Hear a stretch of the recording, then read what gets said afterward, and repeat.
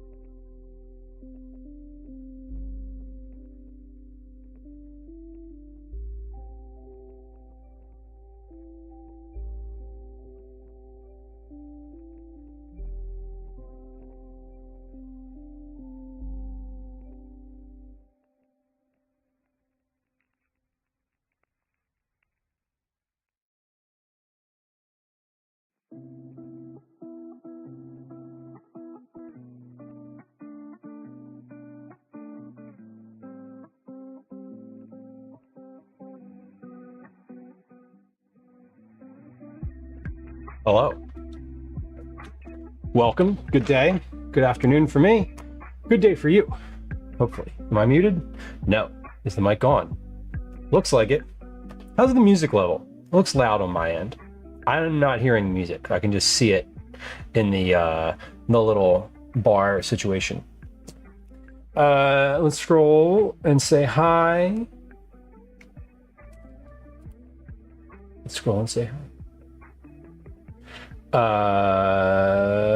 There we are. So, Flip, welcome in. Good day to you. Shayna, hello. Welcome. Not and Getty, welcome in. Hello. Avo, hello. Welcome. Lisa Lamb, welcome in. Lisa, good to see you. Lisa Lamb, you are on my list for guaranteed cookies this month. Thank you for your being a 12-month subscriber. I was like, wait, while this person's here today, let me say that out loud so that I don't forget. And then we have to connect in Discord later. Anyway, guaranteed prize this month. If you want it, I'll message you in Discord. As per usual. Boris, welcome. Good day. Music seems good. So thank you. Yeah, I have it set. I can tell that music is playing, but it's so low that it's not. It's just like every once in a while there's like a little beat in the background. It's like not even ambiance at this point. Woma, welcome in. 1, 2, 3 check-ins. We've got the counts number. Good to see it. Who's knows? Welcome in. A 1, a 2, a 3. Oh wait, that's not the count. It's the owl. The owl. What am I talking about? Who am I? What am I thinking? Okay. We have pizza to make today. The first thing we have to do is roll out the dough. The dough is in the cabinet. It's not in the cabinet. That's the wrong word. It's the other thing with a drawer that opens called the refrigerator. It's in the refrigerator. We're gonna get the dough out. I have enough dough to make six pizza doughs today, which is a lot. We have several people eating, more additional folks eating this afternoon. Gwen's brother's here. No freaking idea what I'm doing. And his friend, our friend collectively, is here. So we have like 2 other folks in the kitchen eating this afternoon, or evening. We'll be eating this evening, not this afternoon. Evening. Master of Splits. You know, I was thinking about a Philly cheesesteak pizza today. Honestly, I really was. Like, I was thinking about like shaved beef and onions. And I purchased like more. I'm not going to do a cheesesteak pizza, but I know it would be delicious. And I want you to know that I did think about it. I opted not to for reasons of beef, but for edification / clarity. Darlene on YouTube, welcome in. Darlene, I thought of you too when I was trying to get YouTube to work this afternoon. Apparently it works now, which is excellent, and I'm doing very well. Thank you for asking. What's the fridge if not a cabinet for cold food? This is true. That's accurate. I think that I just made the equation. They're next to each other. They open in the same direction. Practically twins. Would have loved to have seen it. At some point I will do a cheesesteak pizza. Probably the next time we do pizza night. How about that? I'll do a cheesesteak something, because I know Gwen would like that. And Calvin would certainly like that. And I've never made that. So it should be pretty easy. Like a couple shavings of beef, you fry them up, and then you put them on top of the pizza with a bit of melted cheese whiz, obviously. But let's get into it today, because I have dough to process, and the dough needs to rest out of the refrigerator for 4 hours. That's 3. That's 4. There we go. For 4 hours. I like your pizza hat on YouTube, Darlene. Thank you. It is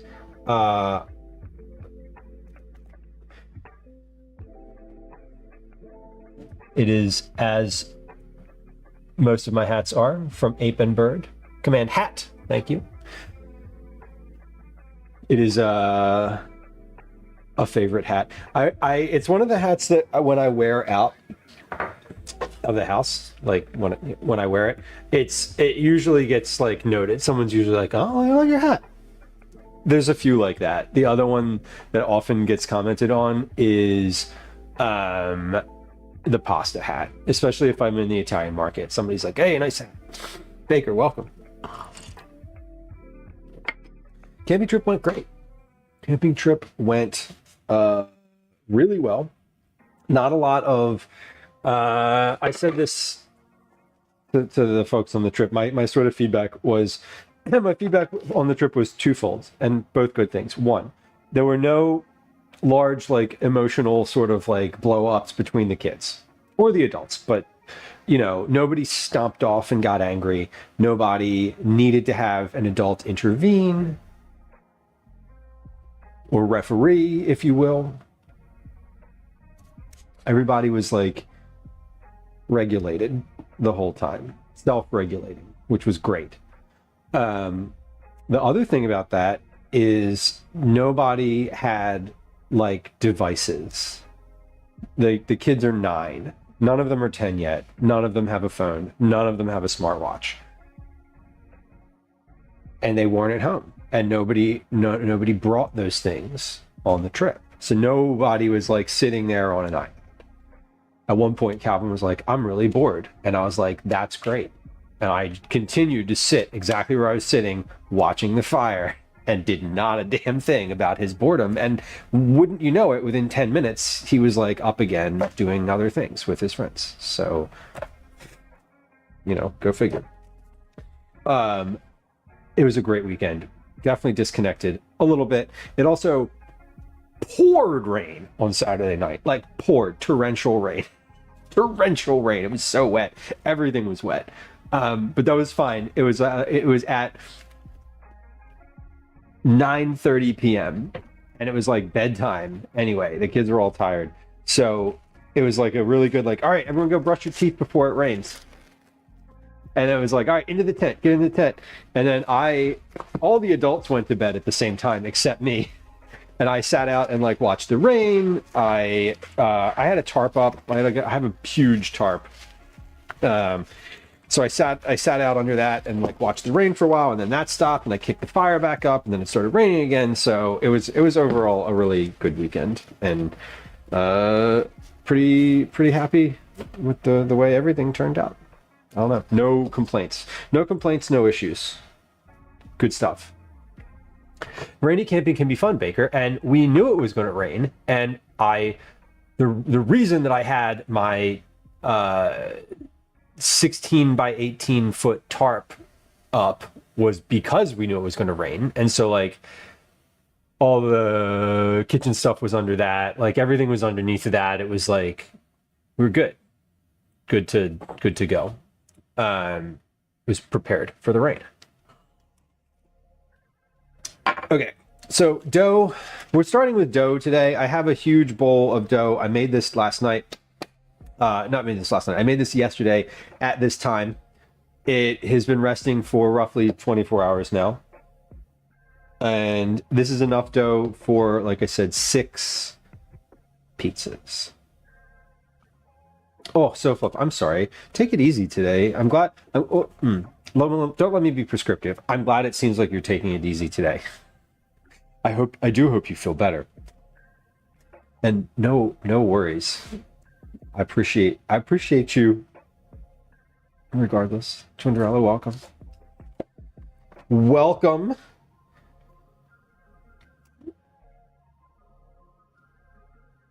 Oh no.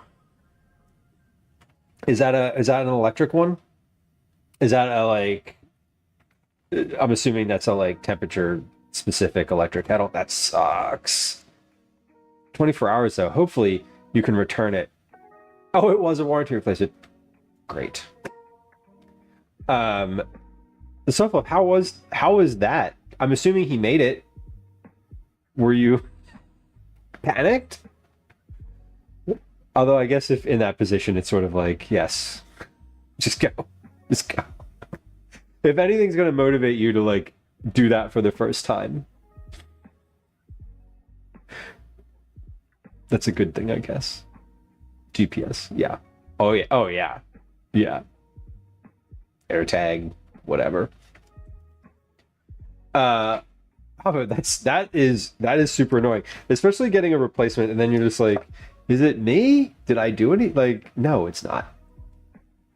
That's annoying. And returning stuff is also annoying.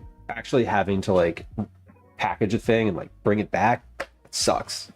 Like, it's always sucked, but like it's even more impactful to have to like return something because like, you know, if before often I was going to like, not often, when I was a kid, we'd like go to the place to pick up a package and then like return the thing while we were there. Like it wasn't out of the way. Now it's out of the way. That sucks. A milestone indeed. It is a milestone.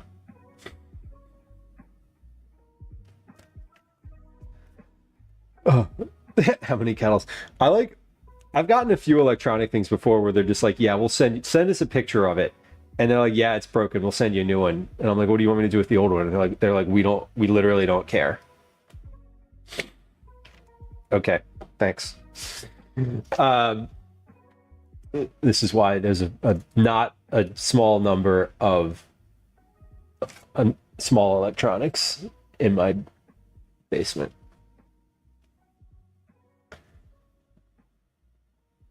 Shape the entire thing into one big ball. Rotate the mass. Repeat.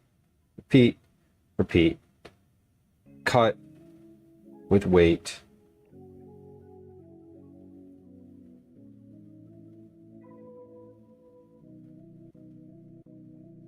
Shaping. Okay, you cut it. You weigh out the balls. You shape those. You set it on a floured surface and let it sit covered with a kitchen towel until it doubles in size. It should take approximately 3 to 4 hours. Okay. Remember, the goal is for it to double in size. Great. Okay. How many did it say? 304 gram balls. Okay. We're going to weigh this thing first, and then we're going to divide it by 6 in case it is not the exact number. It should be the exact number.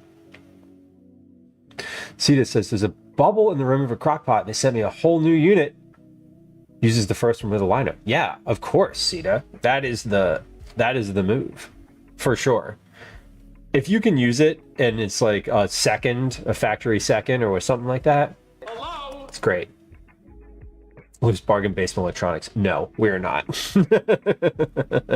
No, none of it works. That's the issue. Bellows, welcome in. Good to see you. Okay, let's get shaping. Get to the shaping here. I am going to shape these over top of a pastry mat with some flour, and then let's get out what we need to put these, completely finish these to the point where they're resting, which means pastry mat, scale,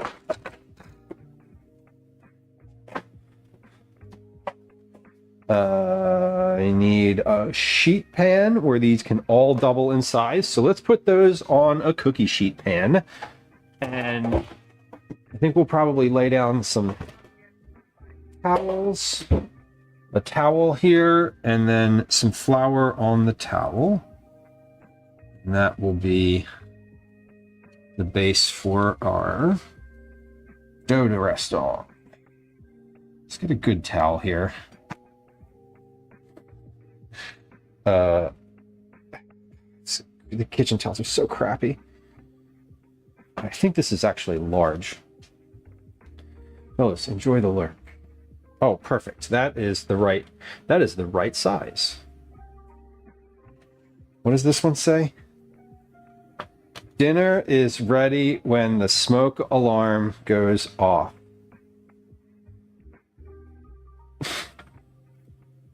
I don't know why I have some of these towels. I do know why I have some of these towels. Often, basically any towel I have that has words on it was a gift. I did not purchase it. That's how you know. It has words. Therefore, I did not. It is not of my origin. Yeah, the other one is, when life hands you lemons, make a gin and tonic. Do we put lemons in a gin and tonic? I thought that was a lime, but I don't know. I could be wrong. I'm probably wrong. The towel is probably right. Who's to say? Okay, let's weigh this, and then we'll cut. The towel is whack. I know. Okay, Shayna, thank you for confirming that for me, because I have been like looking at this towel. I don't even remember where I got it, but I have been looking at it, and I'm like, that's not what goes in a gin and tonic. When life hands you lemons, there's other drinks. I don't know. Lemonade. A lemon drop.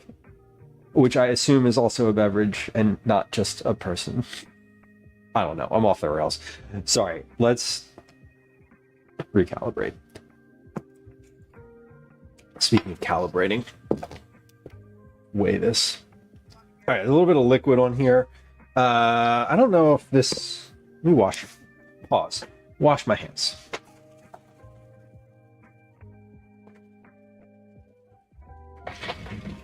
So we have 6 pizzas today.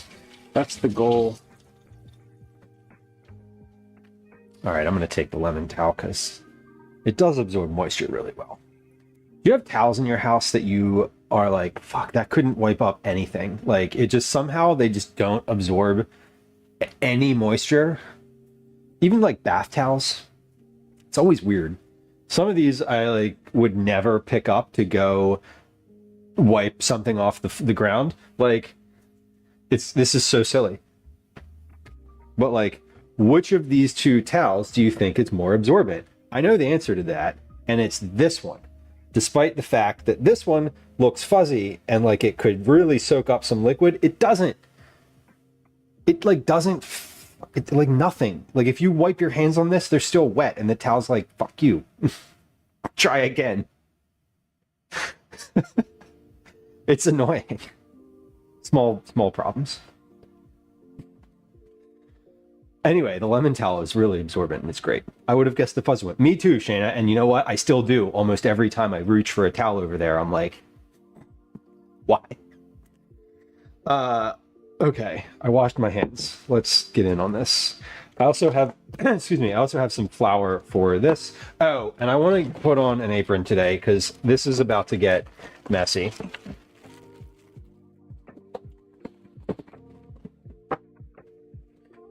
It's about to get messy. There we go.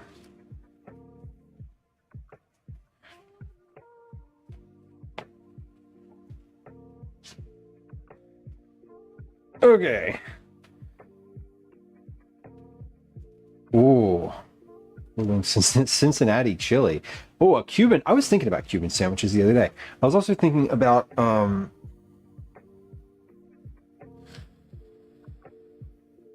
I was thinking about bao buns, but I had one of those recently. I was thinking about like shawarma recently. That's what I was thinking of. Dr. Hex Mikey, welcome in. Shawarma. That was it. My friend Drew makes this meal basically every time we go on a camping trip, or not every time, but one of his like regular group meals that he makes is like a shawarma type situation, and I like think about it throughout the year. Slinka, welcome in.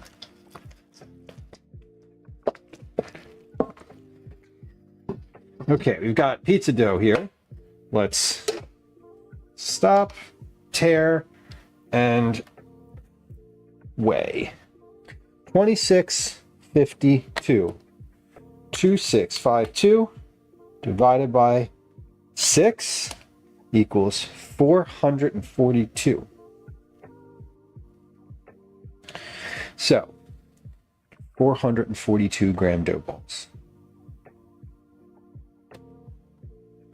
Beautiful. All right. Pause. I'm going to write that down. 2652. What did I say? 446?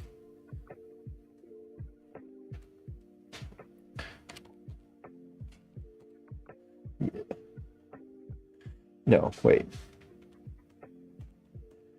442.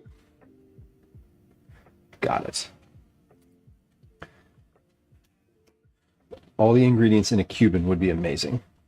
Especially the dressing. That'd be fantastic. Beep boop Beth, welcome in. 442. Sita, thank you. I'm like, wait, what was that? Okay. So, hi Daisy. Daisy's here. Daisy's kicking around.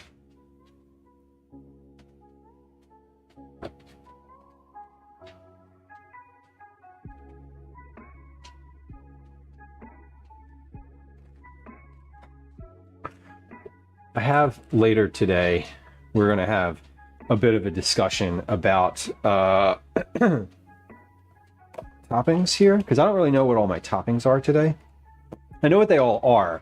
I don't know what format and what's going on what pizza. So I'm going to talk through that at some point.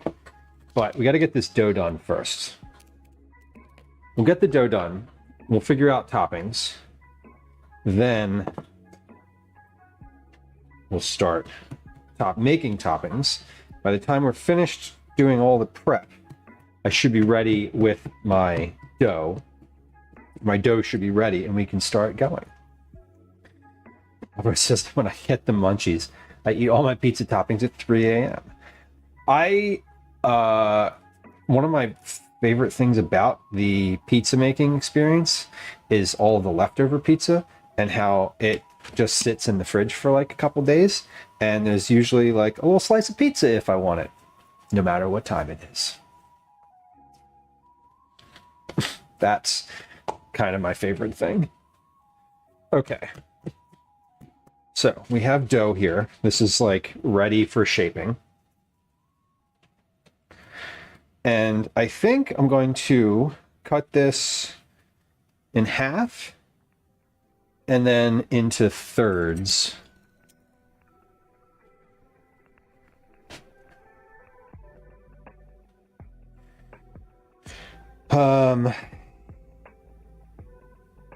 Let's see, half. And then 1, 3, like that, maybe. So I do want to get these even.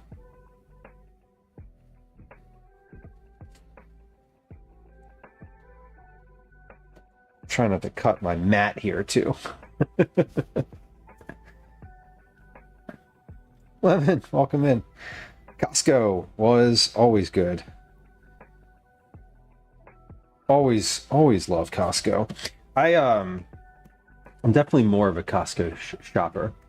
I got Costco recently, so it was not an inappropriate question. I did in fact go to Costco recently. Actually, no, that's not true. I ordered from Costco because I didn't want to pay the toll to go across the bridge, and there is a toll. Okay, I'm going to weigh these out first. I'm going to separate and weigh all of these, and then we'll shape them after the fact. Sound good? Ace, welcome. A wicker basket. Please define. I understood that I was wearing a pizza hat. Are you making a reference to the Nicolas Cage movie, The Wicker Man? Is that from that movie? I forget.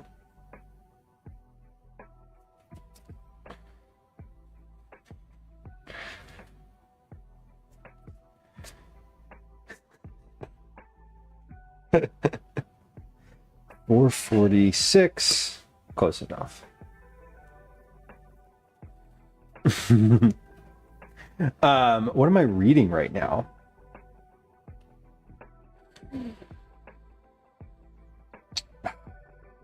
Nothing at the moment. The most recent thing that I started that I just like fell off of was trying to read the Dark Tower series again. The Stephen King Dark Tower series. I started and I haven't gotten in enough of a rhythm, which is kind of annoying. Okay, I got 442. This one is 442. This one is going to be more. Yep. So when I said I cut this in half, what I really meant to say is I did not cut it in half. I cut it into like thirds to begin with. Close enough. All this will come back together in the end, though.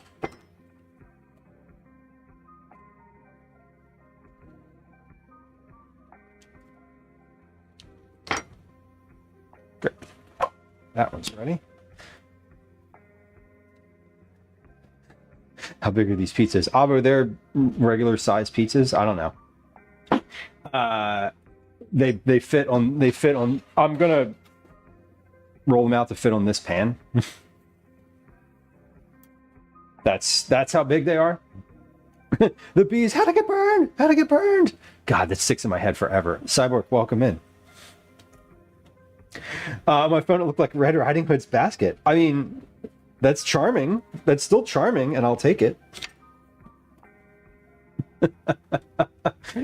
Haven't read Stephen King in years. Yeah, I have a friend, several friends of mine have recommended the Dark Tower series like multiple times to me, and I'm like, okay, I like sci-fi. I feel like it's not space enough for me. For me, I'm like a space sci-fi person. Ships traveling through vast emptiness and such. Scallop pizza. I was thinking of seafood today, but I did not get any seafood. It's not true. I got some anchovies, which counts. 1, 2, 3, 4, 5, and then this one should be 442. Hell yeah. All right, I don't need the scale anymore. And all of these are going on this pan over here to rest on the counter. Twinderella says a favorite author of mine released 2 books last week: short story and a full novel, or the short story and screen starting the novel. Short stories are really nice. I 2 pounds half off yesterday. Wait, did you get? You got 2. Oh, okay. Price wise, I was like 2 pounds half off. That's 1 pound though. Don't mind me. Don't mind me. Just carry on, please. I'm so sorry. Dan, welcome. I've never seen the 1973 version of The Wicker Man. I've only seen the Nicolas Cage. Would still be better at managing the economy, Ace. Well, no lies detected. 120 pages is like a nice afternoon of reading. I am looking forward to there's a new series coming out. I know it's not a book, but it's based on my favorite book, which is, or one of my favorite series, the Murderbot Diaries. I really love those books, and they are making a series out of it with what's the guy's name from True Blood? Who is Eric in True Blood, which tells you all you need to know about which tells you a lot. This like Scandinavian dude, I forget his name. He's very attractive. It'll come to me. Anyway, he's like the murder bot in the show, and I'm excited about it because it looks good and the books are great. Skarsgård, yes, Alexander Skarsgård, right? Peter, not Peter. Peter, why do I have Peter? Peter's like his dad, right? Yeah, however you spell it, it doesn't matter. I'm sure it matters to him, not to me visually. All right, these are starting to come together really nice. I'm really happy with how these are actually just like kind of perfect off the gate.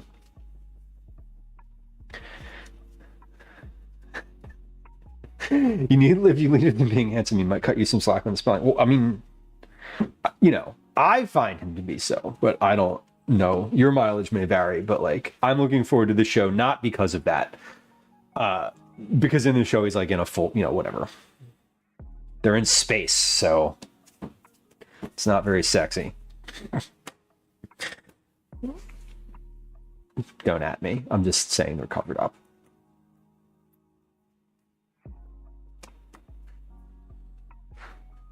Do you like long epic sci-fi or typical novel length? I kind of enjoy both. My sci-fi, I like serial sci-fi, so I love shorter entries in like a longer series. So some of the ones that I've liked recently,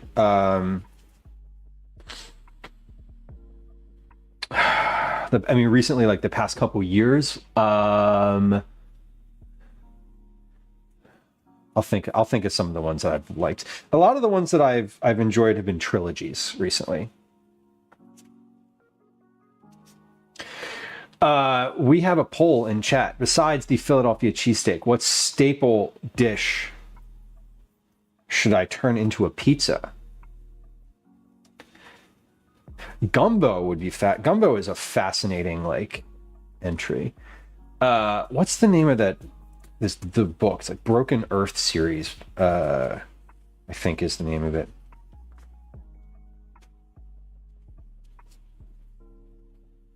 I have to look at my like book tracking. I don't remember the names of books. I know it's bad, but I think it's also like how I consume them. A lot of the sci-fi books that I read are on audio, like an audio book, and I do consider that reading because like if you're still consuming the book in the same way.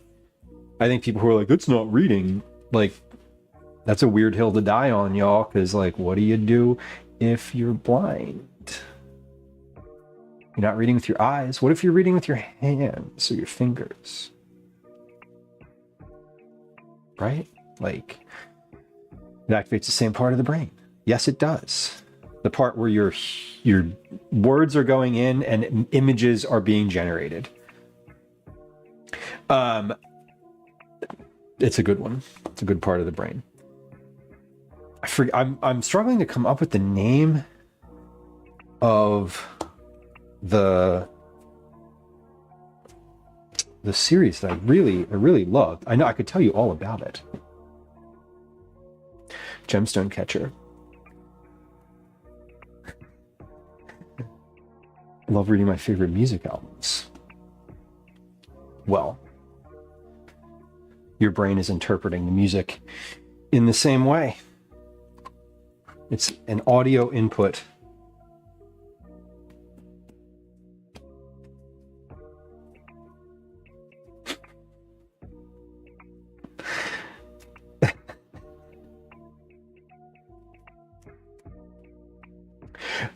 Gemstone Catcher, I think what Twindrella is implying is that your statement could be construed as slightly antagonistic or playing sort of devil's advocate in a way that needn't be played.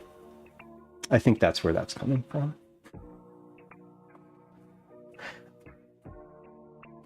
Which is fair.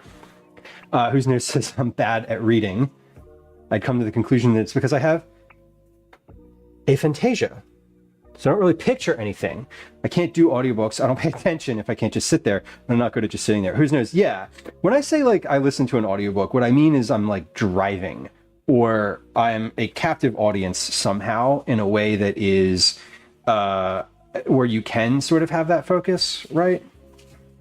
Similar to how you would absorb, say, someone's new album when they put it out, if you just wanted to like really absorb it and hear it and consume it.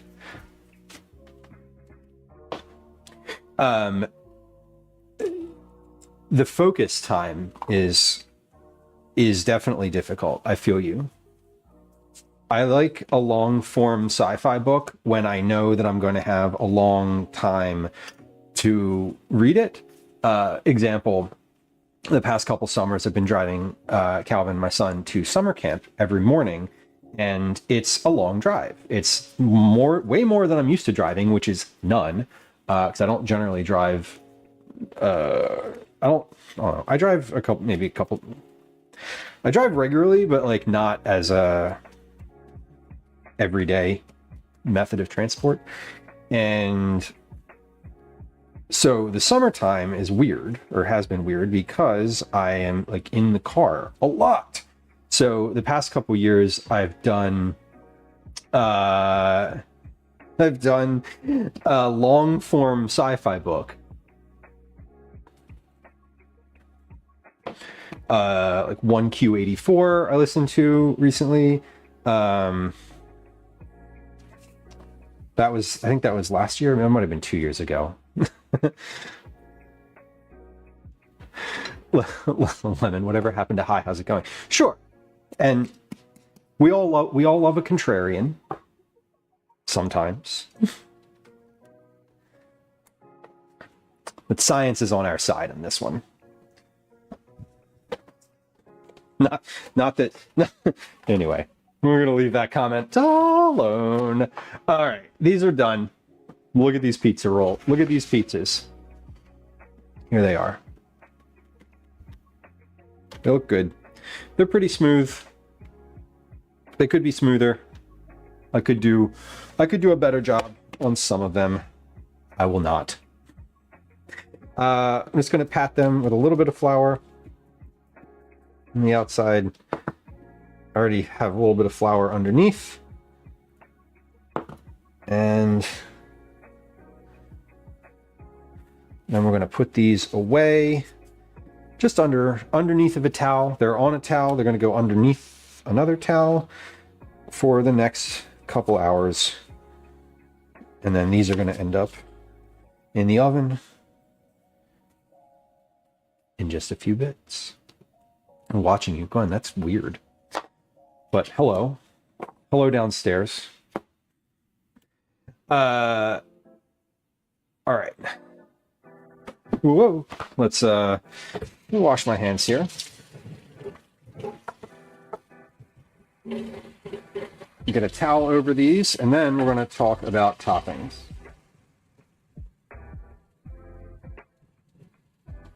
And if anyone from the basement who is listening would like to participate in the toppings discussion IRL, you can feel free to come upstairs.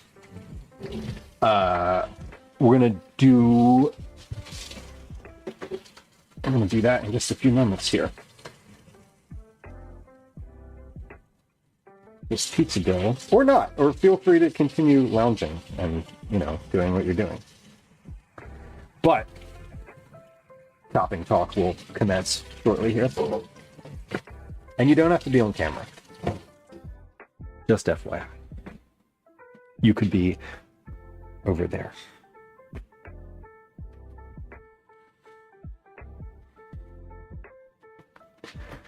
Adorable says, stories predate writing by several tens of thousands of years. Anyone knocking an audiobook because it isn't written words does not have history on their side. Right. Science, history, learning. I'm not in the basement, but I'd like to participate. Well, yeah. Gwen said we're watching you downstairs.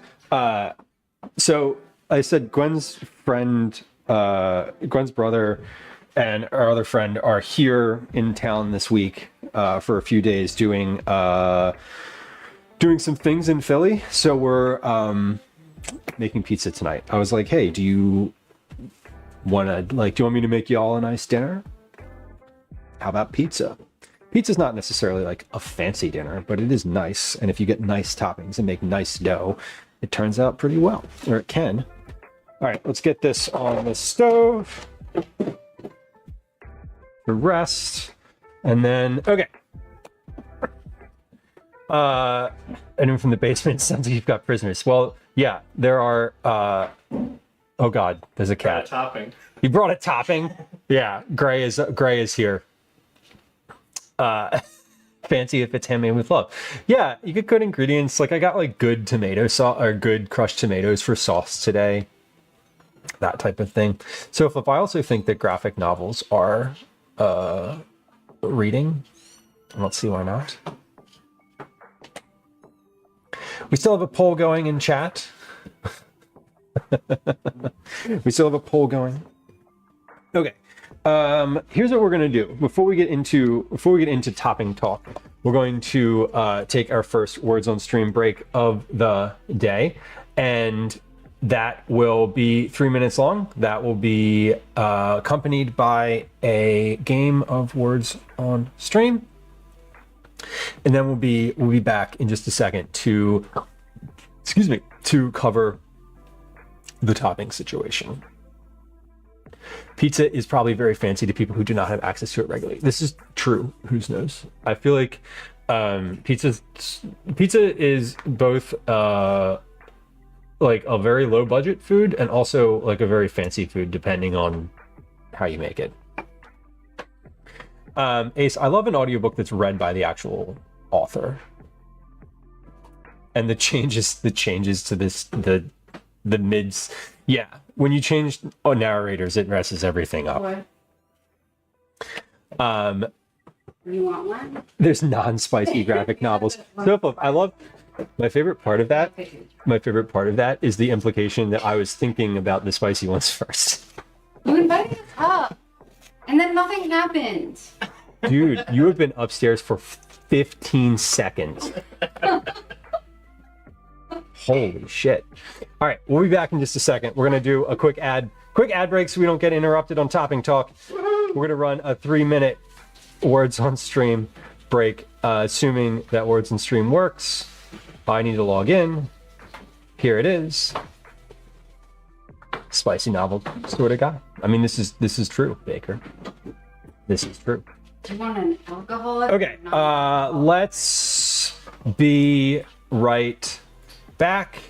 Here comes a game of words on stream. Here comes a 3-minute ad on Twitch. Gwen does have very chat-based behavior, Lemon. Gwen is just a troll, like through and through. Yeah, an IRL troll. Okay, we'll be right back. We're gonna run a quick ad. I'm gonna mute myself for a moment, and we'll be back post that. Welcome to another edition of Commercials I Hate.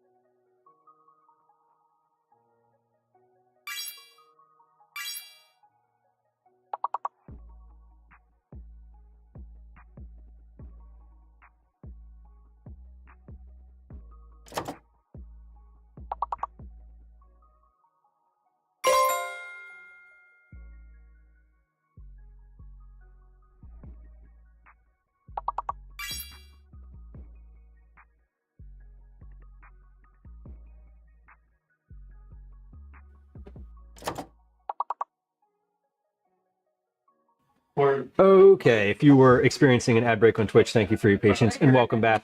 I was muted for a second just to chit chat in the house here briefly. Hope you'll excuse the.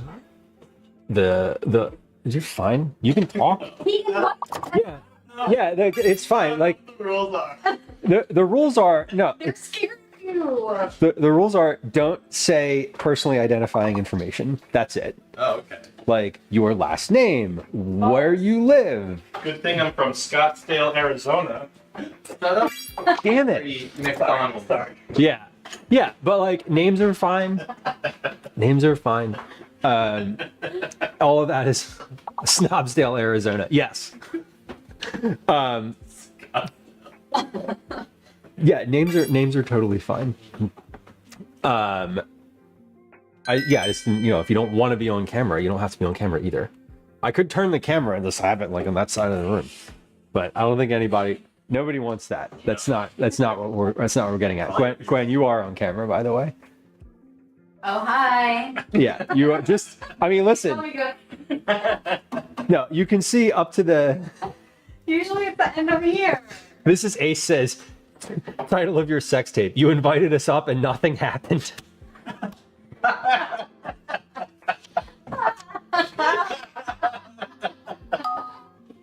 Yeah. Oh my God.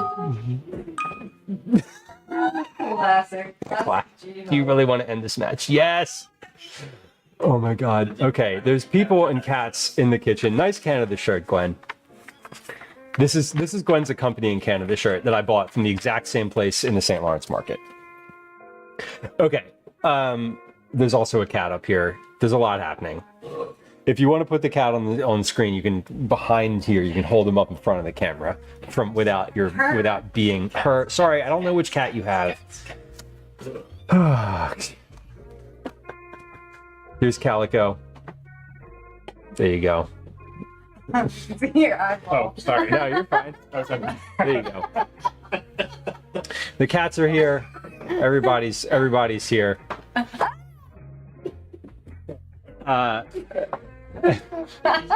Wow, you're very tall. Oh my God. Let's talk about topics. Okay. No. You're whatever. Yeah, she's the top. We were talking about topics. God, Cat has perpetual sad eyes. She does. They do. She and Orange have like very sad face sometimes. Orange especially has sad face. This is true.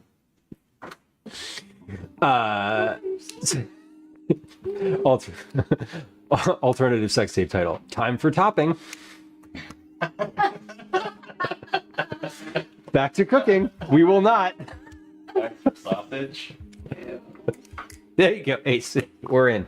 There's a delay. Okay, I swear though. Pizza toppings. All right. So we have support the bottom. That's what it says. That's what it says on the pie pans. It does. It's support the Pizza topping. Okay, listen. Here's what we have. Focus check. Here's what we have. We have it's fig. We have a bunch of different stuff. Let's start with the cured meats. I have speck and salami. It's some other sort of like salami situation.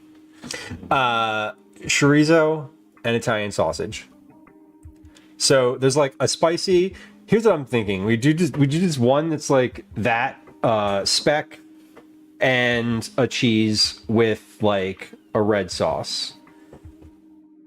So like just have the meat.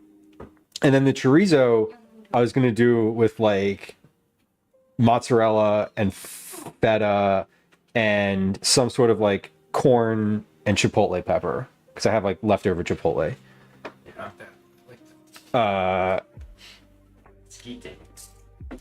So just like in general, so speck, salami, chorizo, sausage.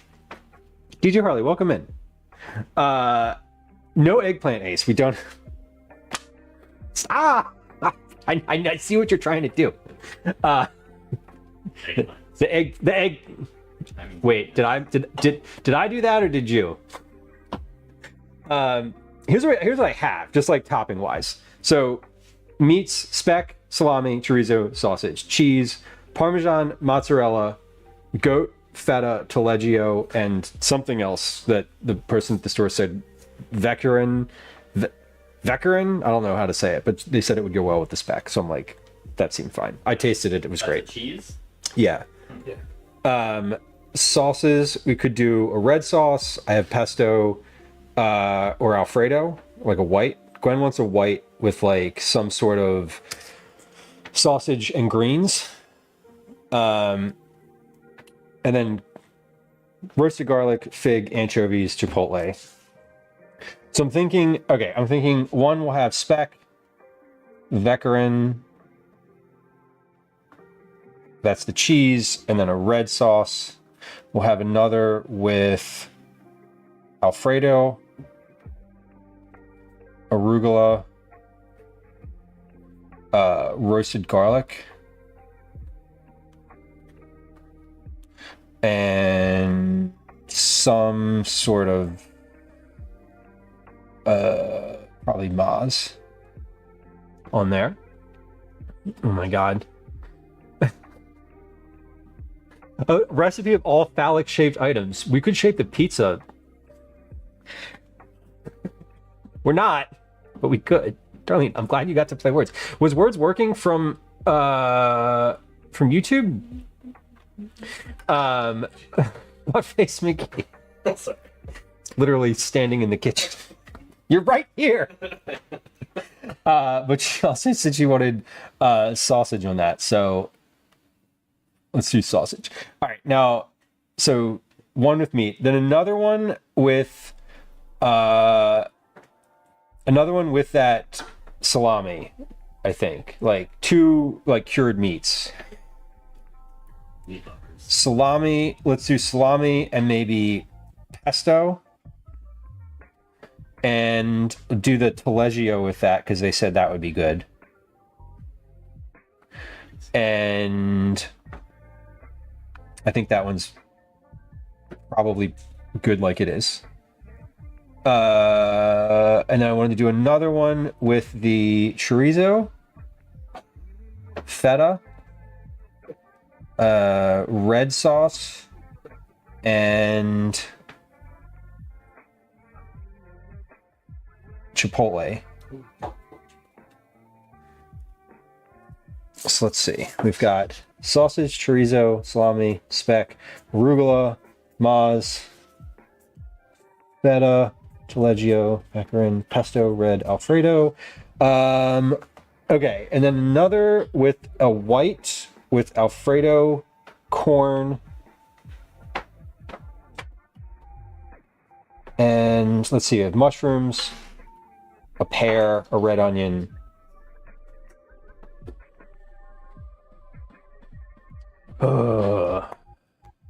Pickles on pizza is so fluff. I don't have pickles. So you just said pickles. Fried pickles? Yeah, Two for pickles. Good. I don't have any What pickles. about cornichons? How many cheeses do I have? 1, 2, Hard question. 3, 4, 5, 6. 6. No pickles. I know. I don't have any. I didn't. I appreciate you thinking this through, sir, but this is a Domino's. Wait, Domino's doesn't have taleggio? I want to do another like white, like Alfredo with mozzarella and goat cheese and pear and fig. Go there. It's like a white pizza with, You say goat cheese? yeah. What about just goat, fig, and pear? Yeah. No Alfredo. And like spinach. Good work. Sounds good. That sounds good. Okay. Dill pickles would be good. Dill pickles and dill herbs. Offended at the lack of pickles. I'm sorry. Ace, no. No. Okay, pear. Did I have corn in here already?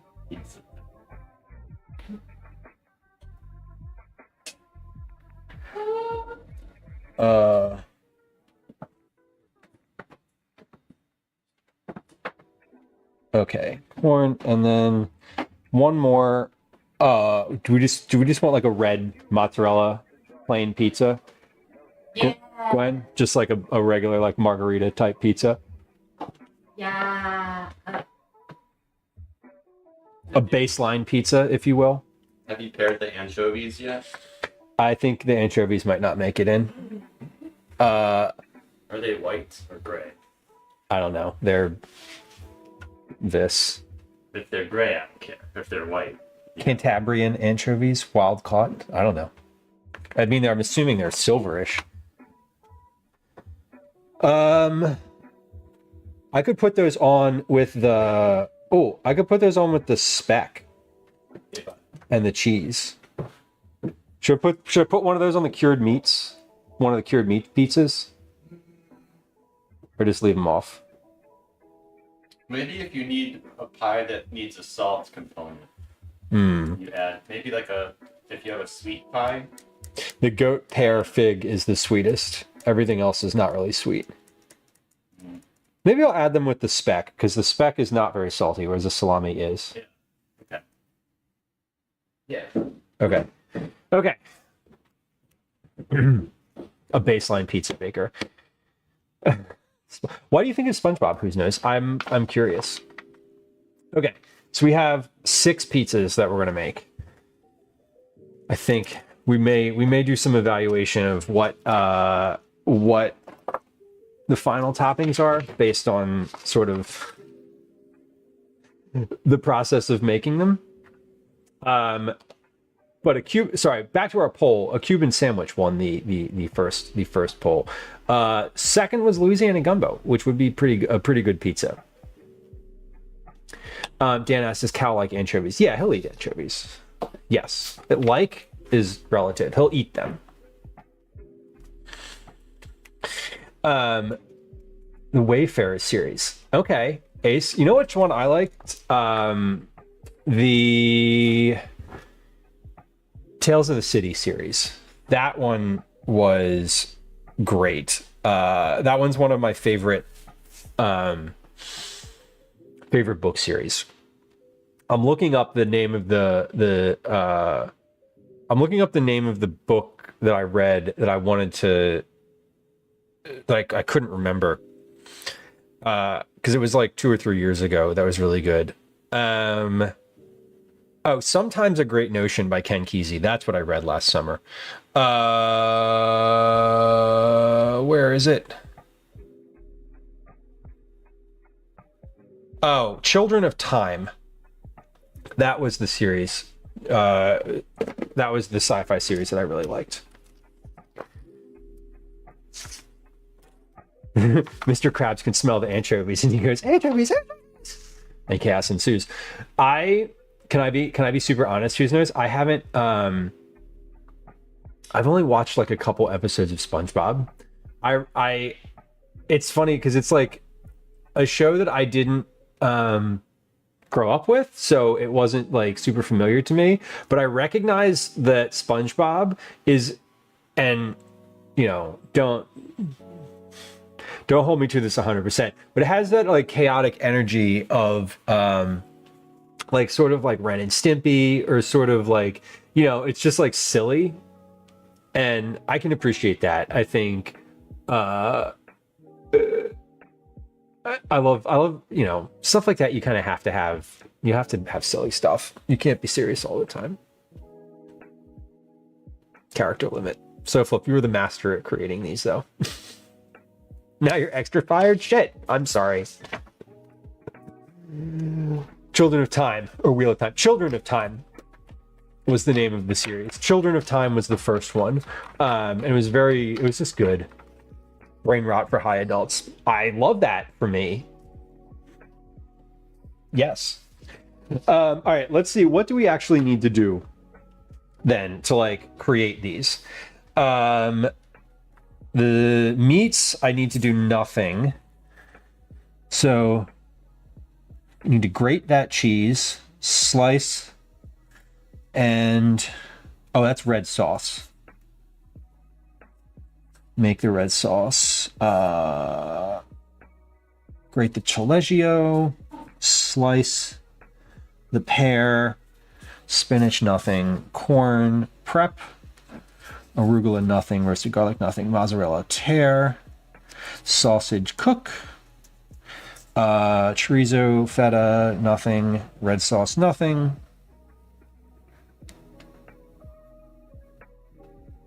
Chipotle, I need to mix with the sauce. Corn, prep, Moz, tear. Where did I want to put red onion? I wanted to use red onion on this at some point. Oh, this. It was on this pizza. Red onion, slice, cook. Okay. Should be pretty straightforward. Not a lot of like there's not a ton of like prep, which is good. Or not a ton of cooking.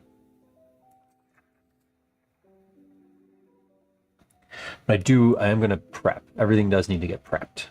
Okay. Poor Gwen was called up for topics. She's still waiting. Who's this? She was part of the conversation. She went back downstairs in the middle of it, so I don't know what to tell you. Kathy, welcome. Welcome in. Oh, I gotta cook the chorizo. Okay. So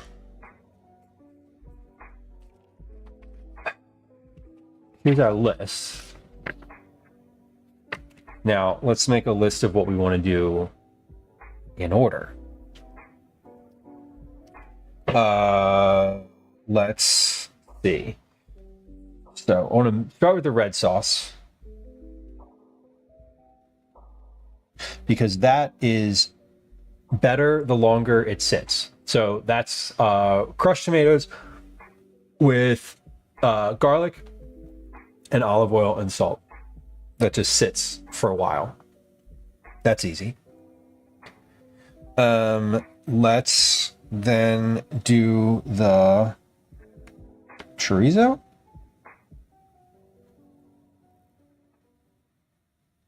Then the sausage.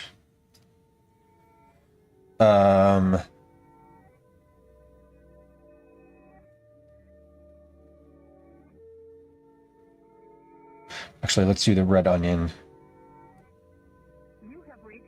because then we'll caramelize that before we do the meat. Start with the red onion, caramelize that. Then we make the red sauce. Then we cook the chorizo, cook the sausage. Then, are there any other vegetables? No. Anchovies, salami, pesto, taleggio, slice pear, and prep corn, prep cheese. We do the Maz, taleggio, and the other one. And okay, almost there. Corn, cheese, sausage, chorizo.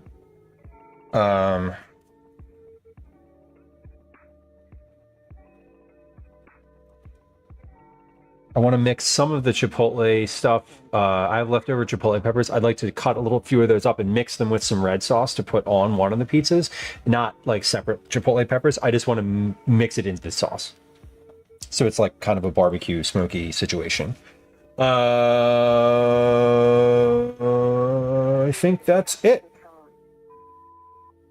All right, and then I need to prep the rest of the stuff.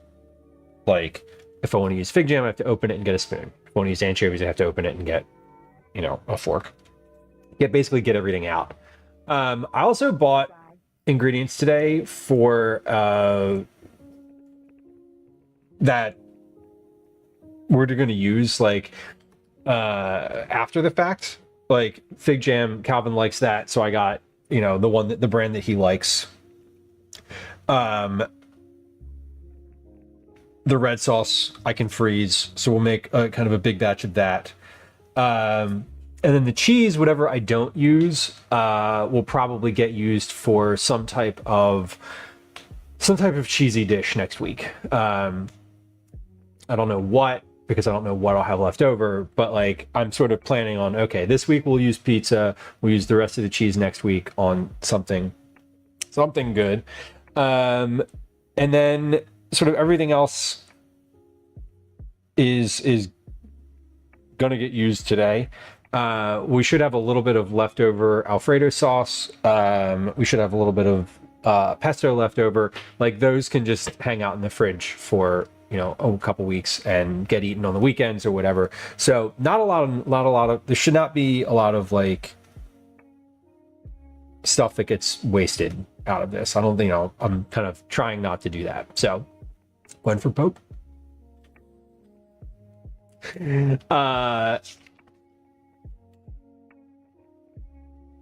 That would be unique. Was Clinton an enchilada guy? That's funny. Eisenhower's beef stew. No love for Eisenhower's beef stew. Fair. Okay. I have the list of what's going on. I have a list of what was available, a list of what each pizza is going to be, and then our list to prep. So this is what's next. Not in that order. I wanted to do the red onion first. Oh, there we go. Okay, but let's get started prepping. I'm gonna look at those pizza doughs first, just to see, because they've been like 30 minutes now. They are certainly, yep, they're definitely getting larger. And at some point, I need to preheat the oven because this needs to be hot. Like the oven needs to be very hot for pizza, and hot for a while. Don't forget to support the bottom. You got to support the bottom. It's very important. Slick Willie. Clinton's chicken enchiladas. I wonder if that's his home recipe. Robbie, welcome in. Good to see you. I see you checked in, and I feel like I didn't say hi yet. Maybe I did. It's fine. Hello again. Or for the first time. Okay. Onion. Caramelized. Step number 1. Caramelize an onion. Why is every recipe step number 1? Chop up an onion. Because that's how it starts. They all start that way. It's like hard to get away from. Okay, red onion.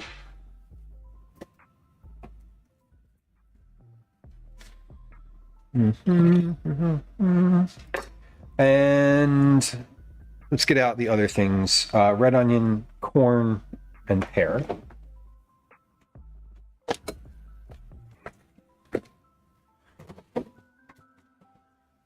Corn.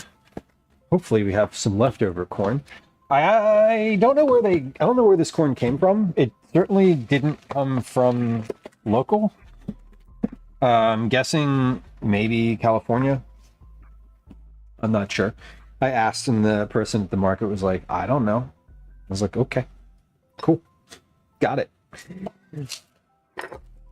I don't know either, obviously. Peppers, onions, and garlic. Command smells good. I agree with you, whose knows? I imagine the corn came from the earth. Well, yes. I too imagine that. Most of our corn at markets now is from Florida, DJ Harley says. I feel, yeah, it's like, you know, somewhere where they're ahead in the growing season. I usually don't buy ears of corn like that unless they are from the area. And usually that's because they look awful. Like they just look, I don't know, with the corn that we get from Jersey, knowing what that's like, seeing the corn in some of the grocery stores is like, okay, I'll wait. Like I'll wait for the Jersey corn to come in. But these ears looked really good today. I didn't go to Reading Terminal today. I went to the Italian market.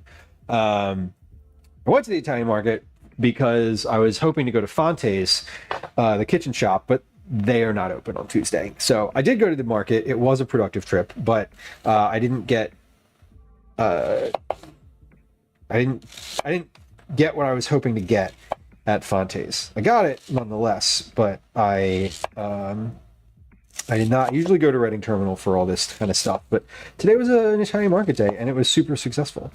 So I also was like, yeah, pizza in the Italian market are probably like, yeah, you can probably get like pizza stuff there pretty easily.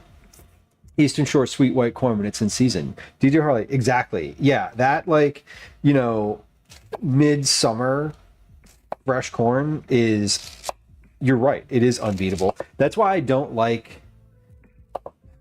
often buy corn from like the grocery store because it's from somewhere else and it's not as good, and I feel after eating it it's like disappointing.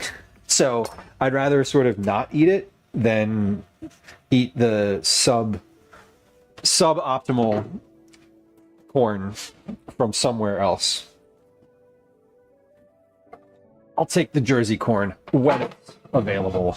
Thanks. All right, let's caramelize some onions here. We're going to do that in this pan on the back of the stove at a real low temperature. We're going to put some butter in there, and then we're going to let them be, stirring them occasionally for the next like 2 hours. Chochi, welcome in. What's the difference between caramelized onions and sauteed onions? Time. That's really it. Caramelized onions you would let sit at a very low temperature for a very long time, and they get extremely sweet. Sauteed onions also get sweet, but they don't break down as much.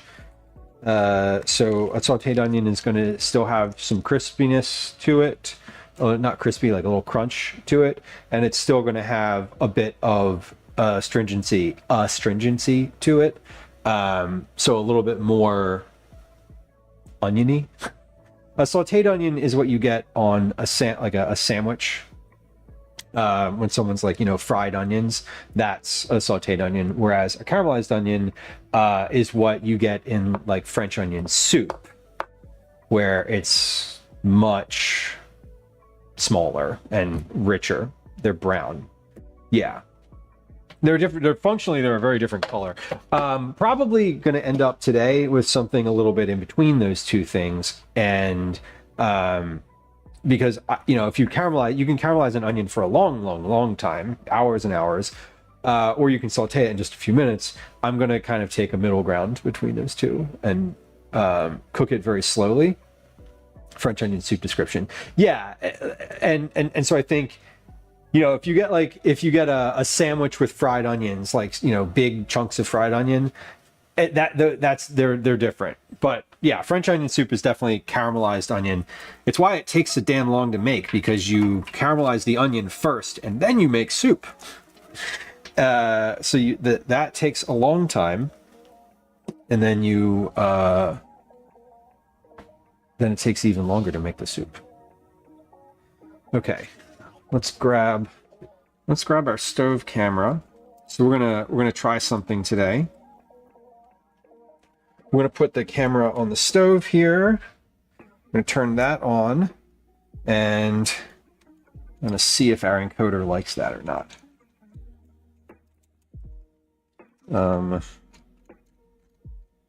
Okay, are we working?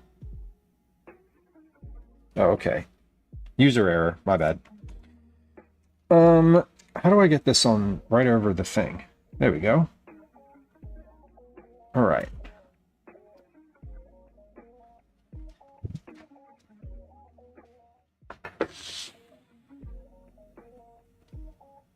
beautiful. Is that the right angle?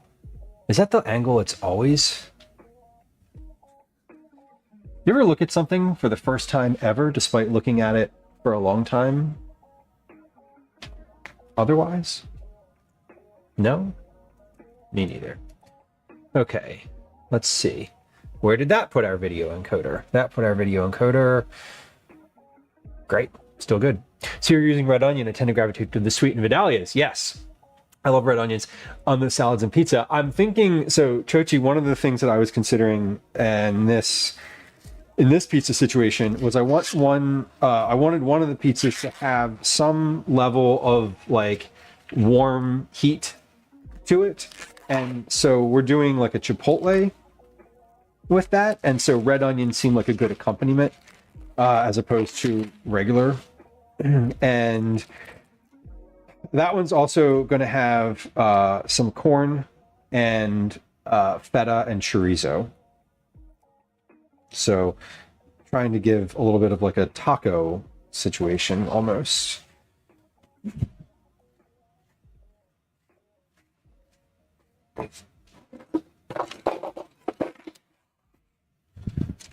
I have leftover chipotle peppers in the fridge. That's where the thought for this particular dish came from. It's like, how can I use some of the chipotle that's in there? That's it.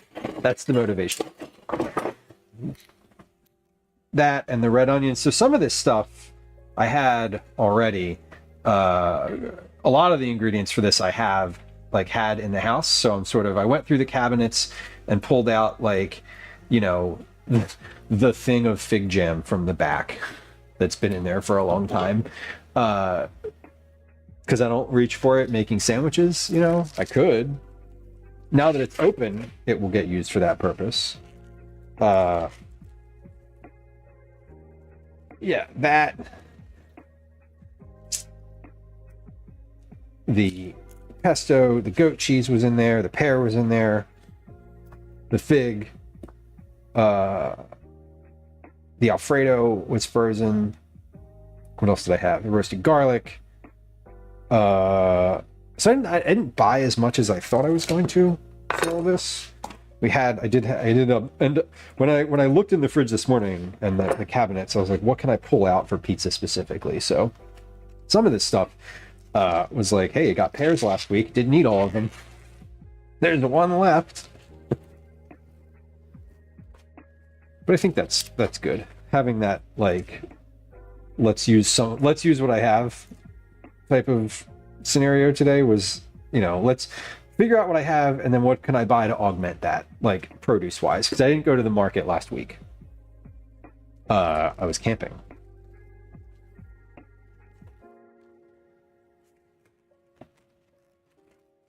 Yeah, Kathy, that's often how I meal plan. When I don't have a specific thing in mind, I try to keep an inventory of what's in the cabinet. I haven't done a full formal inventory in a while. It would be great to do that. I just haven't also found that I've been in a routine enough to keep up an inventory. So kind of each week I've been doing sort of a what needs to get used triage inventory, as I would say. What's going bad in the refrigerator, what's in these little containers that I've stored away, like the chipotle peppers, the roasted garlic, which we'll use today. Stuff like that has just sort of been, around. And I'm like, hey, much like quiche, pizza's great for just throwing stuff on it. So that's what we're doing. Nothing formal. There's no formal toppings recipe today. The pizza dough recipe is formal and specific, but other than that, it's sort of a free-for-all. The toppings were sort of a free-for-all. I think we're settled in now, though. I've got some good options. These all sound really good, so I'm optimistic. All right, taking the corn, giving it a little brush off, getting all of the silks out. And then we're going to take the kernels off of this. And we'll use those. I'm not going to cook those at all. Those will cook enough in the 10 or so minutes that each pizza is in the oven. They should cook. Just throw that anywhere. They should cook just fine in that time. Same thing with the pear. I'm not gonna do anything with the pear. I thought about like poaching it earlier, and I was like, that would be a lot of effort, unnecessary effort. We'll just put it on and see what happens. So let's just start getting. We're gonna eventually end up with a counter full of bowls and like vessels for all toppings over here. I also want to.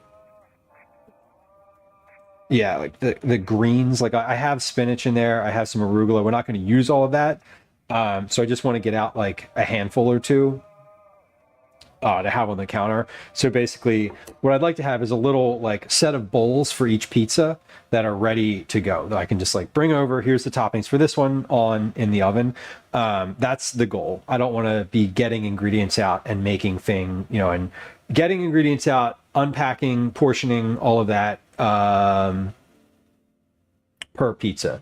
Like, I'm not going to take the fig jam out and like plop that into a container. Like, I'll take that out of the container and whatever. But I want to prep sort of as much as possible, ingredients wise,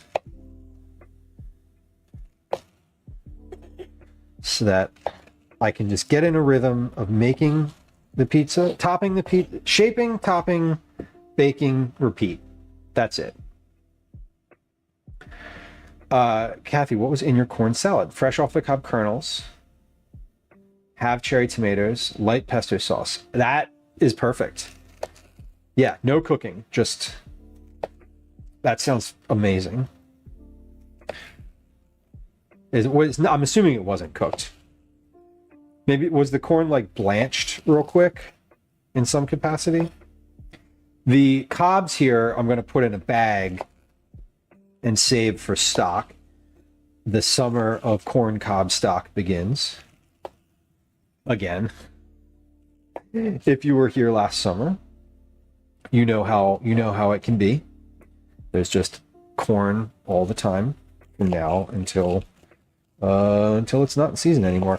Although I got this sort of as a special thing today. I have not seen it at our market, and I don't think it will be at the market for another like month or two. I love corn. So they call these corn ribs now. Some places sell them as like a special. It's kind of silly. Firm but not raw. Yeah, I'd imagine they just like blanch them for a minute or two. Good luck with the meeting. How you doing? He's getting pooped on? Great. Probably still loves every minute of it. Yeah. Our guests are downstairs enjoying the cat company. Are y'all going anywhere this afternoon? Are you like? It might. Okay. I don't think I'll go. Okay. Cool. It's checking. Amber, welcome. Good day. Good day. All right. Corn is done. Now, with this corn, whatever I don't use as a topping will get saved and used at some point in the next couple days. I am thinking probably it's going to be a big salad day coming up sometime soon. If we have some spinach left over from this meal, if we have some arugula left over from this meal, may have some corn left over. So there's going to be some leftover vegetables kicking around. So we'll see how we'll see how that all works out. Onions are looking good. Let's give these another little stir. I'm starting to hear the onions now. We're getting some good like sizzling in here. I'm gonna turn these down just a little tiny bit. They're a little warm, which is okay. All right. I'm gonna get a different towel to wipe my cutting board than the one I was wiping my hands with.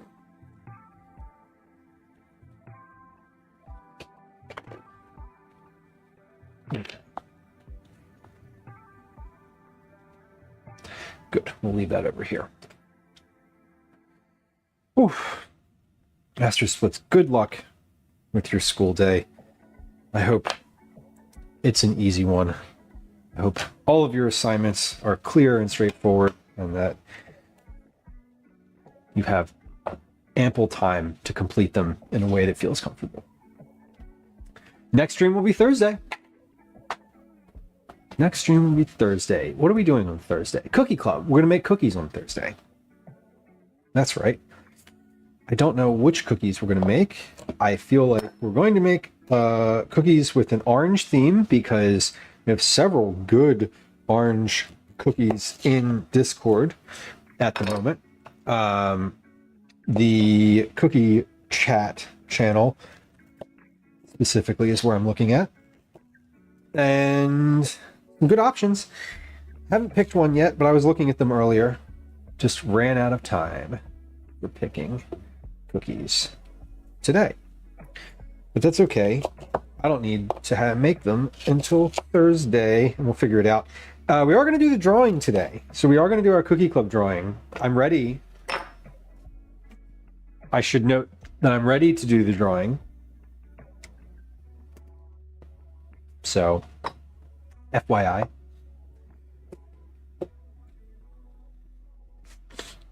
That will be towards the end of stream, as it usually is. Because if I did it at the beginning, no one would stay. Everyone would just leave. I don't actually think that that's true. But it could be. It's funny. There's so many articles out there about like streaming best practices and like keeping your audience engaged, that type of stuff. I don't know how much. I'm sure whatever industries y'all are in, you probably have like similar like thought pieces and think pieces and that kind of stuff. But it's always funny to me because I generally feel like I don't do a lot of those things because they're like, I don't know, a lot of that advice is aimed at gamers, which is like not what I'm doing. So it doesn't even work. It is funny though.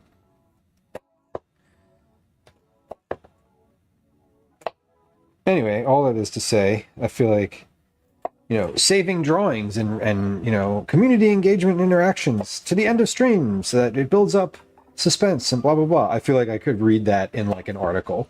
I just do it at the end because it's easier.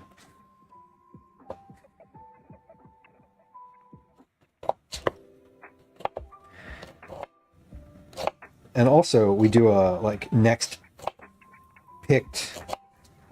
We do one of the drawings is like someone who's live in chat, and like if I did it at the beginning of stream, it would be a pretty narrow group because it's the beginning of stream. Anyway, I said I wanted to make the red sauce before cutting up all these vegetables, didn't I? I did. Did I do that? No. Am I going to learn from myself? Probably not. All right, pear's done. I think that's plenty of cut up pear. The rest of it I'm gonna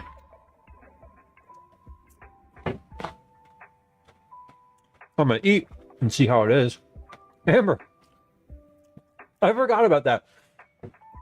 It's funny. Yeah, he did raid me one time. And I was like, oh, I forgot you can hear all my chewing now. Now I'm extremely self-conscious.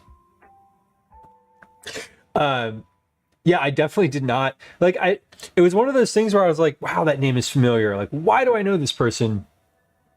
And I realized, so after the raid came through, I don't think I realized it maybe until after, like, much later, but he was also on Amazing Race, right? The Akina's partner at one point were on Amazing Race, or maybe it was a friend. I don't know. I think it was partner though. But that was my association with Tyler Oakley, not the 2010s like YouTube, because I was out of college at that point, and I was sort of not in the YouTube world yet. I knew that like YouTubers were famous, but I still didn't. I wasn't like in that world yet. That's funny. When did that happen? That happened like, it definitely happened a while ago. I wonder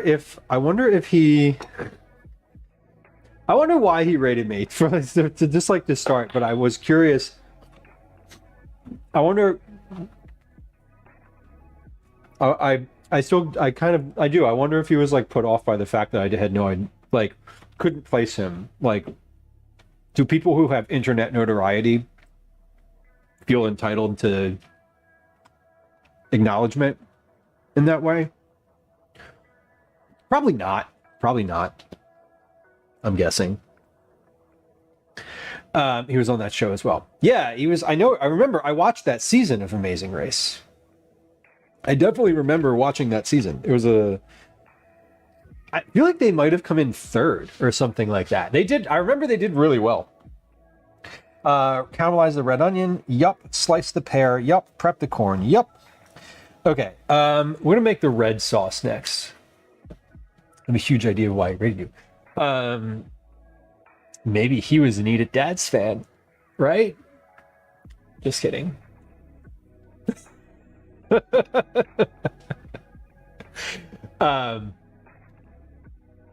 I think the weirdest thing I've ever had happen to me, not weird, and it wasn't even like they knew me, but was when we were at the Southeast Asian market and someone came up and was like, "Are you Eat It Dads?" And I was like, "What?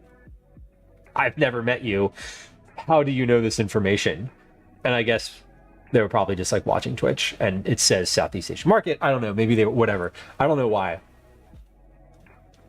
But that was kind of wild to experience. Why do you think he rated Amber? I'm generally curious and hesitant to ask. But Tyler Oakley is above board. I feel like I am also above said board. So certainly there were altruistic reasons, non-nefarious reasons. There's no sissy one in your topics. Jesus. We've never met. Not like that stops anyway. Anyway. It was right there. No, this is true. You got to take it. You got to take the softballs when they come at you. God. Just teeing them up today. Maybe. I don't know that I've I'm gonna get on my like altruistic soapbox here. I don't think I've ever rated anybody specifically because I think that they're like attractive for any particular physical trait. I have rated people because I like them as humans. I don't think I've ever been like, oh, that person's hot, let's go rate them. I've thought about it.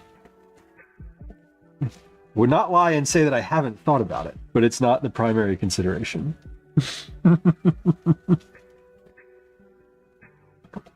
Okay, I'm keeping on with these onions here. I got the good tomato sauce today, or the good crushed tomatoes, as opposed to, well,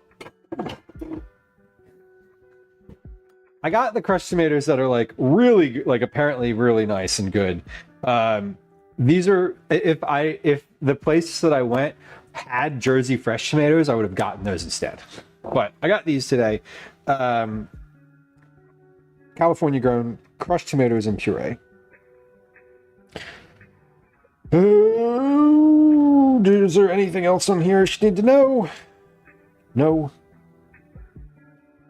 They have salt in them. Okay, that's good to know. Pre-salted. I've since to the Tyler Oakley point. I've since gone back and watched Tyler Oakley streams before. I think I was following him before that already, and I was like, "Oh, I didn't know I was following you." Maybe I wasn't. I don't remember. I do remember that happening though. Getting a large raid from someone who you're large for me is anything over like 10. This is a point of clarification. Is always a little interesting. It's if you don't know the person and you're like, why are you here? Not why are you here, but like, I always want to know why someone raided. You know, if I'm not like otherwise familiar with them.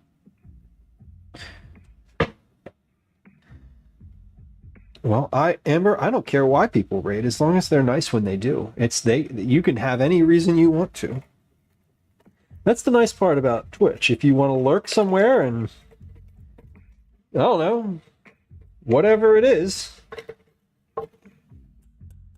you can do that because that's how the internet works. Also, if you're lurking, thank you. I appreciate your presence. Welcome. It's nice to have you.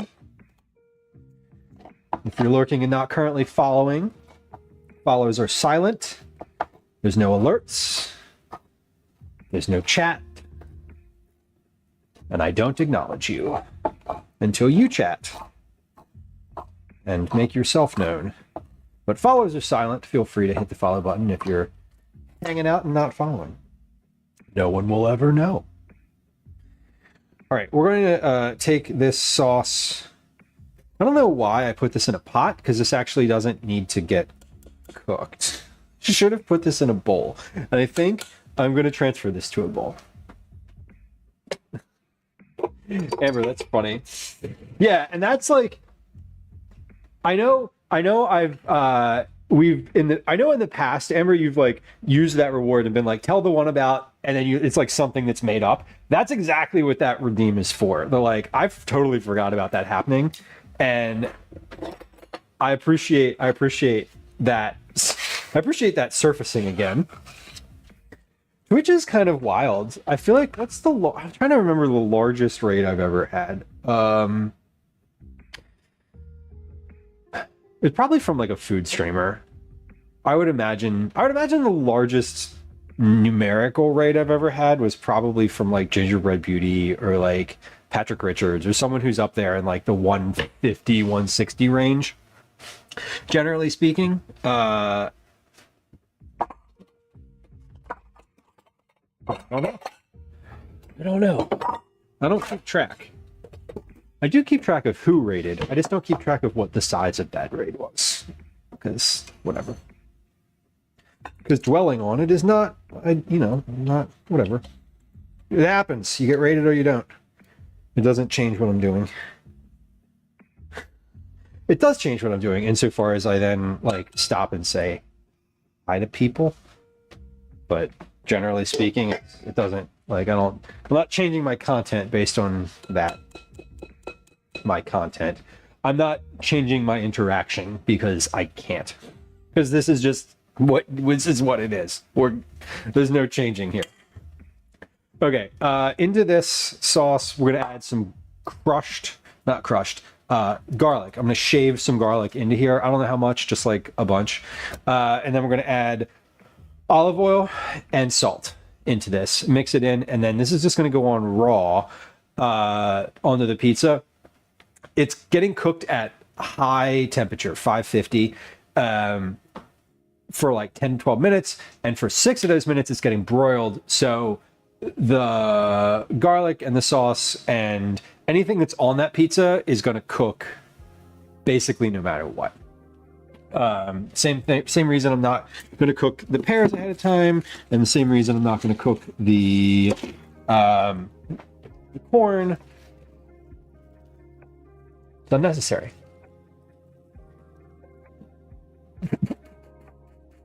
Excuse me. Sometimes I like to get a little mischievous. Let's play around. That's fair. Amber, I'm just a terrible storyteller in that regard. I'm making up.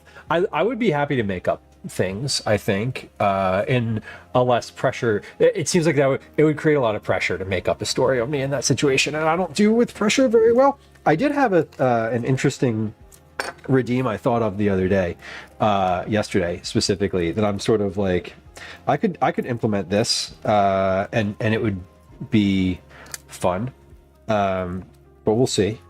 I was thinking, I have all these like random sort of things that I want to learn how to do. Not random, but like I'd love to learn how to whistle with my fingers, for example, right? Stupid stuff. I'd love to learn how to write with my left hand, like handwriting. Like we have a redeem that's like switch dominant hand, but that's for kitchen stuff. But I thought it might be fascinating to have a redeem that's like, you know, do this thing for 5 minutes, and it's like learn how to whistle with your fingers. And I don't know, like it sounds so silly, but I've had this sign on the side of my computer that says learn how to whistle with your fingers for like 3 years, and I haven't done it yet, and I see it all the time and I think about it. Anyway, I also have a sign that says patience is a form of action. Teach dad human tricks. I think, yeah, Shayna, it's more like learn a stupid human thing. Like 5 minutes worth of learning how to whistle with your fingers. 5 minutes worth of learning how to write left-handed. There was another one. I forget what it was. It was hold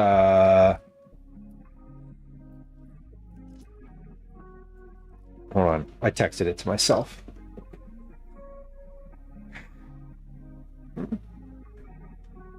What was the other one? Oh, juggling. Because Calvin has this.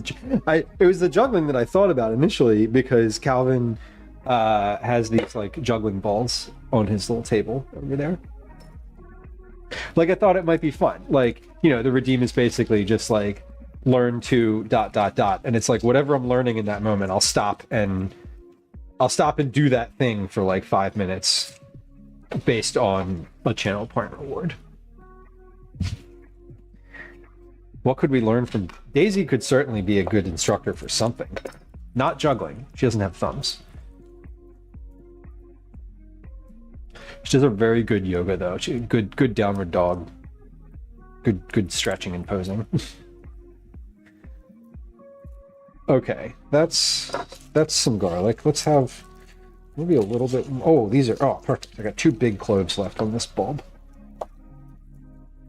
Beautiful. We'll finish those, and then we'll be good. I'm going to shave this on the microplane, and then we'll mix some salt and olive oil into that.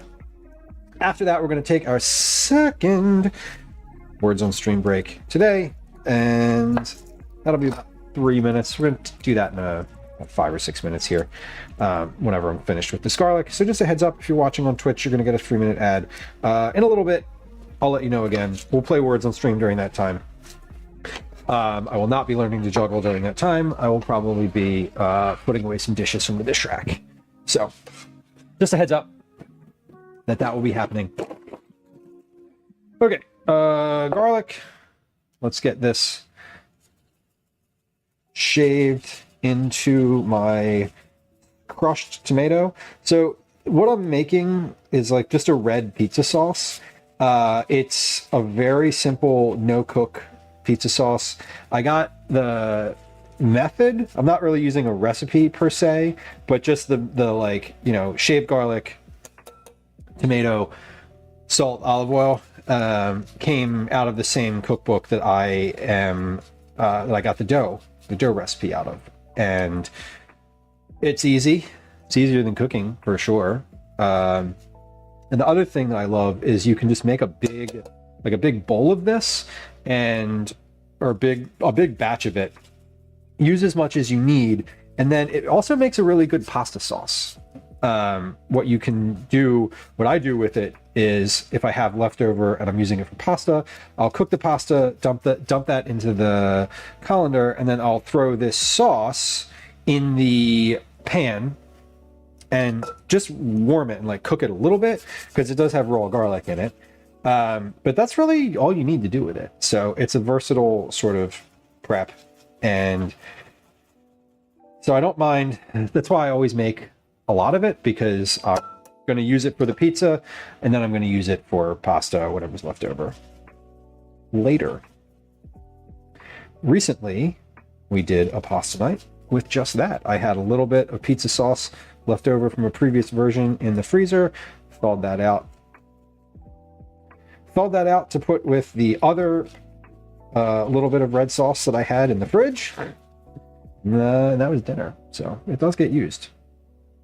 I don't like to buy stuff, especially for something like pizza. Like, if you're trying to cook a bunch of different pizzas at once, different types of pizzas, to me it's important to like start with what you have. Use all the things that you have first before like buying a bunch of new stuff. And then if you're buying a bunch of new stuff, either just buy only what you need, or buy something that can be used again after the fact. I don't like going too far out on a limb for pizza toppings where it's something that I don't usually cook with, or don't have a good, next step when I need to buy like a lot of it at once. So like all the cheese today I know is just good melty cheese, so I can use it again. All right, garlic is in. Let's put a bunch of olive oil and a little bit of salt. I'm gonna need more olive oil than what's in this container, so let's get that out. Oh. Speaking of, we were talking about Costco earlier, briefly. The olive oil that I get is 10 whole dollars cheaper at Costco for the same volume. It's incredible. I have priced it out. I priced it out at all the different stores, and Costco was so much cheaper. Same brand, different packaging though. The Costco version is in a plastic bottle, whereas the Wegmans version is in this metal canister, and I think that might be the difference. I don't know. All right, bunch of salt. I don't know how much. How much? That much. Olive oil, salt, garlic. Mix that in. And then this basically just marinates for a few hours. That's the goal. It is very tasty. All right.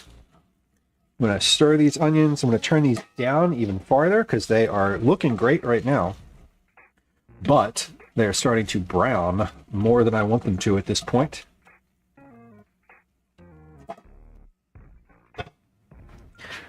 This needs a little bit more something. Not garlic. I'm going to add a little bit of onion powder to this. Just a little onion powder to addition for the to accompany the garlic. All right, we're going to take a quick break, play some words on stream, run a 3-minute ad on Twitch. On my side, I'm going to empty out the sink and possibly do a few dishes. We'll see. But if you are hanging out on Twitch and you want to play words on stream, we're about to do that. Come on over. Oh yeah, that's way better. Okay. We have an ad starting. We have a Game Awards and stream starting. We'll be right back in about 3 minutes. All right, I am going to Hi. Welcome to another edition put of the Commercials I garlic Hate. away. Let me refill my olive oil container. My countertop olive oil container. While I have this one out.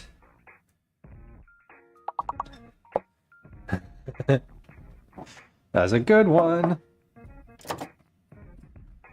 Welder. Shayna, I think you had I think you were word locked there. I think welder is definitely a word.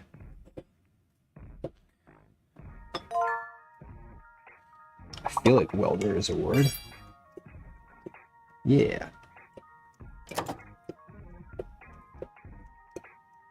All right.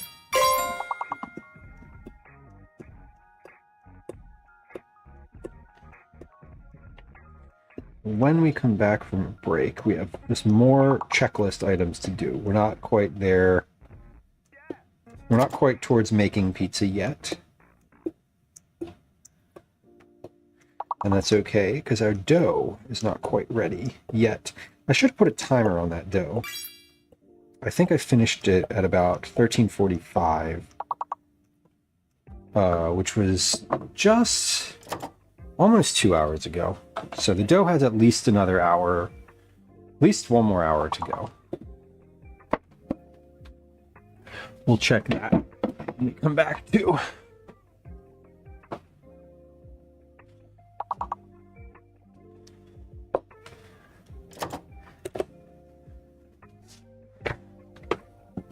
Oh.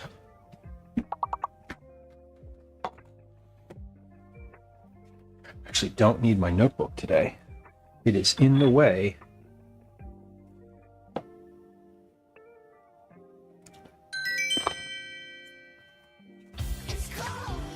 Close. It has the juice. Mix, welcome. Mix, I don't know if you can hear me right now. I guess maybe you can. Regardless, I'll say hi again if you can't. But there's an ad running, so perhaps you cannot. Rump. Well, I guess it's clear which words are part of that equation, huh?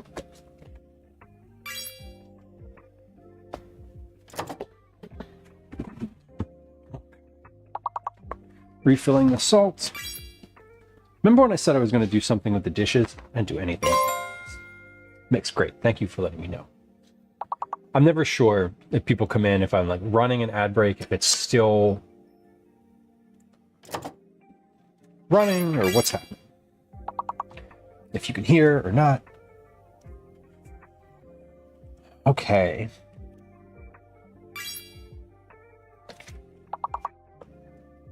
True Caretaker, welcome in. If you were experiencing an ad break on Twitch, welcome back. Now you're not. And that's always amazing. Did we get a board? Did that one finish? I was looking elsewhere. We did. Whose knows? Thank you. I always like to make sure that if we had a finished board that we get it counted. Because you want to count your successes. Okay, we have made the red sauce. We are caramelizing the onion. We've sliced the pear. We've prepped the corn. I need to cook the sausage and the chorizo now. I'm going to cook those in... I guess I'm not going to cook them in that cast iron pan, am I? Because it's got onions in it. All right, let's cook those in... I don't want to use the big cast iron pan, honestly. I kind of just want to use this frying pan. So let's just use a regular frying pan. Like, I rarely use this type of pan on stream. Like, genuinely rarely. All right. Onions look good. Those are still going. Let's come on over and maybe we can get both pans in the shot. like that. And we'll get out my meats here. We have sausage and chorizo. I should probably turn 330. Yeah, I should probably turn my oven on now.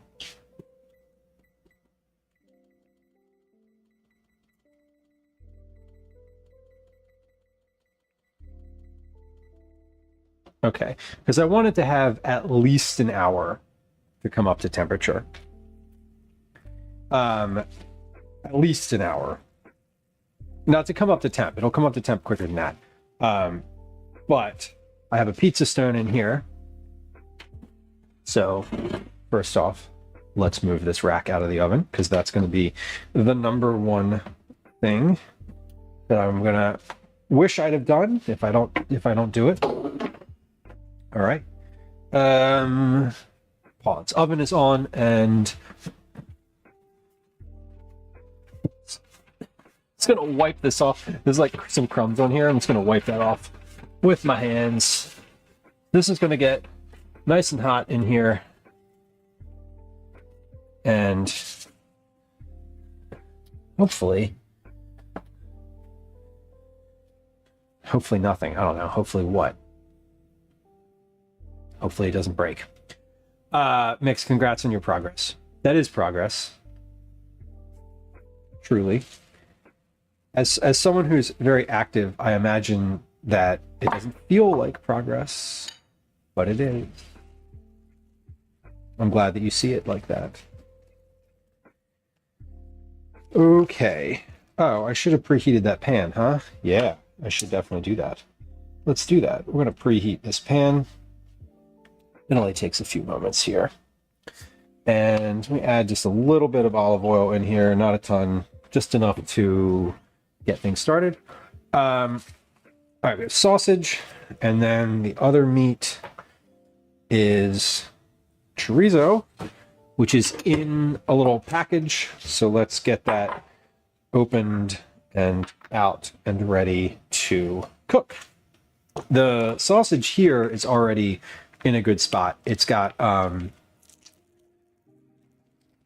can just squeeze it out of the casing and it's fine.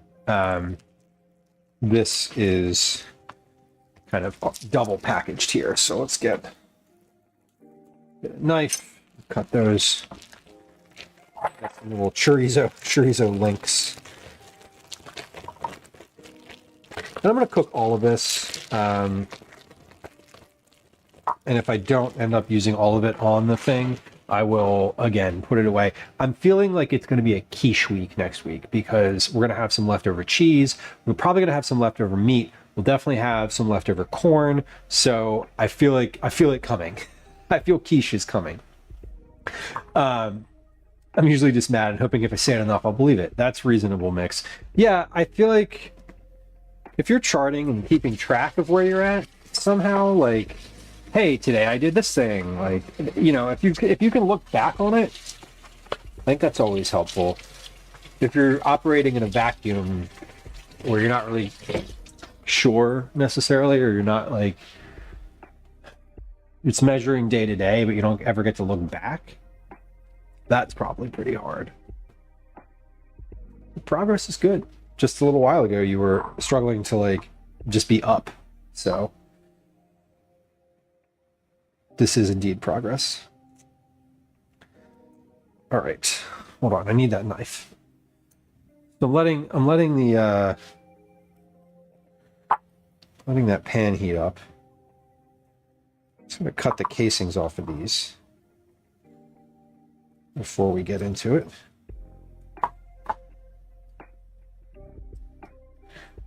These are some pretty tight casings, so I don't know. They're gonna peel off easily. Yeah, there we go. Got it.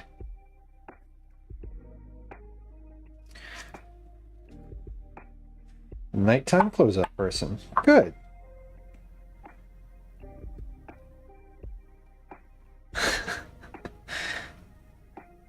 I'm sure that at least some of them were happy to see you. What do you do when an itchy pig starts coming at you? Just like, do you get a stick and like scratch them from afar? I'm imagining they want to lean on you. Like you're a tree of some kind. That's my guess.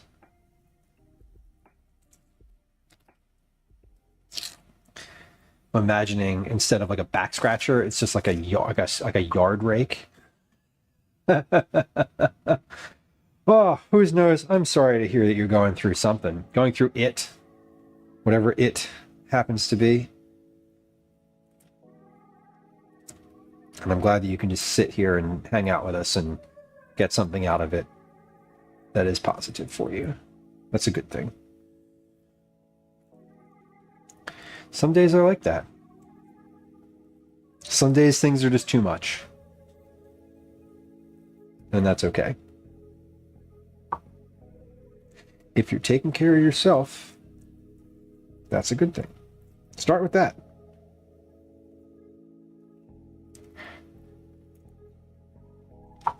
Okay, we're just getting this chorizo. Adjusting meds is fun. I've been crashing out since like January. Ebbing and flowing. Well, hopefully you're, like Mix, making progress. And sometimes progress is just information, not necessarily getting to the thing that you want. I don't know if that makes sense, but sometimes progress is finding what doesn't work, too. Which is, I think, what you mean by fun. Okay, that pan should be hot by now, but now my hands are covered in chorizo, so let's just wait a second. Yeah, fun indeed. Fun like finding out you can't do the things that you usually do today because your brain says no. I hope you're getting through it. Or at least managing. It's funny, this chorizo came out. Usually when you take sausage out of the casing and you like squeeze it out, it sort of breaks up on its own. This chorizo is just like, nah, we're gonna stay in one spot. A health queen. Man. Who knows? It's always funny. Every once in a while I'll be like, oh, I haven't showered in like a long time. What happened? Like remembering to have to clean yourself, right? What is this nonsense? When you're a kid, your parents are just like, go bathe yourself, you stink. And you're like, ugh. At least that's my experience, of both as a child and with the child that lives here. He's generally hygienic, but you gotta remind him. The dreaded self-care chore. Shayna, yeah, Gwen's always like, I don't want to wash my hair either, because then I have to like straighten it and like do it. I have to like manage the hair afterward. It's not so much, I always feel like she says it's not so much the washing, it's the like aftercare, the management after the fact. Mix, I know. I wish the meat suit, you could just like slough it off and kind of get a new one after a little bit. Yeah, Mix, I feel you. Anytime I have hair that's longer than like a few centimeters, I can't keep up with it. The drying, Shayna. Yeah, and if you have any type of curly hair, there's definitely that. Started watching towards the beginning of the year. You and Chad have been so helpful to me in ways I can never repay y'all for. Well, no one needs to, no, there's no admission fee, who's knows, and there's no attendance policy. So you come when you come when you feel like you can, and we're happy to have you when you can, when you're here. And I'm glad that you get something out of it. I get a lot out of streaming in the interpersonal side of things too. I think there's a level of like, I'm not sort of crossing all the parasocial bridges that are, that you could cross in this environment. Yet, I think that my the reward that I get out of being live and streaming is, you know, it goes both ways.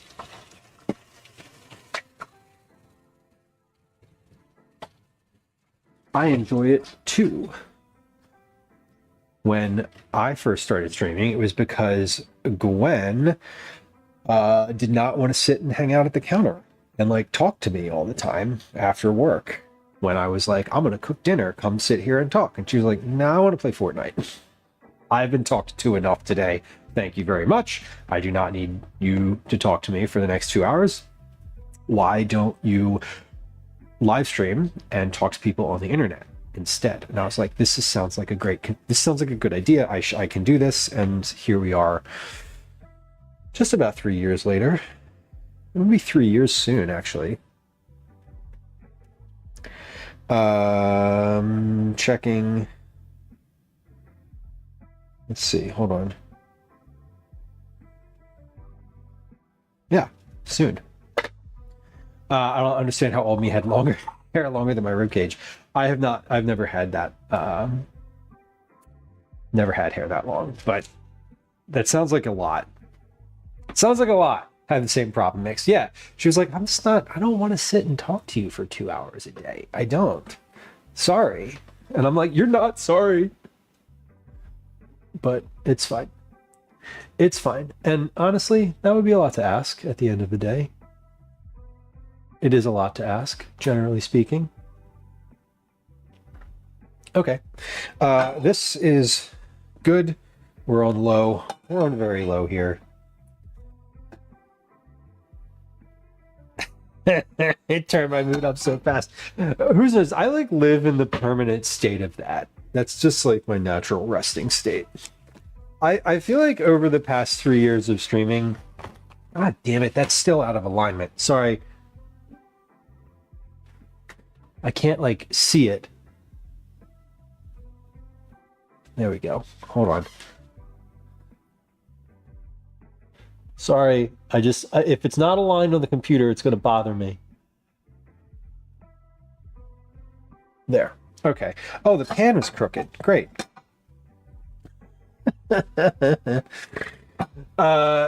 Mix. I also add. Every once in a while I add things to the bot, so it's not always the same. I've never taken anything off of the bot. That will be the next. That'll be the next. I'll like. We'll see if the bot wants to change up. You know what? I've not added any like regionalism, like any British colloquialisms of any kind or any of that. That's still not there. That could definitely be the next iteration. Undresses dad bod. Show you the guts.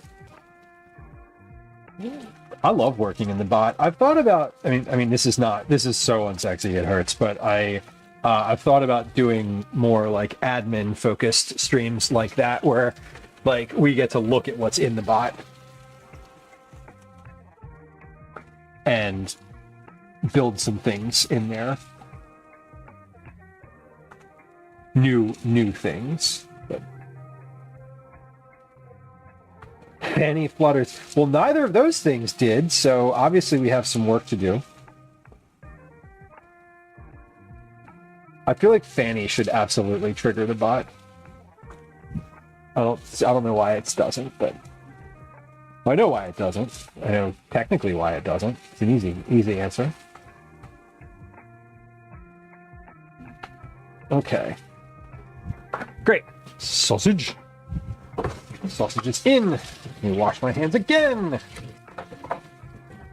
Wash my hands after everything.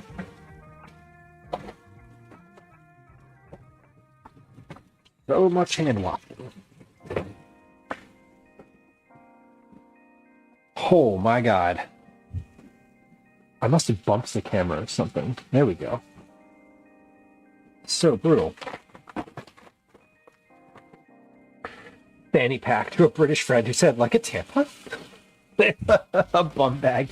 Who calls it that? Seriously. Yeah, that's so funny. I love like weird regional stuff like that, where it's like, oh, that's different. Well, that would be offensive in a different country. Limerence. Ooh. That is a good word. That is actually quite a good word. I like that one.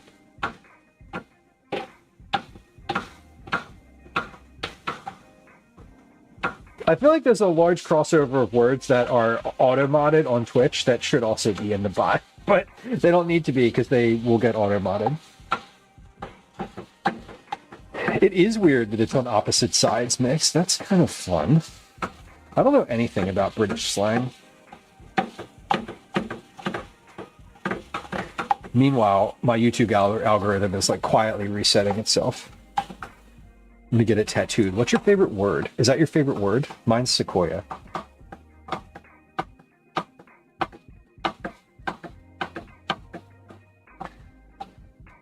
My favorite word is sequoia because it uses all of the vowels. And only once. Nix, how do you know about British slang? What's your indoctrination? So we're just cooking this. This is mild Italian sausage. High-ref. What does that mean? I've never heard that word. Tuesday, isn't it? It is Tuesday. It is in fact that today. Great. And today's really the only day you can use that. Bit of a Tuesday. Where did that originate from? That phrasing. I feel like that came in pop culture somewhere, but I don't know where. Because when things come to me, they've already been fully saturated in the pop culture lexicon. They now stand on their own instead of with their original source material. Hiraeth is a Welsh word that doesn't have a direct translation.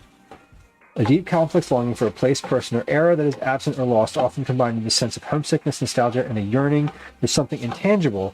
It's a feeling of incompleteness, a recognition of something missing in one's life. That is a very rich word. Meanwhile, I'm over here like, sequoia is my favorite word because it uses all the vowels. We each have our reasons, and that's okay. Hiraeth sounds like you're describing the concept of the movie, of the book, the Outlander series.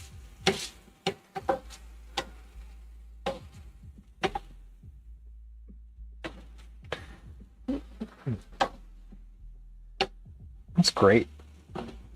Mix, I know you've put down some good roots where you are.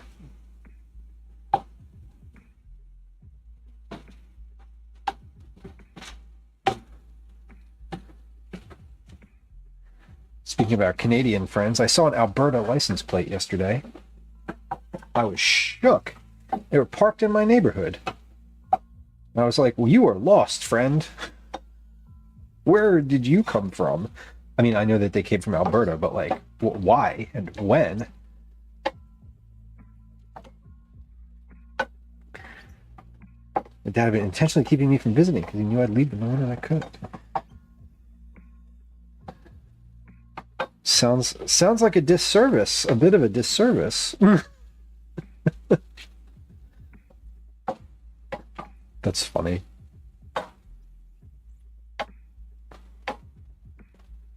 I romanticize things a lot, and I find it strangely peaceful to see the word limerence. It reminds me of snap back to reality.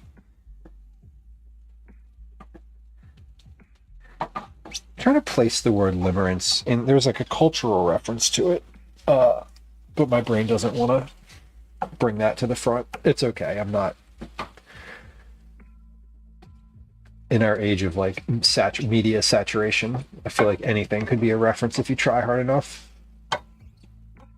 Soul friend, Anam Cara. That sounds like Latin. Alright, this is almost finished. I don't want to overcook this either. Like, I don't want it to be just rubbery and chewy. Irish Gaelic. Okay. It is close. I feel like Gaelic is a wild language. Trinderella was/is doing Gaelic lessons, and I took Gaelic in college, but that was only so that I could go on the trip to Ireland. I didn't intend on retaining of it, and I didn't.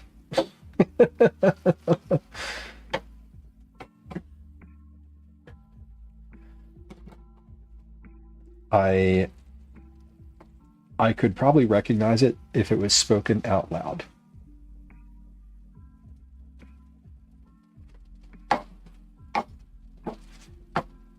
Nova Scotia is the largest exporter of Scots Gaelic professors. Really? Outside of Scotland, Ireland? That is an interesting claim to fame. All right, let's try one of these. Just kind of come over to the counter so I'm not eating above the pot. This looks pretty good. Mm-hmm. Oh fuck, that's so good. That sausage is really good. Oh my god. Okay, that's perfect. And it's cooked. Now let's get that in a bowl. Wow. That's really good sausage. Need a little bit of a larger bowl than that. That will do. Like I said, today we're just going to end up with a bunch of bowls on the counter, and that's okay.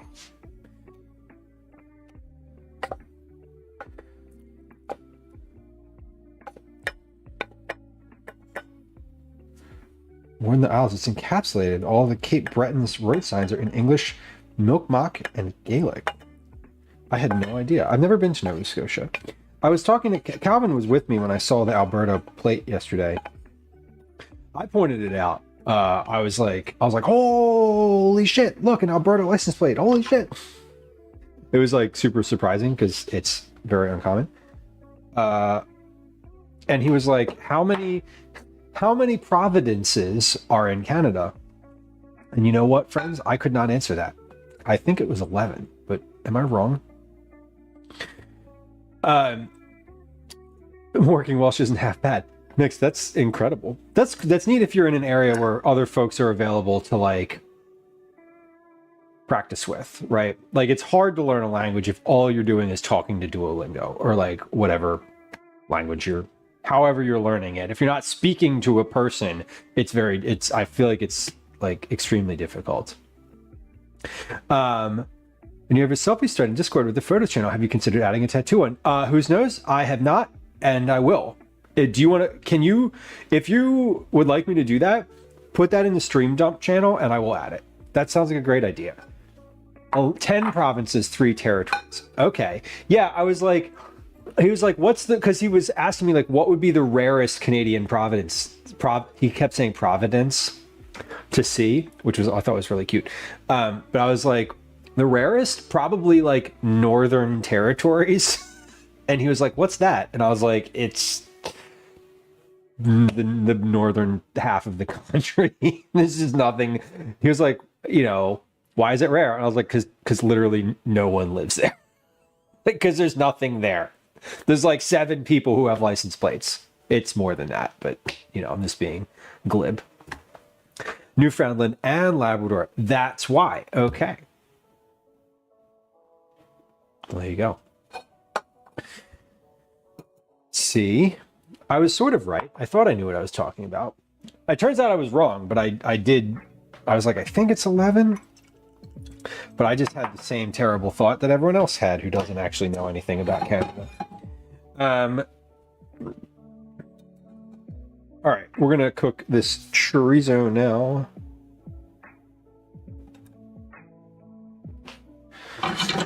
And before I finish with this chorizo, it fits so nicely in this bowl. I'm just going to give this bowl a quick scrub, and we're going to use that same bowl for the cooked chorizo. Let's just do that real quick while I'm at the sink here.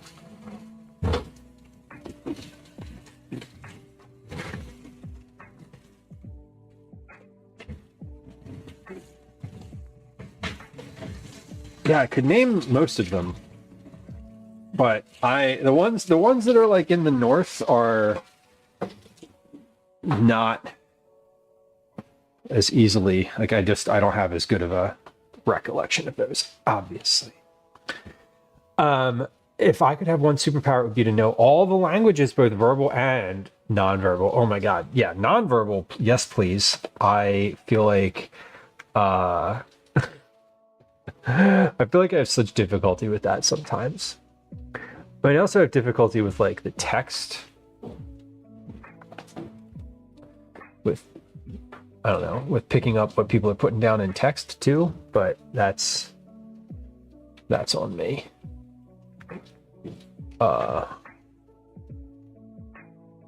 Let's see.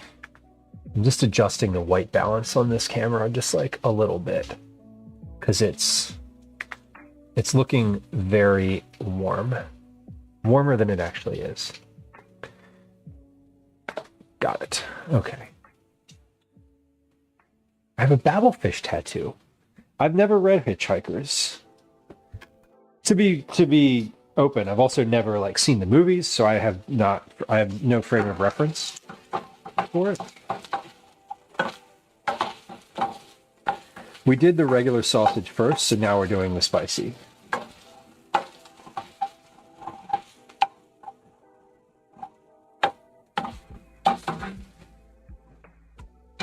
I haven't touched these onions in a little while, so let's do that. My oven is on. My oven is still preheating. It is, I can feel it. It's ripping hot under here.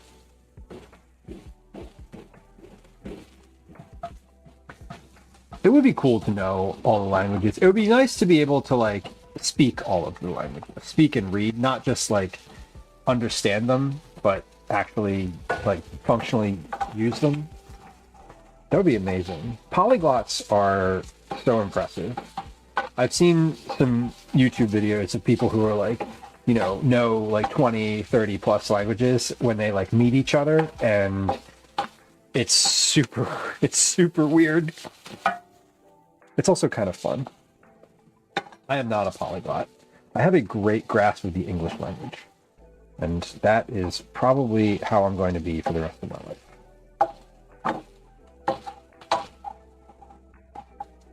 Pavo, enjoy the lunch pizza. My oven is on, but it's not, no pizza yet. Oh yeah, but we're hot though. We are ripping hot. Simikian, welcome in.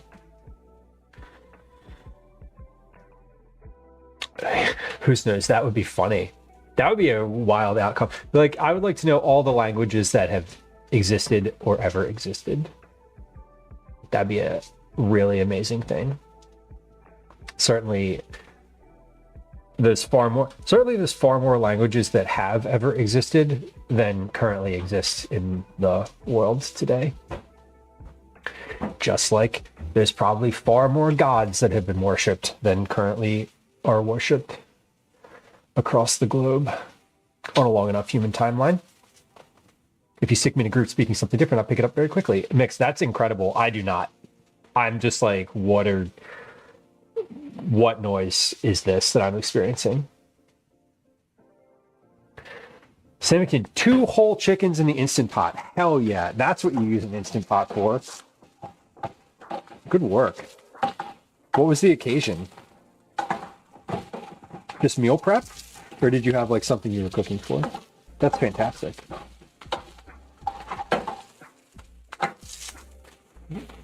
Mix, I love old recipes. The ones, there was the early American YouTube channel that does like recipes of yore, and they're so, it's incredible how much knowledge was passed down firsthand that doesn't get recorded. Because the recipes that you get in those like old recipes, but they assume that you know so much.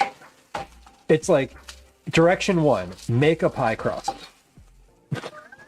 That's it. Just make a pie crust. Like, and they just assume that you know how to do that.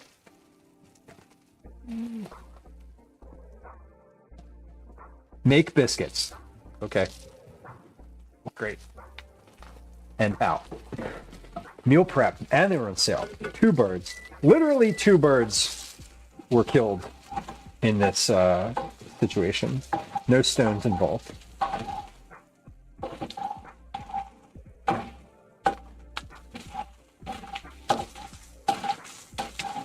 Wow, Nix, that's super cool. What an impressive trait to be able to like learn something like that or pick something up easily or be able to say like I easily pick this thing up.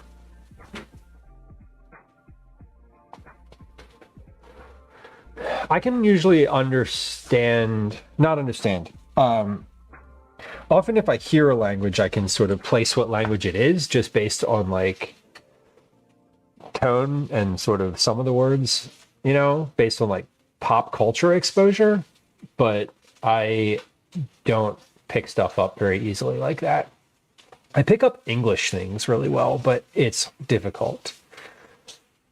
The context is important. It's annotated ever since the sour cream debacle. I love that there's a specific sour cream debacle, because isn't there always? Oh, the recipe that I've been working on, the Rosa Marina salad, that's like a riff on ambrosia salad. I was looking at some ambrosia salads yesterday, speaking of sour cream, and they were like, if you want to make this a savory salad, you can substitute mayonnaise for your Cool Whip. And I was like, get out. Mayonnaise or sour cream? I was like, I'm not gonna put fruit in like a big vat of sour cream. What are you talking about? Actually, sour cream's good. Sour cream with a little bit of honey and some like cantaloupe is fantastic. But I don't know about mayonnaise. I'm sorry, but there's a line somewhere for me, and it is there. And it is that. I don't want mayonnaise in a fruit salad. Full stop. I will take mayonnaise in a cold salad, though. Apologies to a recipe reborn. All right. We are working through here. We've cooked the sausage. We've now cooked the chorizo. That's great. Now we need to prep the cheese, prep the chipotle for the sauce, and then we'll be in a good spot. I think these should be just about ready here. I'm gonna give this another like 3 minutes. Fluent in sarcasm and assholery. Hey, you are welcome here.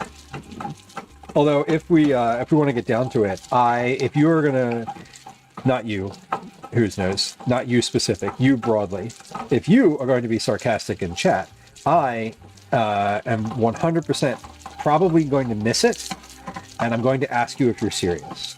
And that is your opportunity to put command joke in chat to let me know that you're just fooling. Because I'll take you seriously. I'm innocent. Cool Whip and vanilla Greek yogurt mix says. Yeah, but I mean, I'm with you. Like, I'm 100% with you on that. I think I'm specifically talking about mayonnaise. The idea that one could use mayonnaise as a substitute for whipped topping is like abhorrent to me. I can't square that with like good taste. I'm sorry. It's just not going to happen. Show me a recipe that is like a mayonnaise and fruit recipe that doesn't also have like chicken or like something else. I'm thinking like chicken. I love chicken salad with like grapes and with grapes, but that also has, it has mayonnaise, but that also has like chicken. And it's a savory thing. It happens to have grapes. I'm talking about like fruit salad. Can't do it. Because they were specifically talking about ambrosia salad, which is sort of the precursor to Rosa Marina salad. Ambrosia is sort of like the OG of whipped topping canned fruit salads. Okay. Is mayonnaise an instrument? Oh, grim. No. No. Mayonnaise could be good for like an ASMR situation, depending on like what you want to do. Let's is this camera going to be okay here? Yeah, it is. I'm asking because it's right next to the stove where the output of the heat is, and it's like hot. It's like hot air pouring out of the top of this stove.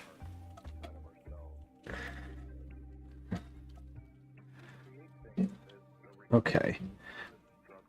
red onions look great. These look beautiful. And we're just spreading those out, keeping them as much in contact with the bottom of the pan as possible. There's no salt on here. There's no anything. There's just butter.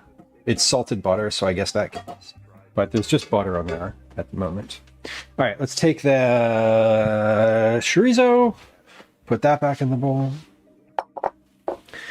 Should know that reference. I have a 9-year-old boy. Yes, but that reference is not one I'm picking up on. I don't know that he has encountered whatever corner of the internet that particular reference came from. I've not heard it. I'm familiar with like chicken something, chicken man, chicken run. I guess there's something that comes from the Minecraft movie that's been popularized recently. But I don't really know all about that. SpongeBob. Okay. Again, back to the top. We talked about SpongeBob a little earlier. I have not really exceeded too much in SpongeBob. Unfortunately for me. Clearly. I don't know who you're lying to, but it sure isn't me. Who knows? Listen, I'm innocent of some things. Others dead to rights. Let's give our red sauce a stir here. This has been sitting for a little while. The garlic and olive oil. The olive oil seems to have started... I don't know. I don't want to say soaking in, but there's less of it pulled on top than there was when I sat it over there. So that's a good thing. It's going to keep that on a stir. I'm innocent of murder. That's my my Alan Cumming reference from Traders. Murder. I'll die on this hill. Someone's dying on this hill. All right, we've done everything but prep the cheese. So let's get the cheese done, and then we'll get the rest of our ingredients out. So I have some other things that are going to go in here that I'm not prepping necessarily, but I do want to have out and ready. Arugula, spinach, Alfredo sauce, pesto sauce. Oh God, excuse me. Let me check and see if this pesto sauce has pine nuts in it. Or any type of nuts. Contains milk. Basil, pecorino, water, olive oil, sea salt, and garlic. Okay, no nuts in the pesto. Great. We have a nut allergy that we're dealing with today. Not just mine, someone else's.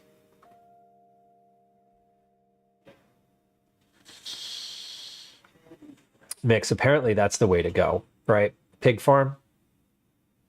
15 minutes later. All clear. All clear. Yeah, nuts. Got a nut allergy. No nuts today. No nuts today. All right. What do we need? Cheese. What cheeses do we need and for what? So we have a 1, 2, 3 so mozzarella is going on 2 of these. So let's get the mozzarella torn apart. I want to grate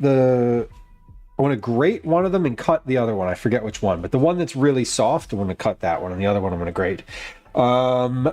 The goat cheese I don't need to prep. That's just like ready to go. We'll crumble that on top. The feta I don't need to prep. We'll just crumble that on top. And yeah, everything else is good. So let's keep moving along. Keep it moving. We got to keep it moving.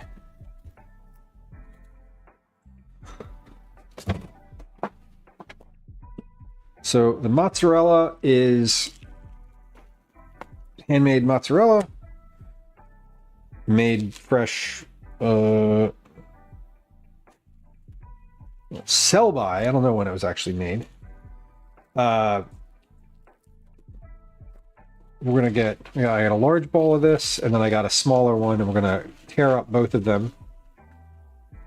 Man, they really package this thing in like. That was a lot of packaging. Dylan Hollis did sesame biscuits the other day, and I was like, I think Luke can have sesame, and I can. Dylan Hollis is the TikToker who does like old recipes, right? I know Dylan. I know he's come up on stream before. We've talked about him. Just remind me. That's what his I don't want to say shtick, but like his focus is on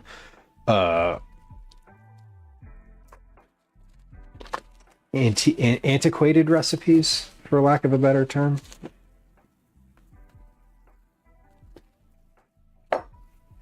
I feel like I want to say that I feel like I've made one of his recipes, one of the cookies from one of his cookbooks on stream before. I don't recall specifically, but I feel like that was part.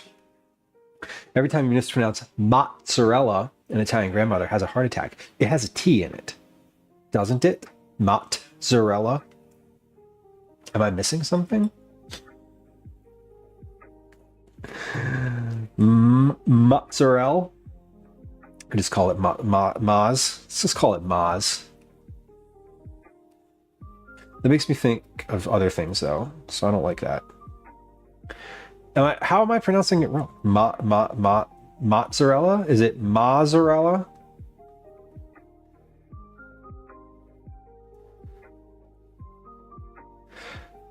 I had my grandmother on one side was Italian, but I was not familiar. We did not. That's just genealogically Italian. Not. I didn't have cultural exposure. Mozzarella. Oh yeah. But see, I can't pronounce it that way because it has it's like M-O-Z. The like. I don't know. Something's blocking. There's a block in my brain on that one.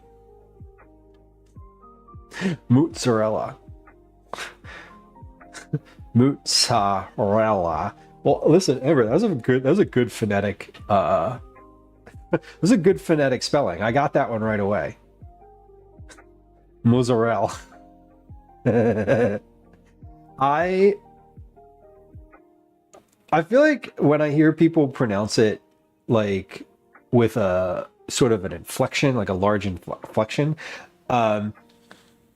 it's almost like when you hear people pronouncing like, you know, Spanish words with like a very pronounced accent that they otherwise don't have. It always feels kind of like performance to me. I feel like if I was like mozzarella, people would be like, why are you saying it like that? Maybe not. Maybe I'm in my head about it. Probably in my head about it. I just call it mozzarella. Mozzarella. And we're just gonna shit all over decorum. It's okay. As a bilingual French speaker, I will never English poutine. See, however I just said it, you were probably just like, ugh. But like, I don't want to pretend to have a French accent. I don't. And I understand that there's like proper pronunciation, but I also feel like if I was a French person hearing someone pronounce it, I would be like, you are ugly in your words.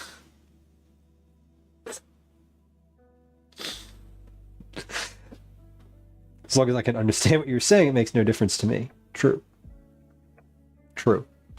I feel that. But I speak French, so it's putain. Well, yeah, if you speak... See, that's the thing, Mix. If you're, like, bilingual and you say it with the right accent for the language that it's in that you know, it's just normal. Like, I don't know anything about these, you know... I know... I am American ignorant of the nuances of the pronunciations of things sometimes. Italian is very similar to Spanish. It is. I mean, they all have like the same root language of Latin, right? eventually when you go back far enough. French is my guidebook for Italian and Spanish. Yeah, see, and as a non-French speaker, I would just call it poutine. Like, I wouldn't try to adjust. I don't know. You tell me, as someone who lives in a bilingual environment, like, do native speakers get put off when people affect an accent that is not their otherwise accent in order to like try to pronounce the words, or not? Is that a frustrating thing? Because I feel like if you go somewhere and like they speak another language, but they know very clearly that you don't speak that language, or it's not your first language. I'm looking at you, Quebec, and you're like, the fact that if someone speaks French, but it's not like good, they'll just switch to English. And that's where I get my sense of like, oh, maybe they kind of hate it when people do that. I don't know. Just a thought. People tend to smile when you try it. Yeah, I would imagine. I do. What I feel like I would have to do is like have a whole separate conversation after that to excuse myself from it and be like, oh, I'm sorry, like I was trying, I said it that way because I was just like trying to say it the right way. Like, I would feel like I needed to apologize for even trying because I'm obviously out of my depth. Yes, Mary. That's good. They're being nice by switching. Oh, I believe it. Yeah. And it's also like, listen, you're not gonna, I don't need you to try here. I got you. I know English. We're just going to switch. Like, because I speak English. Like, I speak English better than you speak French. I probably speak English better than you speak English. So like, let's just carry on the one that you're used to. Chef Nova, hello. They never did that for me. I spent the entire dinner parties looking at the ceiling back in 2018. Wild. To be fair, my experience with Quebec. See, we're trying. My experience with Quebec is minimal, which is to say none. But my friends who are in Toronto have said that that's sort of been their experience sometimes, where like, even if you speak French pretty well, that if that person sort of detects that you're struggling even a little bit, they'll just switch over.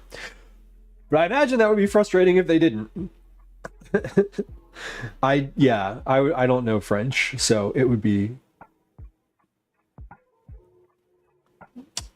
difficult. Yeah, and France proper, I feel like, is different. Different. France, it's just like Quebec. They have, and this is like pretty true in Canada in general, correct me if I'm wrong, but there's a lot of protections of the language itself, right? Of like, this is the language that we're using in this country, and like we have to make space for it intentionally or else it'll go away. I feel like Quebec just takes that, not to an extreme, but takes that farther into consideration. Even France has like 6 Frenches. Yeah.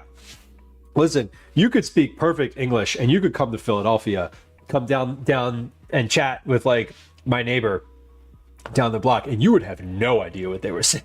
So there's a lot of English variation. There's a lot of, variation of any language.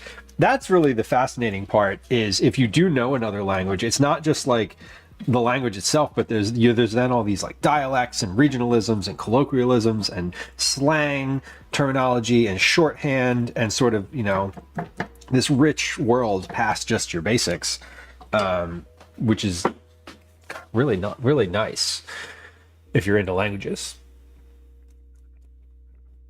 All provinces and territories are English except Quebec, which is French, but New Brunswick is the only province that's French and English. Federally, we're French and English. Yeah, like I said, there's like a protection of the language itself. It's like, we want to make sure we preserve this thing because this is important to us. It's like, culturally, when you have all sorts of other people coming in, I'm not talking about like immigration. I'm talking about just like the fact that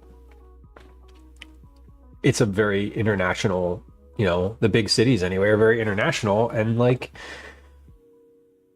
you do, you know, eventually over time you would lose some of that if you weren't intentional about it. Okay, mozzarella is prepped.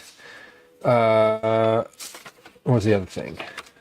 Let's get out the other two cheeses. And we'll figure out what needs to be done with those.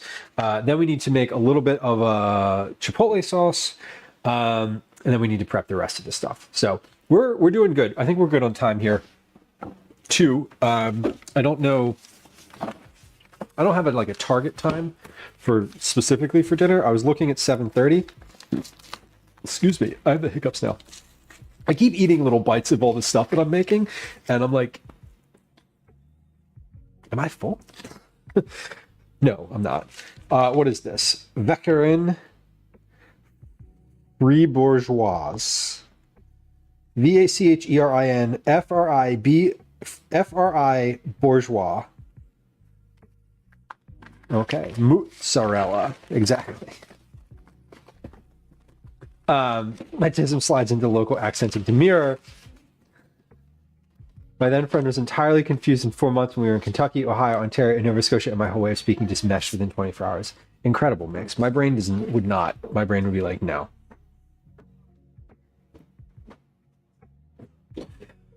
This is the title of that cheese. Yo. They're making me get outside. Aw, where are you going? The beer store. Oh, okay. The beer store. I'm out of breath walking up the stairs. Which store are you going to? The right over here? The distributor. Yes. Okay.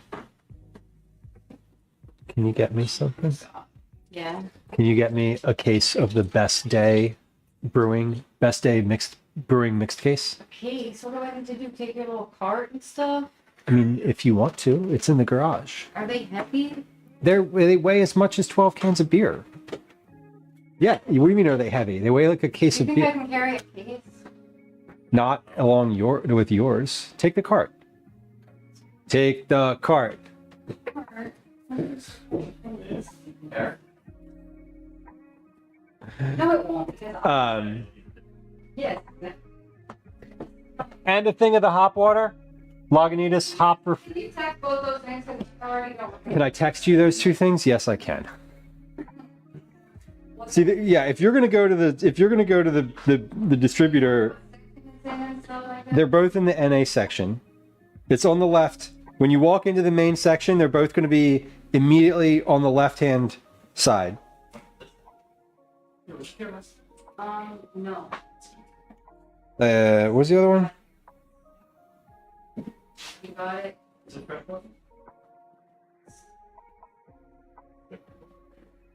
Good. That means I don't have to go pick those things up on Saturday. Beautiful.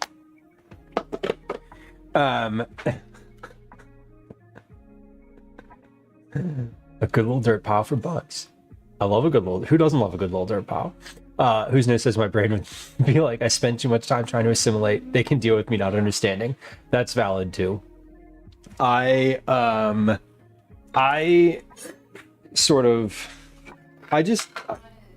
haven't traveled very much, just like in general. So, I haven't like had cause to learn other languages. Like curiosity, I don't have that curiosity to be like, I'm going to learn another language. I just don't. Thank you. Amber says, how's the boy? Calvin's great. He's doing really well. We're coming into the end of the school year. It's a good one. We're managing. He's doing well. Nick says, I always wanted to be a spy. Wanted to nail effect and language. It's a silly me thing. You know what? It's funny. I was just... that reminds me of the scene in Inglourious Bastards where the guy orders, he says he's like from the snow-lined peaks of Pitzpalu or whatever, and then like when he orders the glasses and he orders like 3 glasses like that, and it's like, oh shit, that's not how we do it.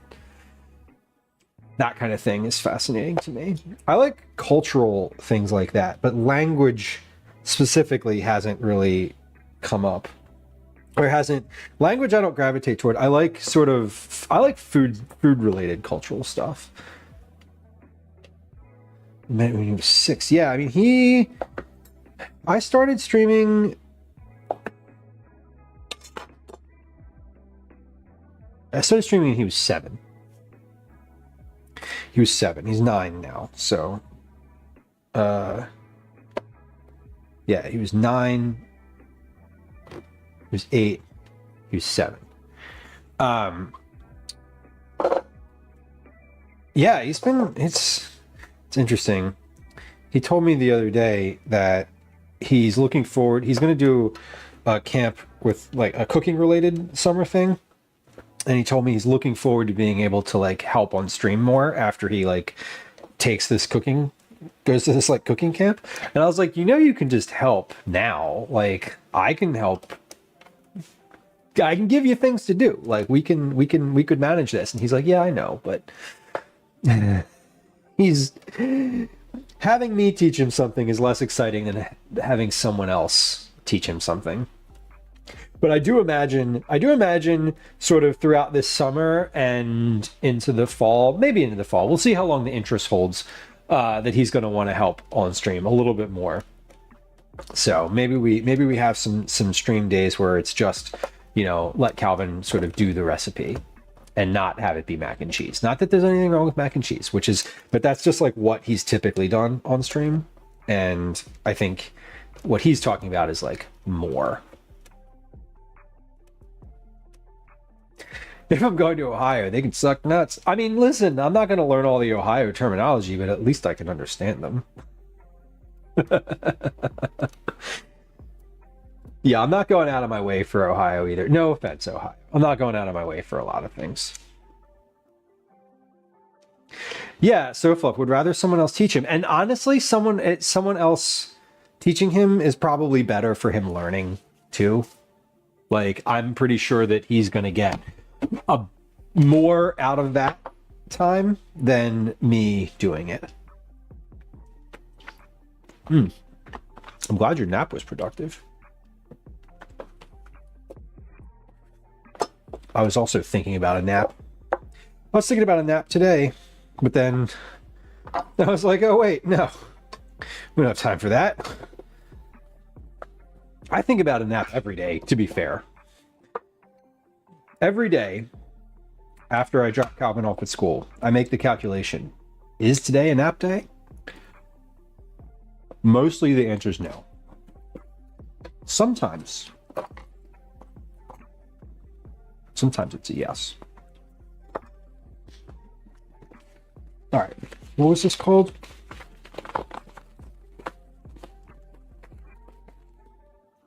I need to write this down because if I don't, I'll be like, what cheese is this?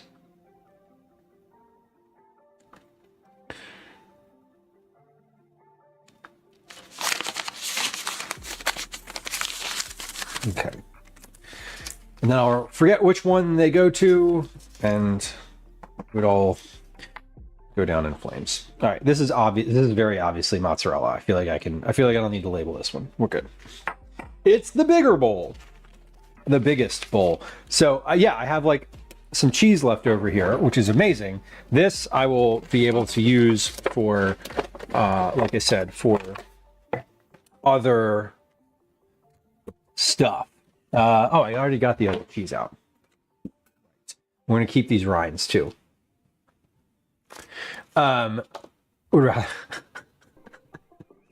Maybe it's because they don't want you to judge them or something they perceive you to be good at. Totally. Who knows? Yeah, it's, I'm sure I'm positive that that's part of it. I also think that it's difficult to learn. It's difficult to learn from somebody who you're very socialized with. I find it easy to teach Calvin. Like if I'm kind of thinking about it myself, I do find it easy to instruct him when he's open to it. But I think sometimes it takes longer, than if he was like. Sometimes it's hard. It's hard to say the right thing. It's just how it is. So it'll feel better, but I must have needed more sleep. It sounds like you need a lot more sleep. So I hope you can have an easier evening. I really hope tonight's not like terribly taxing. It really sucks when you don't feel well and then you just have like all sorts of shit to do and you're like, you can't get out of it. 5th grade in September. Yep, exactly. Magawaka, welcome in. Hello. Thank you for saying hi. Sofa, thank you for the shout out too. Appreciate that.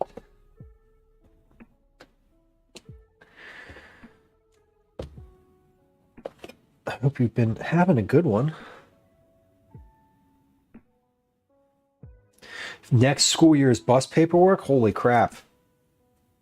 Yeah. Yeah. I have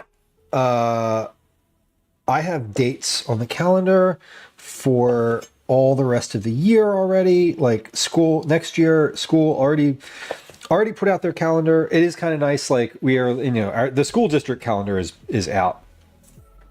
But yeah, it's coming. I got dates. I was looking at 2026 the other day when I was working on calendar stuff, and I was like, what is even happening right now? Pick the kid up from the library. Nothing too bad. Now that sounds like an easy one. Sounds like an easy one. Your mileage may vary, obviously. Gonna finish cutting up this cheese, and then we're gonna take a quick words on stream break here. So just a heads up that's gonna be coming up. I'm gonna slice this because I can't really grate it. It's like this cheese is very soft, very squeezable. Yeah, so I can't grate it. It would just rip. So I'm gonna slice it real thin, and we're just gonna lay that on top of the pizza. Squishy cheese. I know. It's good though. It's a tasty cheese. Do I have a cheese rind baggie? I don't. I must have used all of them. We have cheese rinds to add. These get to go in pasta sauce and soups and stews. We freeze them, throw them in the soup. They add a nice flavor, and we don't waste the rind. It's a win. Okay. I appreciated when I was at the place getting the cheese. I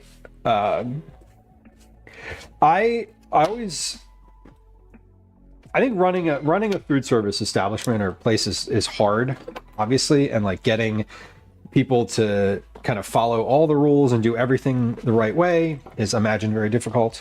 And the person who was helping me there was apparently a manager, because as I was as they were helping and we were conversing and talking and all, they were like kind of giving these like minor notes and corrections to these two what must have been new employees.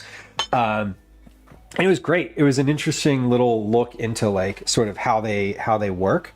And one of the things I think that I appreciated the most was one of them sat a knife down on the counter, and was sitting like this, right? Like with the handle sort of out in the space. So like if you walked by and bumped the handle, and it was one of those moments where I watched them do it and was like, not good. Like, yeah, you shouldn't, like, that knife should not be like that. Because there's like 3 other knives there from all the other cheesemongers, and like, they were all sort of sitting on the counter like this, like handles in, whatever. And like, it wasn't even 10 seconds. That person who was helping me was like scanning, you know, just constantly scanning for like what's happening, and was like called them out on it immediately, and was like, you know, you cannot set your knife down like that, never set your knife down like that, blah blah blah. And I was like, yeah, this is great. It made me, there's certain times where I'm like, I would love to sort of work in that environment, where I think it would be fun, and like making sure that those types of, like, I'm the type of person who loves those types of rules. And so I appreciated the like dedication to like, hey, this is how you do this right. Like there's super specific, you know, you can't just set your knife down. You have to like do this the right way, you know? I like when I see that when I'm out kind of in the world in a food service environment, and there's like those minor corrections that help keep things safe, or, you know, keep the customer experience better. That one doesn't really affect the customer experience, but it would if they dropped the knife on the floor and sliced the foot open. That would definitely affect the customer experience. It would most certainly affect the customer experience if they bumped the knife in a way that made it come to the other side of the counter. Like a flying knife, perhaps. Not ideal. The person who cut this cheese for me also told me the best thing to do, if I really wanted it to be like super thin slices, would be to put it in the freezer for like 20 minutes. They were like, yeah, you just throw it in the freezer. It'll be easier to cut, less soft, but this is fine. It's fine like it is. I don't need this to be in like uniform slices. I just need enough to get through a cheese wire. Yeah, I'd like to have just a regular wire and not. I have one of these. I have one of these, which is kind of a piece of crap. I'm not certain. If I was serving this on a cheese plate, I would probably want it to look a lot nicer. I'm making pizza with it, and it's going to get all melted. So I think it's fine. It's fine to just sort of cut it like I'm doing and let it just be like a loose rectangular-ish shapes. It's not important that it look nice in this situation. So we're not making an attempt at making it look nice. I am going to use all of it though. Whole cheese board with all the fancy knives. I love me a cheese board. I love like fancy cutlery on a cheese board. And I like a good looking cheese board. Cheese balls gives uneven texture. Totally. And this one is a melty cheese that I am putting. This is the Taleggio, and I'm putting the Taleggio with salami and pesto. So it's going to be a nice, like, oily situation to begin with because of all the salami and the pesto. Okay, cheese is cut. We're going to take a quick break.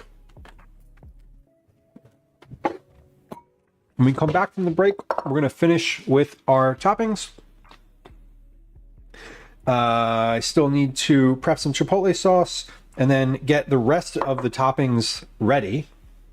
All the ones that don't need like physical prep, but still need to be gotten out.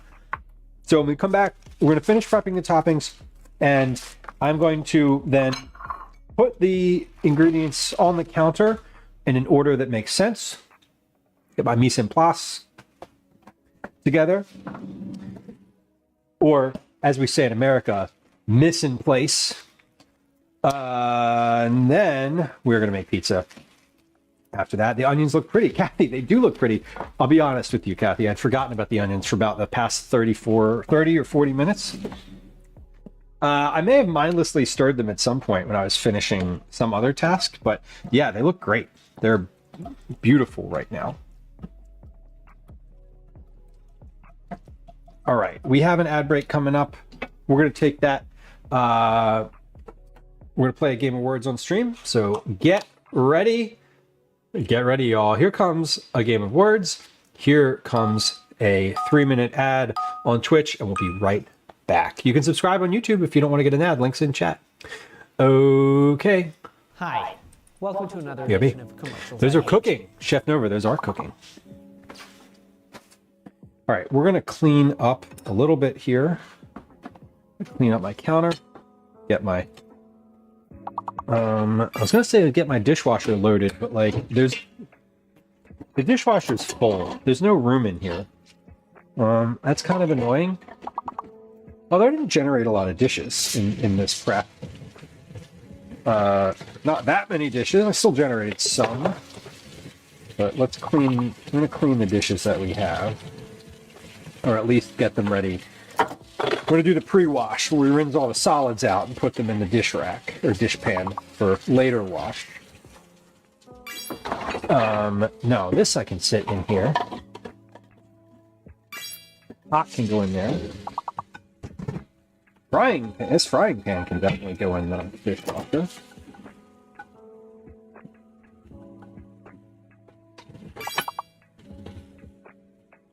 There you go. That there. Great. This big bowl. Clean these cans here.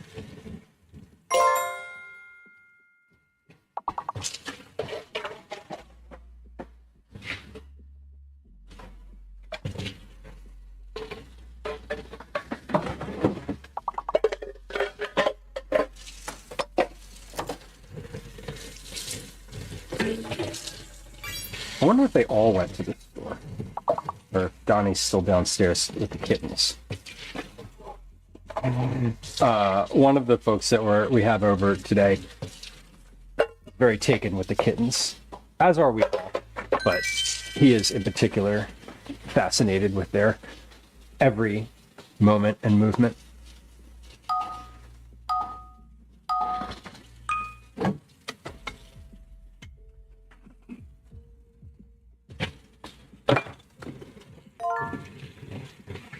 All right, coming along. Time check is 16:40. We're making great time. Now, what we're going to have to do here is, when we're cooking all these, they're not all going to be able to stay hot at the same time. We're going to, pull these out and be able to put them on the counter. And then at the end, we'll just turn the oven on warm and stick everything back in the oven. Okay, I'm just kind of talking out loud here. How to manage 6 pizzas at once when you don't have all that much room. Hey, if you're on Twitch, you should be back from the ad break. Welcome back. Thank you for your patience. I appreciate you. No one likes the ads. I don't like the ads. That's not true. I do like the ads. The ads actually make me money. The ads, and being very upfront with all the ads, I make more money in ads than I make from gift subs every month. So until that changes, we're going to still have ads. But we're finishing a Game of Words on stream during that time. Not that ads and gift subs are related to each other, generally speaking, but anyway, 2 more words, 5-letter words. Everyone else has at least 1 guess left. When you hear the sound of the lock clicking, guess again. There it is. All right, last guesses. Last guesses.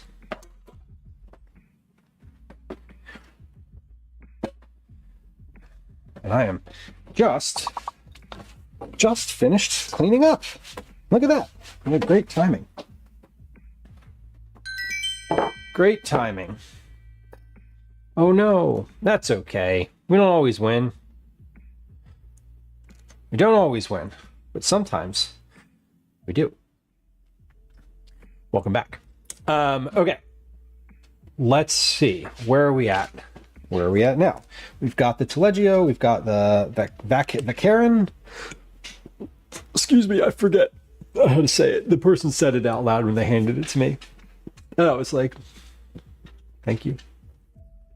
Playthrough crew, welcome in, Emma. It's good to see you. I hope you're having a good one. Happy Tuesday. Have you been doing anything fun on stream recently? What's been exciting? What's keeping you excited about streaming in this springtime? This time of just being outside? Chef Nova, I'm terrible at word games. That's why I cook. Valid. I love a word game, but I don't often get to participate. I don't get to participate in the words on stream on this channel as often as I would like to. Not that I can't participate, but I take that time to do things like put dishes away and clear the sink. Donkey Kong Country Races, amazing. Donkey Kong, like old school Donkey Kong. That's fun. A music smart person. I can name that tune from the 90s and 2000s.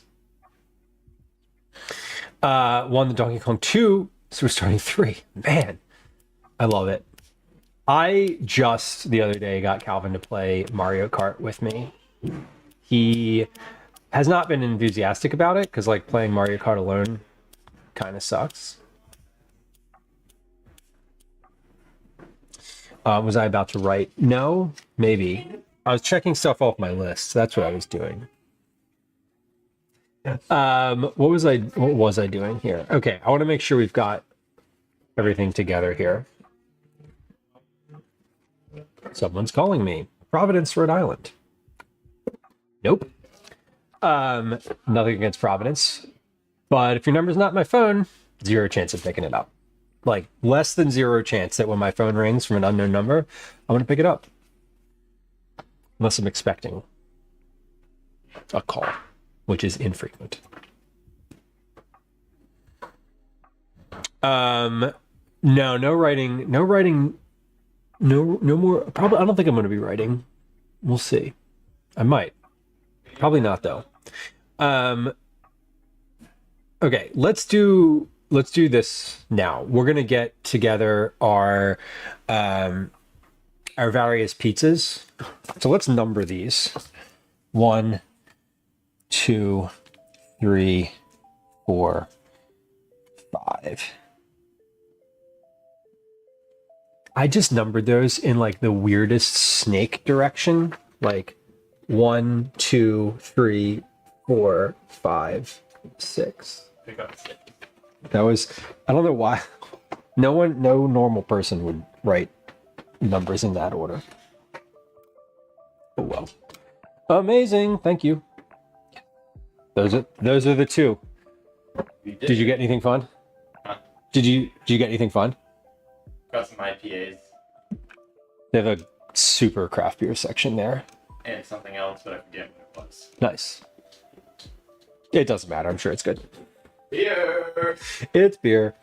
All right, let's set these up in roughly. So I'm gonna like do the layout over here, and then we'll sort of fill in the gaps with the other things that need to get added to that as I'm doing it. So number 1 has the Vacherin cheese, the red sauce. So that's this, and this. Let's do like a little lineup. Let's do like a little lineup here of sort of red, Vacherin, the spec. So one of the things that I'd texted these folks on our group text earlier, at the end of last week. It was like, what do you all like on your pizza? And sort of the prevailing opinion was that cured meat was always a good look. So we have 2 different types of cured meat. One is spec, which I'm not really sure what that is specifically. But it has one of the things that it has a great chew, a great mouthfeel to it in terms of like cured meat. One of the things that I hate, like I'm not a big cured meat fan. Well, and part of it is just the texture. One of the things that I really don't like about cured meat is the stringy sort of fat to it, where it gets like chewy, right? Where you know how you get like a piece of cured meat and you chew it, and then like all the meat is gone, and you just have this like little glob of fat in your mouth, and it's like, what do I do with this? I don't want to swallow that, but it's gross. Anyway, I said that to the person at the shop. I was like, I don't want chewy fat and gristle in this at all. The chewiness and the funky smell. It's this was a very it's very dry. So the actual like meat itself is quite dry, and they gave me a sample of it, and it's lean too. Like when you look at sort of where there's fat in here, there's like very little fat, and it's chewy, but the fat kind of comes apart, which is amazing. Jamie, welcome in. Good to see you. Tier 2. Thank you for the tier 2 sub. I was filing the recycling from the sink. Jamie, your tier 2 sub will continue to get you double your cookie club entries. Thank you for your sub. I appreciate you. Chef Nova, this is spec. So ham, according to Cyborg, usually leg, seasoned with juniper. That none of that information was information that I had already. So, but this is good. I really like this one. It was a soft. It's very soft, and also there's no the gristle. There's very little like gristle in this, so it doesn't give you that like extremely unwelcome little glob of fat that just kind of sticks around after you chew. No thanks to that. All right. So let's see. Macaroni and anchovies. I'm going to put anchovies on that. Cyborg says, I know a lot about cured meats for an almost lifelong vegetarian. I know very little about cured meats for someone who has enjoyed meat for all of my life. Kathy says, we only buy uncured meats. They aren't as chewy.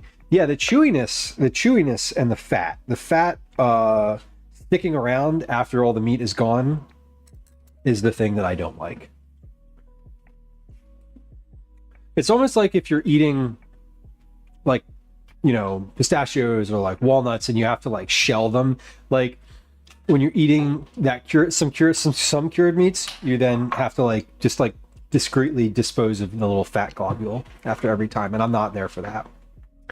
All right, anchovies are ready. So this is number 1 with a little bump and grind. What are you singing that song for? I mean, I don't either, but an odd choice. Fat globules, I know. Yeah, and it sounds so gross when you say it like that. It feels even worse to exist in your mouth.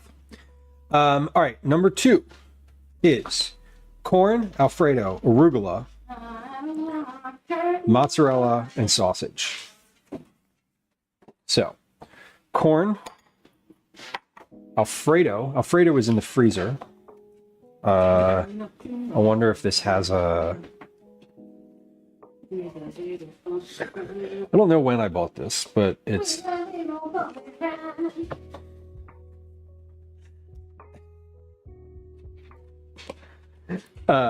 this have a little thing on it? It does! Look at that. It was already sealed. I didn't think this was going to be sealed like this. See, and this is why we're now in the like prep the rest of your ingredients phase, where I just need to like get everything else together that's going on these pizzas. So we heated up a bunch of things, Yeah, this... Oh, good. Okay. This should still be good. I'm hoping... I'm like... Sometimes you get stuff out of the freezer. It was frozen when I got it. It never was not frozen, so, you know, assumptions were made. Let's check this, though, just in case. It looks good. It smells like it should. Oh, my God. That's so delicious. Okay, Alfredo is ready. So we have corn, Alfredo, arugula. I'm gonna get the arugula out.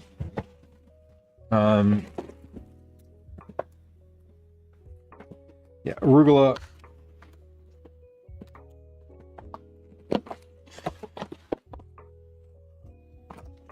Good. Mozzarella, which we have. And the arugula on this one is going to go on last, after it comes out of the oven. It's going to wilt on top.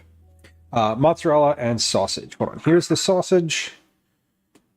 Here's the corn. And the mozzarella. The mozzarella is going to go in like multiple different pizzas, so we're going to keep that sort of in the middle. That's number 2. Green should be at the end. Not cooked. Totally. And you could cook them on the pizza. You could do a little of both, right? And I think that for the one with the speck on it, I'm probably going to do that. I'm probably going to cook some of it on the pizza and some of it will go on sort of at the end, because the stuff that goes on the pizza is going to get cooked and charred and probably like a little bit blackened, which will be really tasty. And then we can lay on a little bit at the end. That is sort of raw. Okay, the next one is the chorizo. Chorizo is here. That is cooked.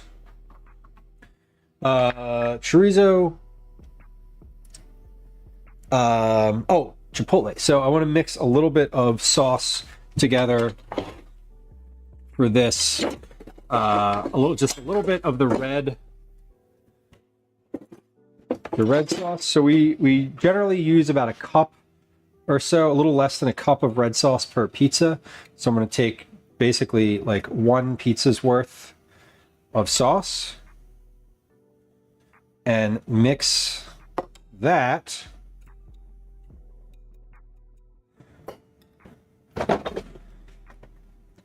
with a little bit of this chipotle, some of the chipotle juice that's in here. So we have a little extra heat on this. I don't want to cut up the actual peppers. I just want this juice that's in here, because that is the flavor that I'm looking for. All right. So this is like 1 pizza's worth of sauce is what I'm doing here. Just adding a little bit of chipotle. And you know what? I said that I wasn't going to use the peppers. We're gonna cut up a chipotle pepper because I feel like it's necessary. If I'm going to put it in the sauce, I might as well have some of the pepper too.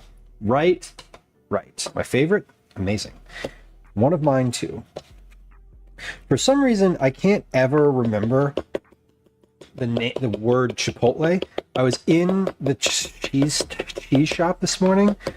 Like, I didn't have it written down or anything. There's nothing in front of me to like help me remember that. And I was like, just like dying on the hill of trying to figure out the words chipotle. It took a minute or two.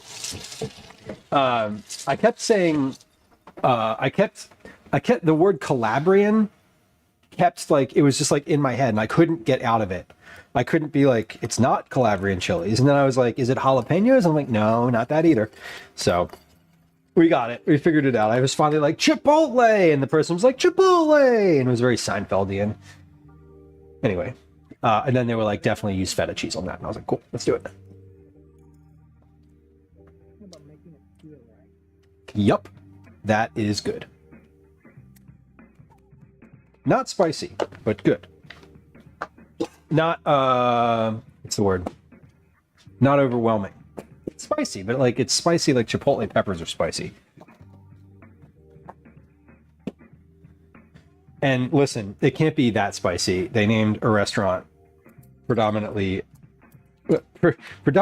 enjoyed by people who don't like spicy food. So, can't be that bad. All right, Chipotle. We got the chorizo, Chipotle. Hold on. Pen. Where did my pen go? There it is. It's in front of the thing. Chipotle is more smoky. Yeah, totally, Jamie. That's exactly it. The chorizo is a little spicy. And that'll be good. This is not going to be spicy. Okay, so we got the chorizo. We have corn. We have the chipotle sauce. We have feta and red onion. The red onion is here. This is ready to go. I think this red onion looks good. It doesn't need to cook any farther for it to be delicious. Let's get the feta out though. Oh, feta and goat was the other one. So feta, open here. Okay. Great.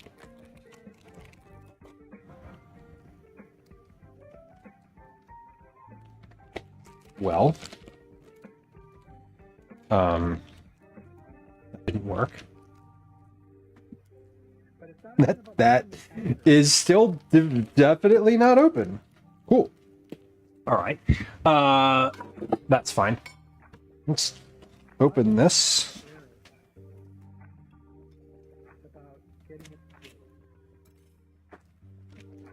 And let's dump this out. I think I'm going to end up... This is a pretty small... I got the smallest piece of feta that they had. Because I was like, I'm only going to use this for one pizza. So I'm going to break this up. And let me wash my hands here. I'm going to break this up and then we'll... If I don't end up using it all, I will definitely package that back. Because again, I think we're probably going to do... I think next week... Maybe not. Actually, maybe not next week. Maybe the week after. I don't know. We'll do like fancy quiche week, and we'll make a pie crust, and then we'll do like fancy quiche with the rest of this good cheese. Okay. Yeah, this is looking pretty good. How is this feta?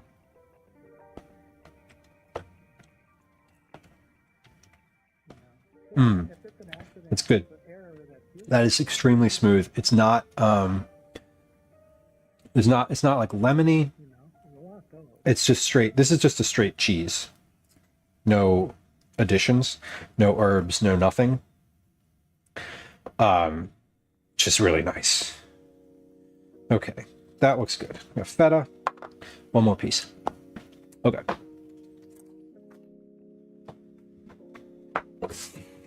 That's ready to go. And then the red onion. Let me get the red onion in a little bowl. Two. So I'm finished with that on the stove. As much as I want to let this continue going, we're gonna keep it like it is. That looks really tasty, just like that. Jamie, you make a dupe of the Chipotle salad dressing. I imagine yours is better. Because it's like, let me take this thing that I love and make it something that I love even more. Even if it's a little different. I bet it's still good. I don't think I've had their specific salad dressing. I'm unfamiliar. Carly, welcome in. Sometimes I put cheese on a pan and fry it until it's crispy. Frico style. That is pretty good. That is like an acceptable way to eat cheese. Not that you need my absolution to enjoy cheese in your own way. Just point of fact. Okay. That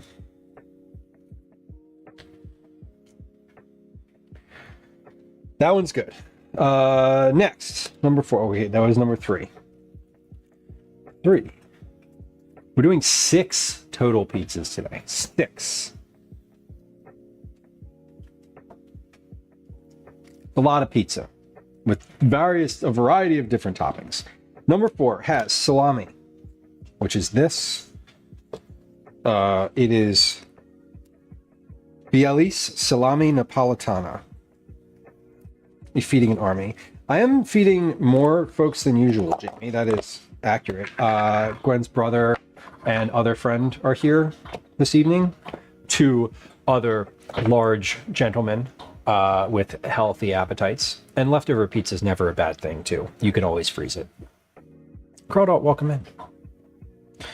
Yeah, this is the salami I got. I had them slice it as thin as I could possibly get them to slice it. It's a little spicy, and that's a good thing. Crawdalt, hitting 40. We love 40. Let's get that on the board. Not that there's a board. There's not a board.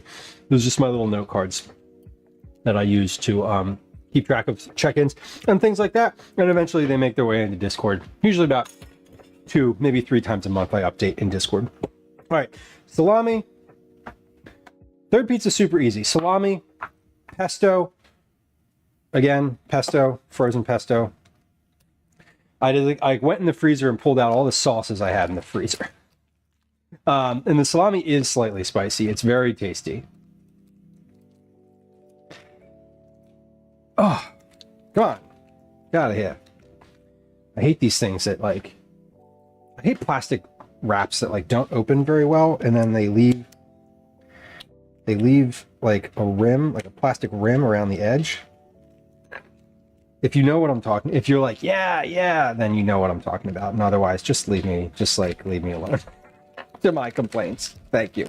There we go. I checked earlier that this pesto is nut free. Let's check and see if it's any good. This is not pesto that I made. So TBD on its deliciousness. Let's see if this needs anything. You need an emote. Let me take a bite. I like that there are 2 of the same ones just popped right up. This pesto is good. It's not the most amazing, but it is definitely serviceable in terms of the its place in this meal. All right, number 4. That was number 4. Number 4. Number 5 is goat cheese, pear, fig, and spinach. I didn't have a sauce on that. Goat cheese, pear, fig, spinach. I feel like I could use the Alfredo sauce on that. Just like a little bit though. Not a ton. As a very thin layer on the bottom, because the goat cheese is going to be the main cheese, obviously. We don't want Parmesan from the Alfredo overshadowing anything, but I do want a little bit of a base. Okay, so goat cheese is the last of the cheese. Pesto. What was this lid for? That was for the salami. All right. And now this goat cheese, let's get that out and into a bowl. Are we ready to go? So again, we're having guests today. I don't usually make fancy pizza in this regard. Some of this is stuff that I purchased today. A lot of this are things that were in my fridge or freezer. Some of the cheese was already there. Some of it I purchased. I'm gonna wash my hands real quick before I get to breaking this cheese up. Darla, hello. Hello again. Hello again. Okay. Break this goat cheese up, and then we're gonna be would be ready to make pizza here right about 1700. This is perfect. This is like kind of honestly when I was hoping to start making pizza. I was really hoping to have the first pizza in the oven by 1800, 6 p.m. So I'm ahead of my schedule, which is amazing. I'm totally fine with that. Being ahead of schedule is not a bad thing. I actually had a lot less prep, like ingredient prep, than I thought I would. I had planned on more ingredient prep, but it just turns out that I didn't buy a lot of ingredients that needed more prep. So I didn't have as much, which is great. Because always what happens on pizza day is that the actual pizza making part takes a lot longer. It takes about 15 minutes per pizza.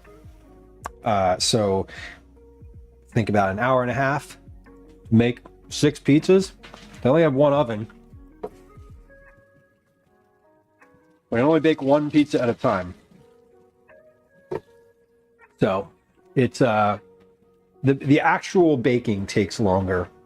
The shaping and baking almost always, every time I've made pizza on stream, has taken 45 minutes to an hour longer than I expected. So today I'm expecting it to take I'm expecting that once I start the pizza making process, it's going to be like an hour and a half, 2 hours, etc. So something of that nature. And then, hold on. This last one had goat cheese, yes. Pear, goat, pear, some of this fig jam, spinach, which we'll get out of the fridge. Keep spinach in the freezer. You do keep spinach in the freezer if you've got like frozen spinach blocks from the grocery store, which are, as we've talked about on stream many times, a great grocery shopping hack. Luke Skywalker, thank you for your donation. I appreciate you. I appreciate your financial contribution to the channel, and I also appreciate your presence, generally speaking.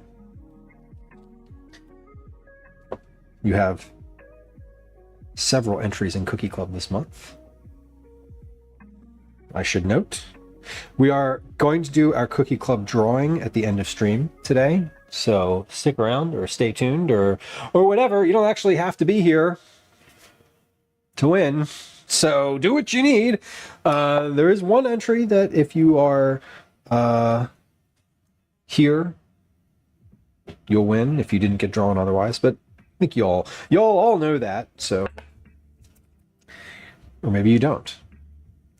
Ask me questions or command cookies in chat, and those questions will get answered. Okay, goat cheese, pear, fig. Alfredo's already over there because it's being used in pizza number 2. And spinach is in the refrigerator.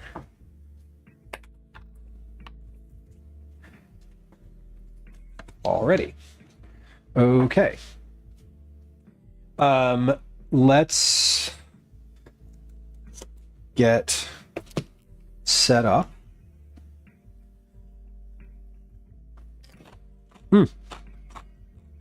Pears. So good.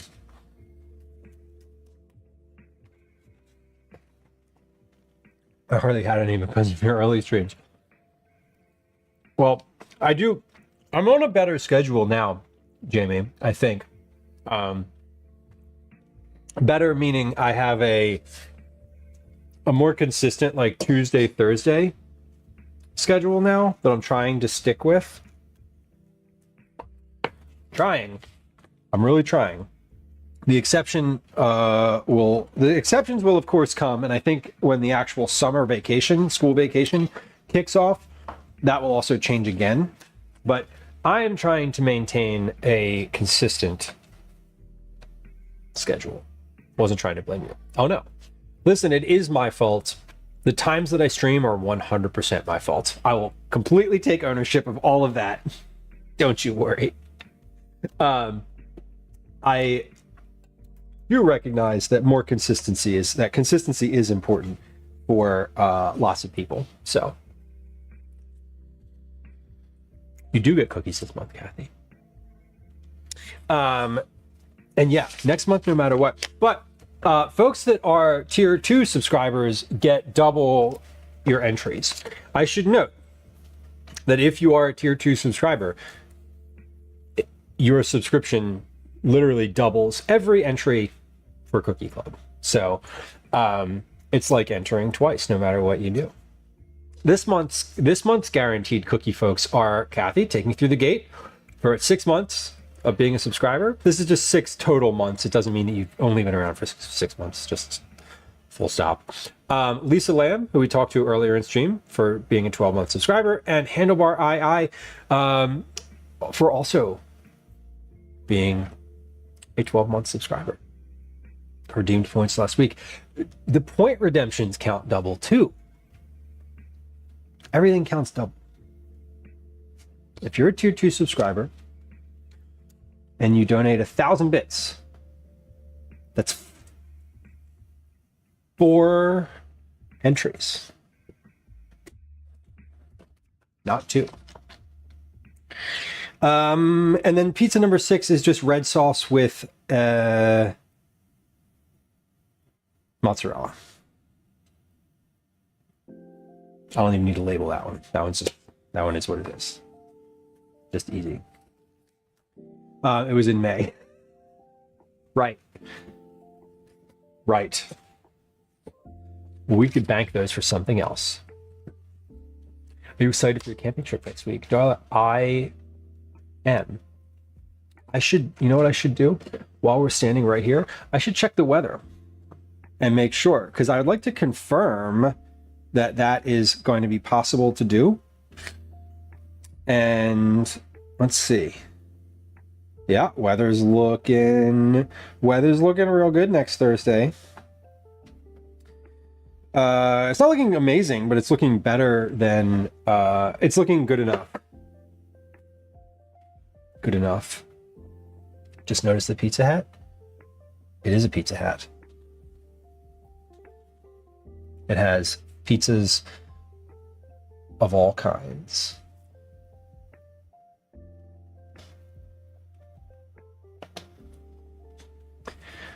Jamie, I hope the dogs make it through. God, dogs in the storm are always just like, you feel so bad because you can't really do anything to help them, but you also want to be like, listen, you fool, you're inside. I must have missed it earlier, Darla. I'm sorry. But yeah, we are hopefully, ideally, going camping next week as a group. My plan next week is to do a trip prep stream on Tuesday. Figure out not figure out our menu. Maybe we'll talk about the menu.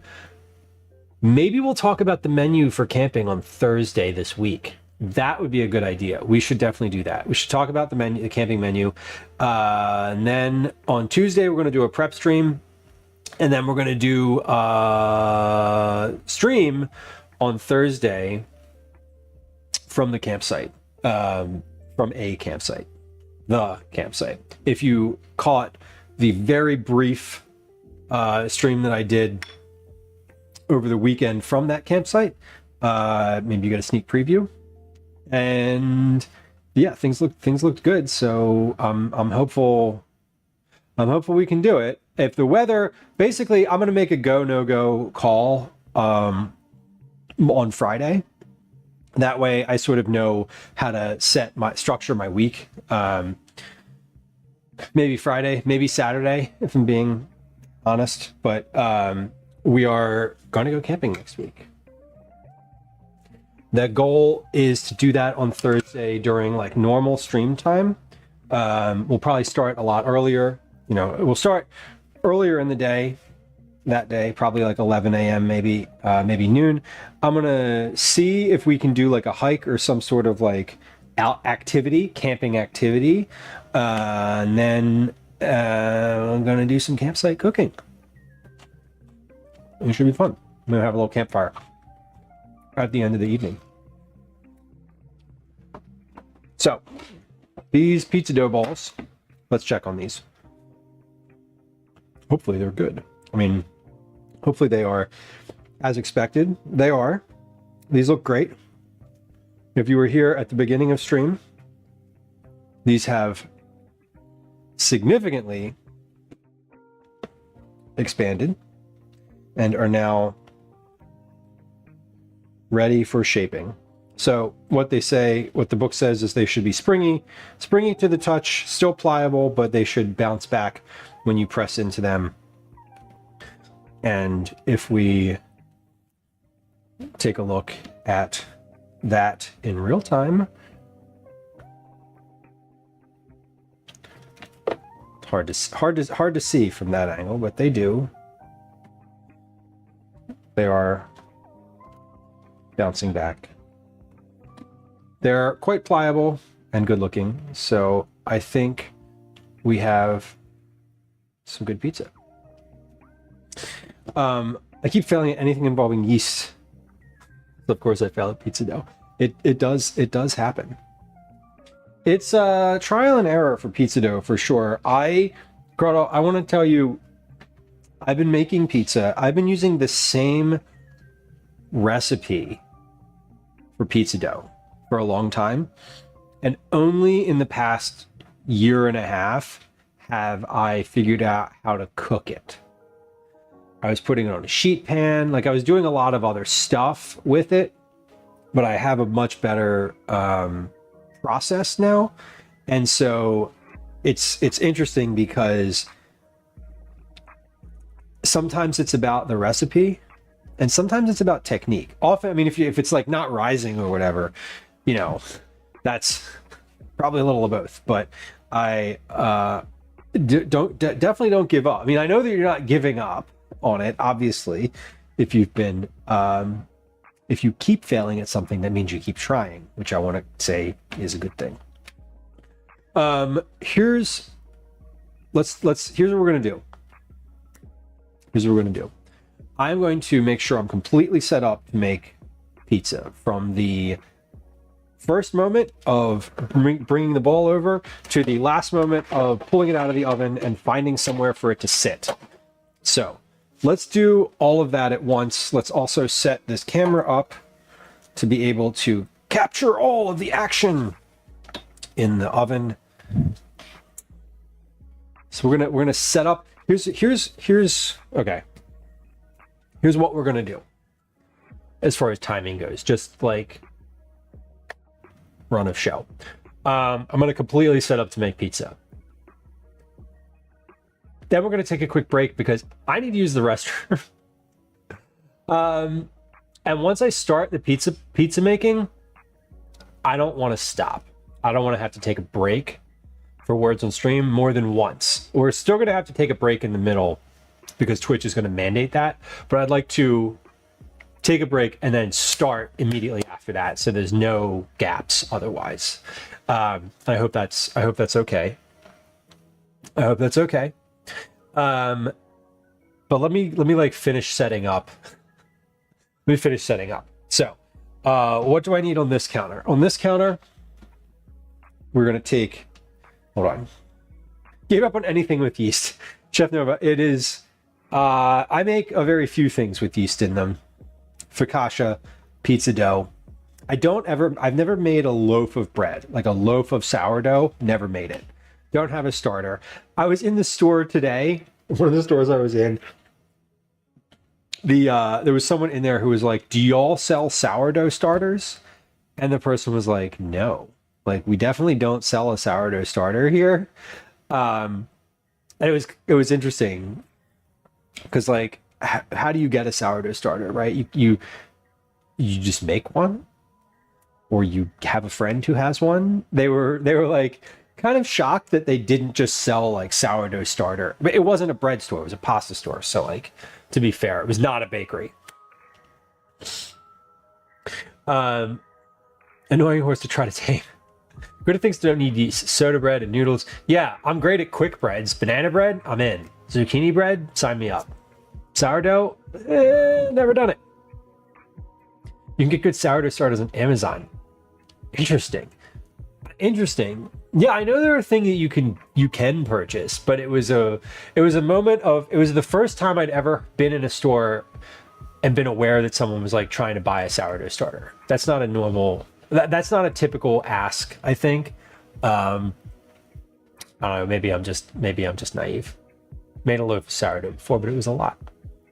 A lot of sourdough is not a bad thing. C-Films, welcome in. A lot to take care of. Got it. 100-year-old doughs. I'm going to get him. Okay. Take the soccer ball. Let's see. You don't have to. You sit in the car. You'll be fine. Just enjoy being in the car and scrolling or whatever. Okay. Got tired of keeping my sourdough starter, Bella says. Even if I did refrigerate it, have it frozen in my freezer, now I can't eat bread anymore. Right. If you can't eat bread, it's like I can't keep you around because you make me feel bad emotionally. Amazon's on the naughtiest. Yeah. Try not to order from Amazon if you can help it. At least I do, but it's almost impossible sometimes. We've become so encultured to using Amazon that it's like sometimes you just like it's the thing that has the thing. Lola says I got tired of it even when I could eat bread. It's just pain in the butt to keep it, even if you refrigerate it and only feed it once a week.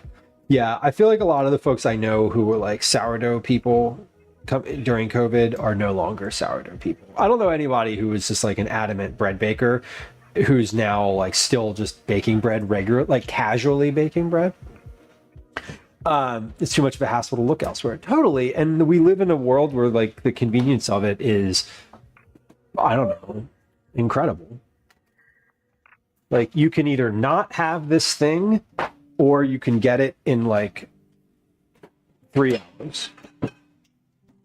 Like the other day, this is a really specific example, but I was out in the city. I was looking for something specific. I was looking for a chess clock for Calvin. He has been playing chess and we've really been enjoying it. And we needed a better clock. We needed a timer for the games because I take forever to make moves. And it's just a thing. If you like play regularly, any competitive environment, you need a clock. He has a chess set. He wanted the clock. I called all of the game stores in Philadelphia. I called the Queen and Rook Cafe. It's literally named after chess pieces. Their pieces are in their logo. And I was like, hey, do you all sell chess clocks? And they were like, nope. And I was like, okay. And I called every gaming store in the city of Philadelphia, the city limits of Philadelphia. Not one of them sold chess clocks. Every one of them was like, hey, why don't you try this other store? And I was like, okay, but I was like, okay, thank you for the advice, knowing that I'd already called that other store. I know that it would be very easy for me to order one of those on Amazon. Any clock that I want, it could probably be here tomorrow, right? But like, that's the thing that I wanted to do was like shop local, go to my local tabletop gaming store and buy a chess clock. And like, I couldn't. I could ask them to order one for me, which I thought about. I was going to do that. I ended up ordering one off of like chess, whatever, like there's like a chess supply website, right? So I got it off of that. If you can buy local, do it, John says. If you can't, do what you can. John, exactly. Also, hello. Yeah, exactly. Like I try to buy local with food. I try to buy local with products. Like I try to do none of my shopping on Amazon if I can help it. There are some times where it's like, yeah, we need this thing. Totally forgot about it. You know, can't find it on for in-store pickup anywhere in the city. Okay, gotta order it from Amazon. And like, do I hate doing that? Yeah. Is that the world we live in? Also, yeah. Okay. So I have my racks out. I have my pizza trays ready to go here. I've got my pliers. tongs to pull the pizzas out of the oven onto those trays. So coming out of the oven, they're going to sit on those racks, on those trays, being pulled out by those tongs. How are they getting into the oven? They're getting into the oven from this pizza peel. What do I need to put the dough down on this pizza peel? I need semolina flour. Here is a little bit of that. Yeah, Yannick, welcome in. Great minds think alike. We love pizza. Pliers, tweezers. Oh yeah? What would you call these then? They're kind of like pliers, but they're also kind of like tweezers. They're culinary pliers. Culinary tweezers. Okay, a little bit of semolina here. So, well, thank you for the shout out. A little bit of pizza. Okay, semolina. Y'all good? Come through. Just know that the camera extends to like, if you're standing like right here, you're fine, but here you're not. And then there it goes all the way out to the edge of the table. Want pizza, but I'm honoring my grandma tonight. Well, maybe your grandma loves pizza too. Do I prefer pizza or burgers? Pizza, full stop. No question. Full stop. Hamburger, pizza. Okay, so we have the semolina. That's going to go on here. A little bit of flour for my hands handling the pizza. And do I need anything else? No. Okay. She did not. There. All right. Are y'all heading out somewhere? Yeah. Cool. Need anything? No. Probably be I'm shooting for like 7 p.m. to finish, just in general. Like but it's pizza, so like if you're not back, take your time. Okay. No what's that? We'll be back. Yeah. No rush. But I'm gonna try to finish like making around 7. And then we'll like throw everything back in the oven and reheat it. Okay. So I'm gonna take one of these hot waters. yeah. Oh, let me put the rest of those in the fridge. Good call. All right. No. But my body is telling me yes. Okay. Semolina, regular flour, dough balls, toppings. Okay. I think we're ready to make pizza. I'm ready to shape pizza, bake pizza, and shape, top, bake, repeat. Favorite type of chicken? Thighs.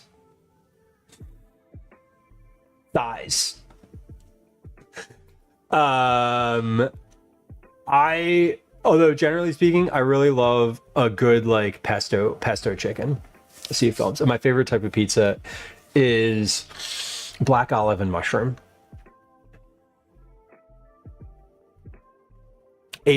Hostess has been up since 8 a.m. and it's 2:30 on the West Coast and I haven't eaten. Some people would call that intermittent fasting. Some people would call that an emergency. It sounds like you fall into the latter camp of that. Okay, we're ready to make pizza now. I'm going to take a quick break for some... I'm going to take a quick... I'm just going to take a quick break. We're going to play some words on stream. We're on a 3-minute ad on Twitch, and we'll be back momentarily for all of the pizza shaping and pizza making. If you are inclined, go ahead and subscribe on YouTube. I always think about it as like someone saying YouTube. Anyway, there's a link to YouTube in chat. There's no ads on YouTube, so if you wanna hop over there, that'd be great. Otherwise, we'll be back momentarily. I'm gonna start a game of words on stream. Here it comes. I'm gonna start a 3-minute ad on Twitch. Here that comes. I'm gonna take a quick bio break, and we'll be right back. I'm gonna mute my mic as well. Hi. Welcome to another edition of Commercials I Hate.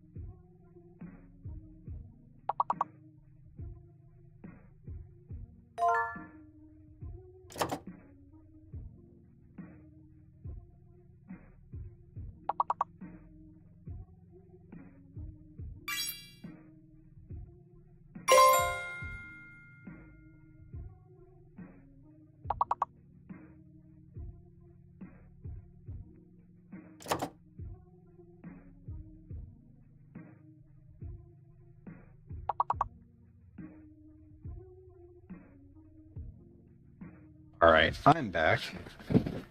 Taking a few moments to clear the table off as well, so we can eat at it later.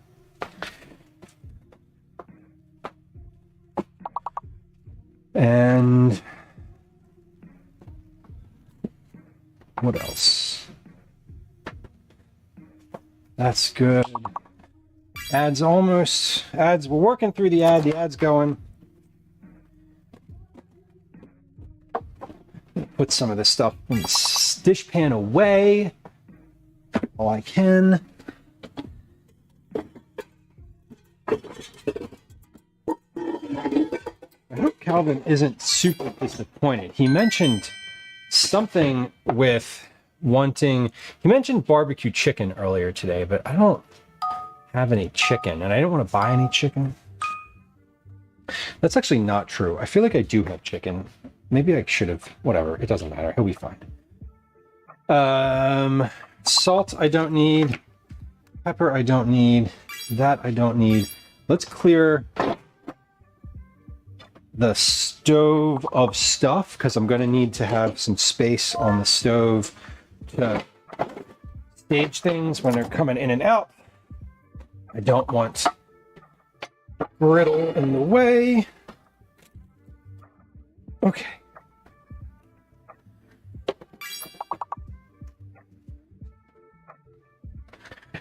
Good. Good. I think I'm ready to go. Oh, I should get myself a beverage. What do I want to drink? Let's get a little bit of fizzy water. Hey, if you're on Twitch, you were experiencing an ad, now you're not. Congrats and welcome back. I'm sorry about the ads. I don't like them. Nobody really likes them. Twitch likes them. And yeah. And anyway, they're going to continue. So I hope that's not an imposition. And if it is an imposition, you know, sorry for disappointing you. All right, let's get some of this fizzy water going.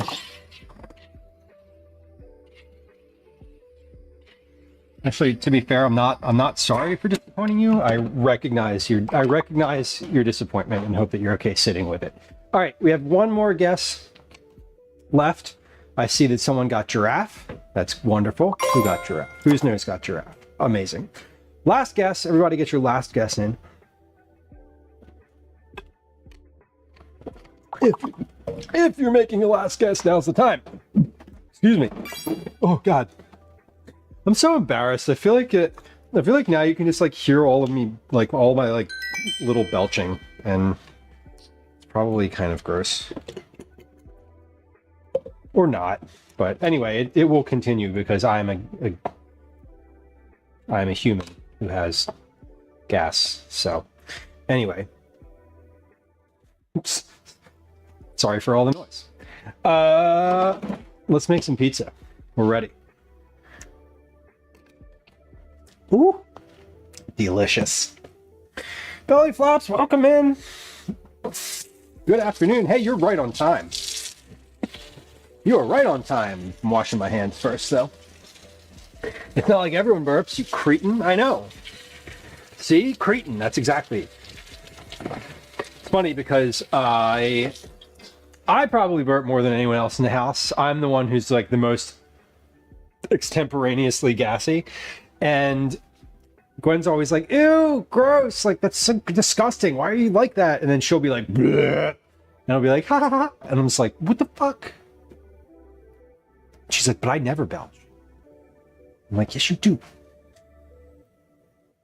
Favorite shape to have a pizza. Steve, my actual favorite pizza is like a big floppy like slice, like chewy, not super crisp underneath, but like a big old slice of pizza that you have to fold in half to eat. That when you're eating it, it drips oil out the back, the bottom where the crease is, and then at the end you take your pizza crust and you scrape all that oil up because it's on your paper plate and you eat that. That's my favorite type of pizza. It all comes out either the top or the bottom. That is true. And you know what? Now that we have better ambient sound on stream, you can hear both. And isn't that great for all of you? Or not. Crazy Cat Lady, welcome. Crescent roll crust sounds great. Yeah, New York style. Nova, exactly. Got that New York style. I can't do a New York accent, and I really should not have tried just there. All right, we got a little semolina. Let me get this down. Get this down in the pan. Let's do a check of my stove camera first. Hold on, because this is going to be weird. This is going to be super weird looking. Let's flip that the right way. Let's do a couple things. We're going to flip that the right way. We're going to move the compost bin out of the way because we're done composting for now. And let's get this positioned. That's as good as I can get at that angle. I think that'll be a pretty good angle. Once there's pizza in the oven, that'll be a good one. Okay. Are we in the oven? No. However, I did consider the fact that there are cameras that are heat proof, and I was like, it'd be super cool to have one of those. And then I was like, oh, it would be super cool to be rich too. I'm not. So we get to be on the outside of the oven. Just like we don't have a kitten cam on the inside of the really dark box because I don't have night vision because that's prohibitively expensive. Yeah, five grand, right? And then the thing just dies on you. Okay, here's where we're at. I am going to take my watch and my bracelet off because the dough can sometimes flop over onto my wrist and then it like gets, stuck. Okay, here we are. Pizza number 1. Let's get you. You look real nice. Come here, beautiful. Look at this fantastic looking dough ball. Okay, so we're going to do this a couple ways. One view is going to be this one from the top. We'll do the shaping several different ways. So if you're like, I can't really see what you're doing, I can't tell, I'll do it again a different way, I promise you. First thing, we're going to flour my hands and we're going to get this started. So what we want to do first with this is actually not use the pizza peel, but I'm going to use the counter, which is clean. Uncommon, welcome in. So first thing with this is you want to flatten it in the center, not the edge. So you're never touching the edge. You're never touching the outer rim because that is your crust and you don't want to press it down. You want to leave a ridge for the crust all around the outside. So we're thinking about the crust already before we even get started. So we're kind of doing this. Uncommon, what's on the pizza? Woo, what a question. Hey, I never actually showed you the counter, did I? Of all of the stuff. Hold on. Just briefly. Let me see if I can do this here.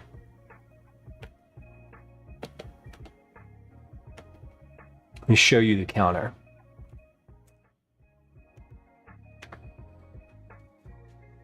So this is all the stuff sitting out on the counter. Wow, that is not at all in focus now, is it? It is in focus, but it's just too far away. But we got a lot of stuff. We got a lot of stuff sitting on the counter. That was not the best shot. Sorry, we tried. Dad tried. What's on the pizza? Lots of stuff. We have six different pizzas today. Yeah, that's fine. 6 different pizzas.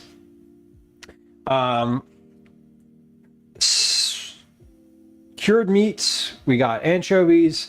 we got pesto, we got multiple different types of cheeses, pear, fig, spinach, arugula, corn, mozzarella, sausage, Italian sausage, feta, chipotle, red onion, a lot of stuff. We're gonna get through each one, and I'll tell you what's on it as we top it. How's that for the next steps? All right, so this looks good. We have a little bit of a ridge all around the outside. Now we want to start doing our shaping, which is going to be kind of what you're used to seeing, which is like this. So all I'm doing, I keep itching my nose. All I'm doing is basically letting that crust sit right on my knuckle and letting gravity take it. So I'm using that like crust ridge, and I'm pulling some dough off of the crust, and then some dough is stretching out from the inside. So we're kind of working that, and I'm doing that with both hands as I get around the outside. So no Pizza Princess G. We're not as skilled, definitely not as adept at the pizza process, but it is still fun. So the goal is for this type of crust, basically we're just letting gravity take over. And these are a little bit thicker dough. This is a little bit thicker than usual. I should say there's more dough per dough ball today than there has been in the past, despite using the same exact recipe. I think when you make a single version of the recipe, it's a specific weight. I don't know if it like scales as you get larger, but basically these were like 100 grams more than what I'm used to. So these are going to be thicker doughs. I'm not making them any larger than I usually do. I'm just making them, they're just going to be thicker. It's fine if it falls on the counter. It's totally okay. It's super pliable. The thing that you're just trying to do is be as gentle as possible. So we've got this ready to go. We're going to take this and put that down on our pizza peel now. I'm going to shape that as best I can. So we can see I've still got an edge, like a ridge that goes all around here. That's the crust. Kathy, enjoy the rest of your evening. We'll see you on Thursday. Thursday we'll be back. Thursday afternoon is going to be an earlier start to stream. I believe I'm going to try to go live around 11 a.m. on Thursday, and then we'll be we'll be cooking cookies all day. So we'll see you then. Okay, so this is the toppings on this one. Red sauce, speck, Vacherin cheese, and anchovies. So we're going to take a little less than a cup of sauce. I have a cup measure. This scoop is 1 cup. So I'm going to add a little less than that and swirl that all around. I don't want that to get on my crust, and I also don't want the sauce to go in the middle too much. So I want to keep the middle relatively clear of both sauce and toppings, because that's the weakest part of the pizza. And if I put too much sauce on the inside, too much cheese on the center, or too much of anything, it will collapse in the center, and we can't have that. Fantastic skill. This is, you know what's funny? It took a long time to sort of get the balance of the dough that I use and the technique to work together. It is a learned behavior. Another starter with the leftover stuff from my last yeasty attempt. All it takes, Carl, is like one good time, one good like, oh, that's what I did differently. You know what I mean? Like one sort of aha moment, as they say. What's your favorite type of sauce to use? Valley Flops asked. Did you make your own? In this, the red sauce, I made this. My favorite type of pizza sauce is a really simple crushed tomato, salt, olive oil, and shaved garlic. Uncooked, totally uncooked. So this is raw. This just came out of the can onto the pizza, just like this. It was... that's sort of my favorite for pizza, because it's really simple, and it doesn't it doesn't complicate anything. It's just like, this is it. It's going to be good all on its own. So I have speck here now, which again is ham. Man, I don't love the smell of cured meat. I really don't. But I do like, from a pizza sauce perspective, honestly, I think that is better than most jarred sauces, because it doesn't, you can, if you want it to be a little sweeter, you can add your own sugar to it, but like it's not as much sugar as what's in a jarred sauce. And that's always the thing that gets me, is it's just so sweet. Just like very saccharine and sort of like, oh God, like I can tell that there's sugar in here kind of vibe. Yeah, so I love a raw sort of sauce for pizza. And also it's easier. Functionally, it's easier. Too acidic with heartburn. And yeah, like just the simplification of it is what I love about the homemade version. And it's significantly cheaper. No basil or Italian herbs in it? No, I like to keep the sauce simple, and if I want basil, I can use that as a topping. Welcome in, Jimbo. Hillbilly Jimbo, nice to have you. If I want like basil or some other type of thing, I'll throw that on the top after, like as soon as the pizza comes out of the oven, I'll throw like some fresh basil leaves or something like that on there, and that will be good. But I don't put it in the sauce. I want the sauce. Part of the reason I like using the sauce the way that I do is that it can be super versatile, right? Like I took some of that homemade sauce that I made and mixed it with chipotle, and now it's a little warmer. But I like making like a big batch of a base sauce and then riffing off of that if I want to. So if I wanted to add some herbs to it, I could do that. Or I could add them on the top. You know, I don't want to lock myself into having basil in my sauce, I think is my overarching point. We've got some anchovies here, so we're going to throw a couple anchovies on as well. Yeah, Nova, exactly. I mean, like any of the sauces that you buy, anything jarred is just going to be, you know, is going to have a lot of either sugar or salt or like something in it that's not ideal, you know? Good to know for the future. Totally. And that's a extremely reasonable question. Like, hey, I noticed that you didn't put any type of herbs or seasonings in there. What's up? Like, valid. Super valid question. Anchovies, Nova, are my favorite topping. I love anchovies.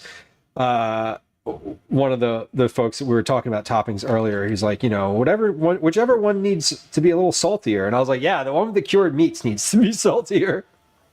So we'll throw the anchovies on here. See how they do. That was delicious. Okay, let's get this John in the oven because it's been sitting on the board now for a little while. Alley Cat, welcome in. Dan, thank you for the bits. Holy shit, Dan, thank you. I appreciate you. It's good to have you. Welcome. Welcome. Wait, did I say hi to you earlier? I feel like I said hi to you earlier. Maybe I didn't. I saw your name earlier when I was doing Cookie Club tracking for this past month. That's potentially where my head is at today. Anyway, regardless, let's get this in the oven. So there's a technique for getting it in the oven. Let me attempt to show that to you. Here we go. Whoa, we almost lost it. Okay.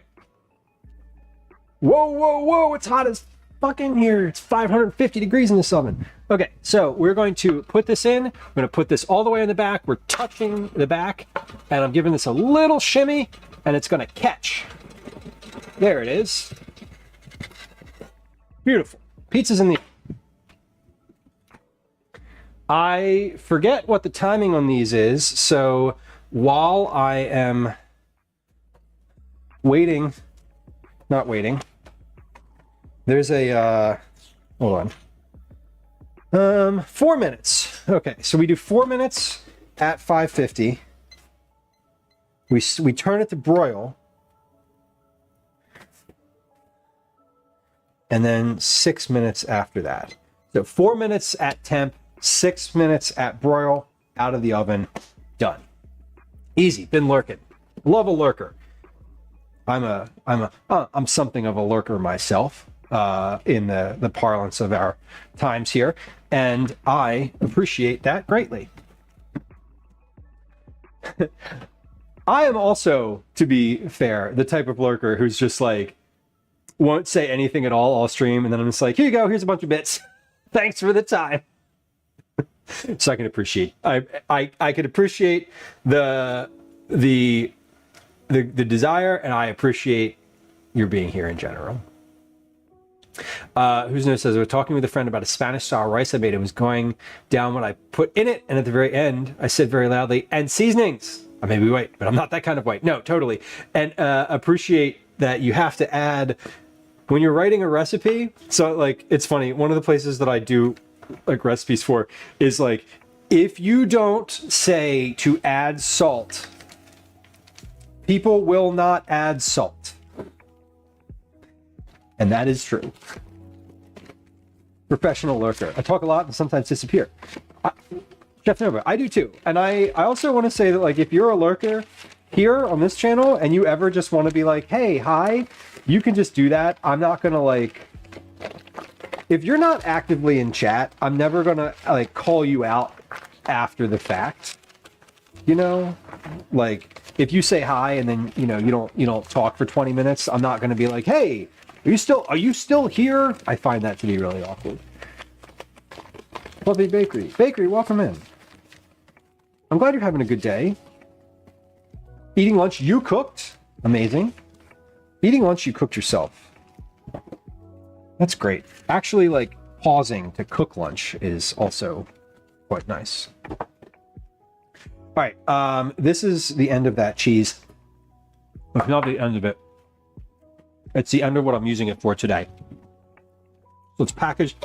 While we're letting the pizzas cook, I'm going to also clean up the counter, because ultimately I'm going to want to have a bunch of pizzas sitting on the counter over here, and right now there's a bunch of ingredients on the counter. So let's package. I know streamers mean well when they do it, but it's a little jarring to hear your name while you're distracted doing something else. Totally. And usually if I want to, occasionally I will have that kind of question where I'm like, you know, whatever, where I'm like, someone else who's been in chat, I'll usually just like ask if they're still here without expecting that they are still there. I think it's wild. Some people like expect folks to be in chat. Like there's like an attendance policy. I've never hung out in those streams for more than like a little while. So that when you find out that someone's like that, it's like, oh, that gives me the weird. Crazy Cat Lady says, I'm usually working while watching streams. I'm working on the order. I have 10 crochet leggy frogs. Cute. I'd like to know what a crocheted leggy frog looks like. That's amazing. Multiple streams open. I'll switch focus. Totally. Yeah, and if someone's like not doing the thing that you're interested in anymore, you know, perhaps you were like, hey, I really like when this person does prep, but I'm not so sold about when they start making the actual pizza. Great. Goodbye. Enjoy the rest of your day. Come back next time. No offense taken. All right. 4 minutes is up. We're going to broil this now. So you can tell, maybe you can tell, but the crust is definitely very bubbly. We had a big crust on this one. I think the next one, I don't have to keep the crust as thick, but we're broiling now. So this is going to end up being super bubbly and browned. This is where we get the black bubbles around the outside. Chaos Wolf, welcome. Attendance policy, right? As if you could compel anybody to be a viewer in a stream. Like, get out of here. It does feel entitled, but Carl, fortunately, it's, you know, I say this as if it's common. It's not. It's not common for people to have that sort of vibe. And listen, if you want to create that sort of vibe, you're going to find people who enjoy that too. So, like, I guess to each their own, right? that's also okay. I feel like you should mix them together and use a bit to make a grilled cheese. Who knows? I would love a grilled cheese. That would be fine too. We're gonna do something cheesy next week. It might be grilled cheese. The person that I bought where I bought the cheese was like, "You could totally do fondue with this one." And I was like, "Maybe I will." I think it was the Taleggio that they were suggesting that I make fondue with. Oh, look at that! I can zoom in a little bit. Beautiful.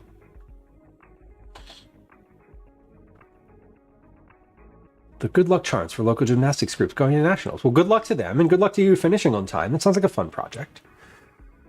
I was watching another chef and saw your channel with pizza. I'm in. Hey, and at some point, we're not going to have pizza in Hillbilly Jimbo. You're going to be like, this guy sucks. Get out of here. But maybe you won't. Regardless, I get that though. That's sort of how Twitch works. Like, it really is. It's you know, you hop in, you enjoy for a little while, you leave, you come back.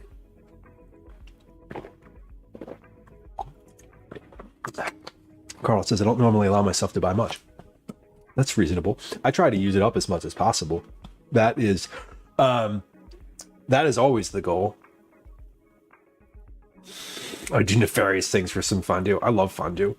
I haven't had fondue in a long time. I didn't start my timer for 6 minutes either. We're just going to pull this pizza when it's done. Basically, you cook it for 4 minutes and then you let it cook until it's finished. And so this is going to be finished here pretty soon. I'm seeing brown on the bottom. I'm seeing blackened little bubbles on top. Let's let that get a little bit darker around the edge, maybe like another 30, 40 seconds. And then we're going to pull it. All I have left to do is add the feet. Cute frog feet. Never had fondue before. Fluffy Bakery. It is not common anymore. I feel like it used to be like a big thing, and now it's fallen out of favor. But it is delicious when you have it.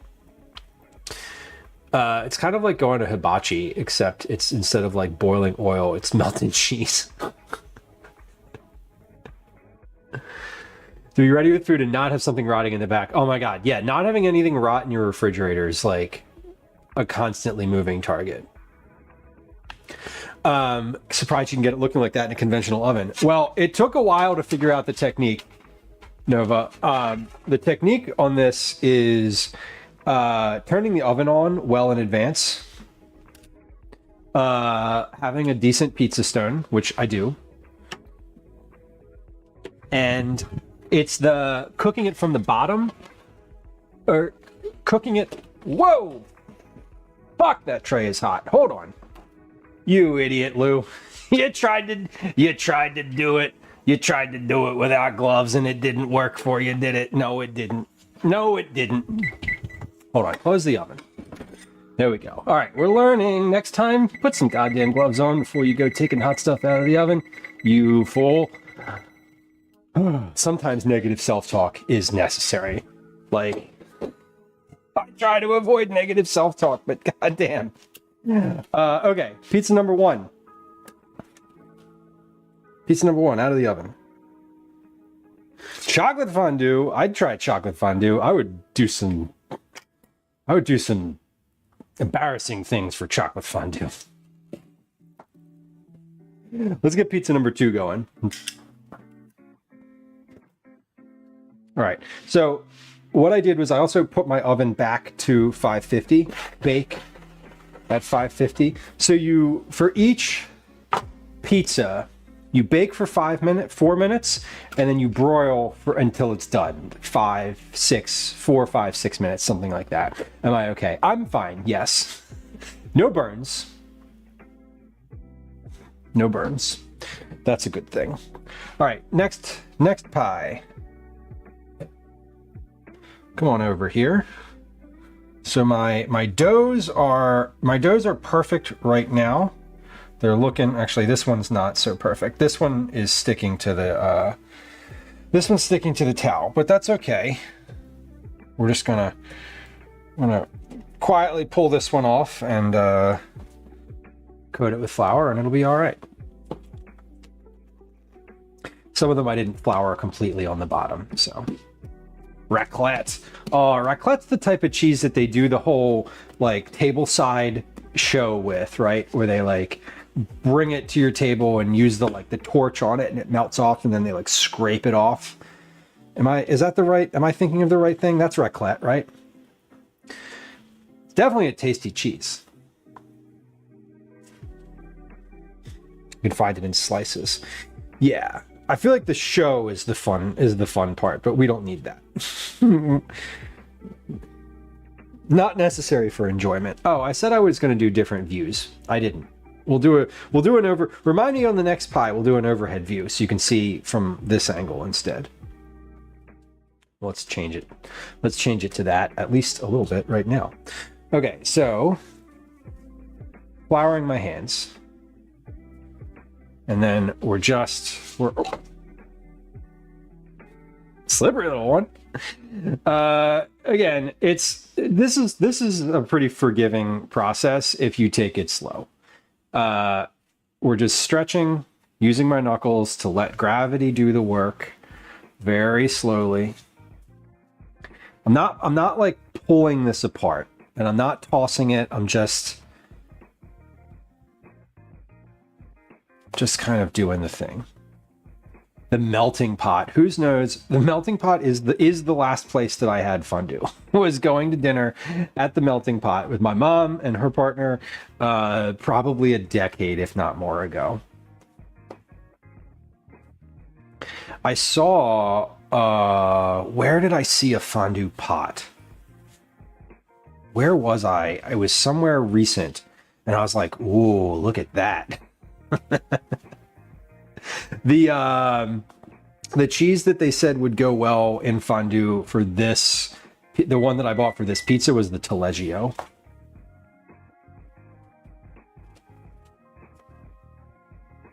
Grizzly Paw in Canmore has amazing fondue. So said. Grizzly Paw sounds extremely Canadian. That's very Canadian coded.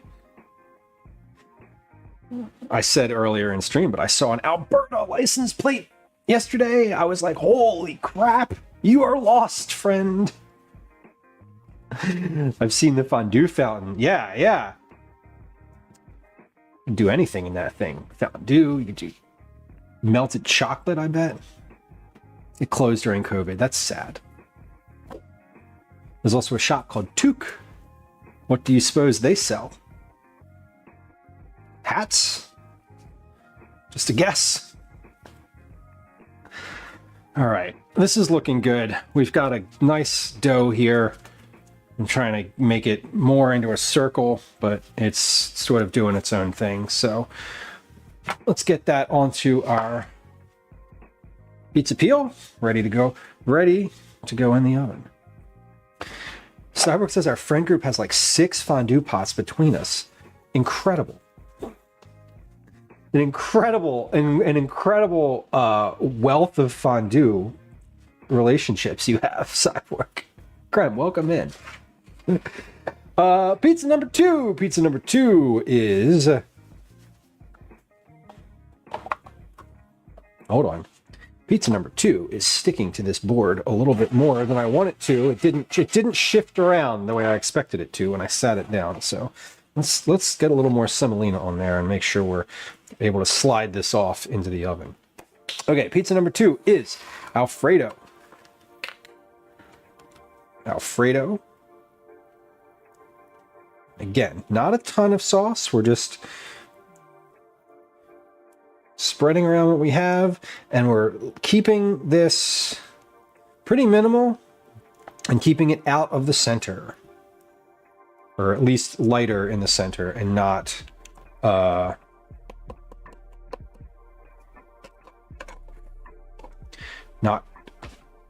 piled up. Okay, Alfredo. Arugula will go on last. Mozzarella and sausage. That's what's next. We have some sausage. I'm doing great. Thank you for asking. Marianne, welcome in. Marianne, that is 100 check-ins. 100 check-ins. That is a Cookie Club entry.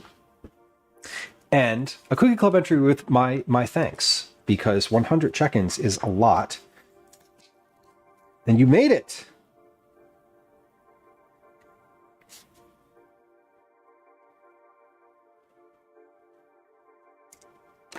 You made it to 100. Here, hold on, have some more.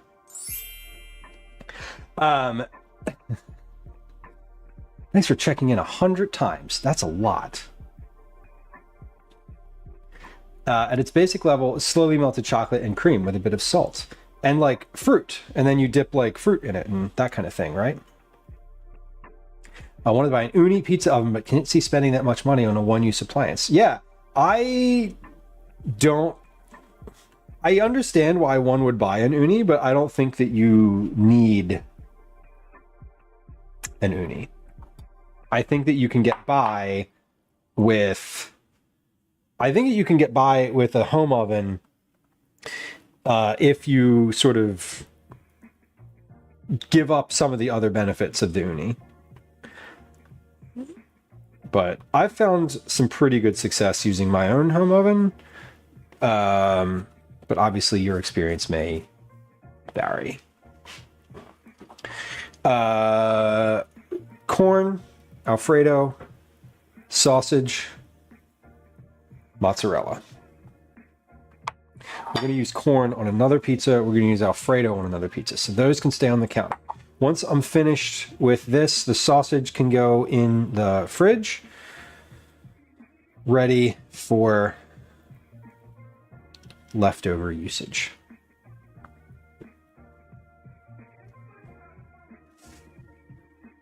Yeah, fruit, crackers, cookies, marshmallow, nuts. Anything that you would eat with chocolate. You could dip bacon in there, and I bet it would be fantastic. If you had they make an electric uni now that is supposed to be able to be used indoors.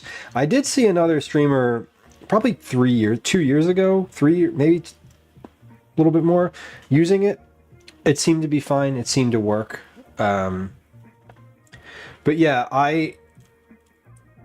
if your oven goes up to 550, which mine does, some of them don't. Some of them only go up to 450 or 5.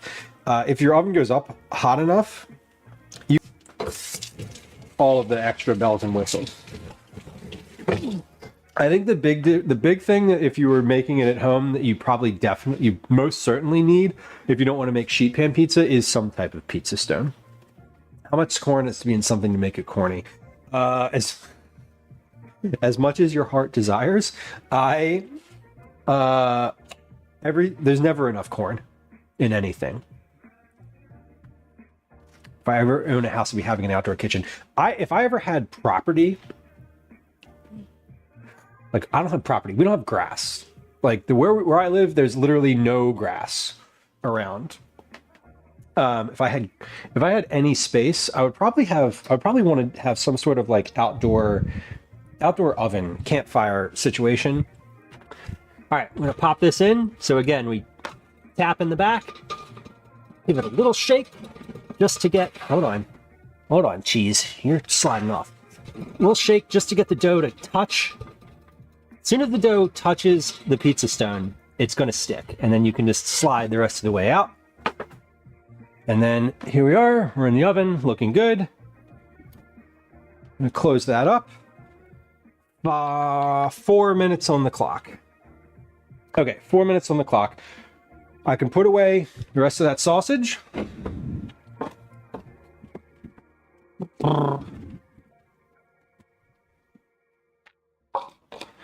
And this will be, again, all of my goal with a lot of this, right, was like, I wanted the leftovers to be something that I could use.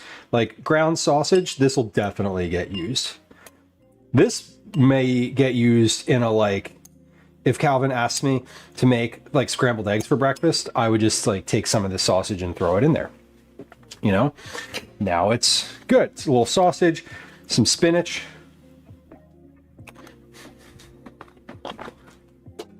Some sort of like whatever is left over in the fridge, always goes into that. Always goes in to eggs or whatever. Peanut butter fondue. Damn. Killing me instantly. Peanut butter fondue is dangerous. J-Monk, welcome in. For those of y'all not familiar, I'm allergic to peanuts. And that would be not good. Do not want. Do not want. Ah, damn. All right.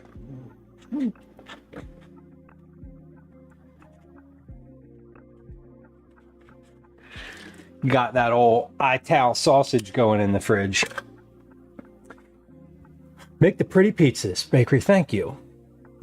Start walking now. I'm making 6 of them today, which is quite a lot. But again, we have guests this evening, so.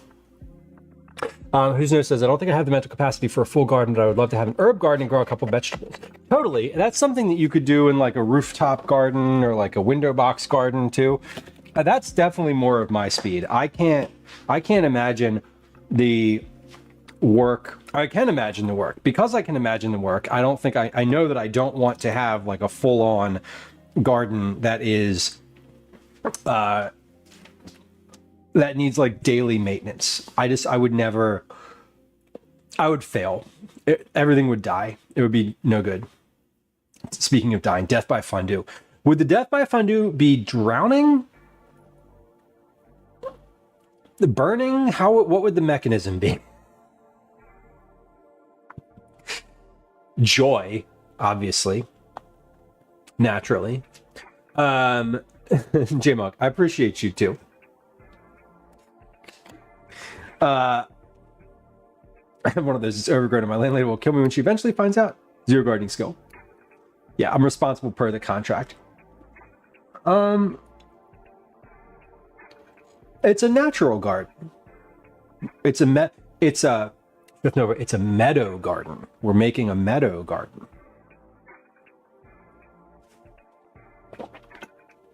Anaphylaxis. Oh, right, from the peanut fondue. Yes. Yeah.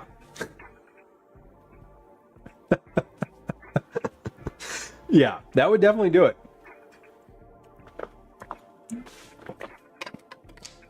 I told the person at the cheese store this morning, I was like, oh, there's a nut allergy. And I think like the level of panic went from like, you know, the mood shifted from like normal and friendly to full panic instantly, because they were like, oh, but we use the same slicer for the mortadella. And I was like, oh dear, no, it's fine. That's okay. That's okay for me. Good to know. Okay, 6 minutes. We're starting the 6-minute timer. We're switching over to broil now. So we're switching the stove from warm to broil. Corn I'm going to use again. Corn's going in the next. So the next one we have corn, feta, chorizo, chipotle sauce, and the cooked red onion, caramelized red onion. Alley Cat says I have 5 green stalk garden towers. Each take up about 2 square feet, and it's amazing the food you can get. I feel like something like that I could just manage. Like that would be fine. I feel like I would do. Excuse me. I would do okay if it was just like a couple things. I'm imagining like a large plot where there's like you just sort of have to maintain the land too. Like I feel like it's when I think of a garden, I get overwhelmed just like considering the logistics of it, because I have no green thumb to speak of. I water the house plants occasionally, certainly not as often as Gwen, and certainly not as often as she would like me to water them, which is more often than I do. But I feel like the same level of care and tendering that I give to the houseplants is what I would give to a garden. I wouldn't be able to have I don't think I could have a garden in this house, because that would require like lots of containers and sort of, you know, I think if I lived somewhere where I had property where I was outside regularly, just like I would have a more outside I would have more outside activities in my rotation of activities. Right now, we don't have outside available, so I don't do outside things unless I'm like camping or out in the city walking or whatever. Gym up, take your time. It would be cool to operate a community garden. We have several. And I've thought about that too, where it's like maybe just if I had a little square plot of land, but then I've gotten to the like, oh, I'd have to walk there. Stupid barriers. All right, this is looking really nice. Reminder, I want to put arugula on the top of this when this comes out. Okay. We're waiting. We're just going to wait. I'm not starting another pie just yet. We're going to wait for this one. This one's looking really, really good. I see lots of bubbly cheese. I see puffy crust, starting to get black around the outside in a few small spots. If I had the money, I would fund it and others can do the tending. Well, it's kind of what I do with the farmer's market. That's how I see the farmer's market, honestly, is like, you all grow it and I'll pay you for it. It's its own watering system, Alley Cat says. That's really fun. I think that if I wanted to have my own garden, I would probably want one of those like watering systems on a timer, because I could totally see that being like, oh, I forgot to water it for 2 days and now everything's dead. Great. Because it's July in Philadelphia and the sun is oppressive. Which is true. The July and August sun has doomed every plant I've ever tried to grow on the roof that wasn't a cactus.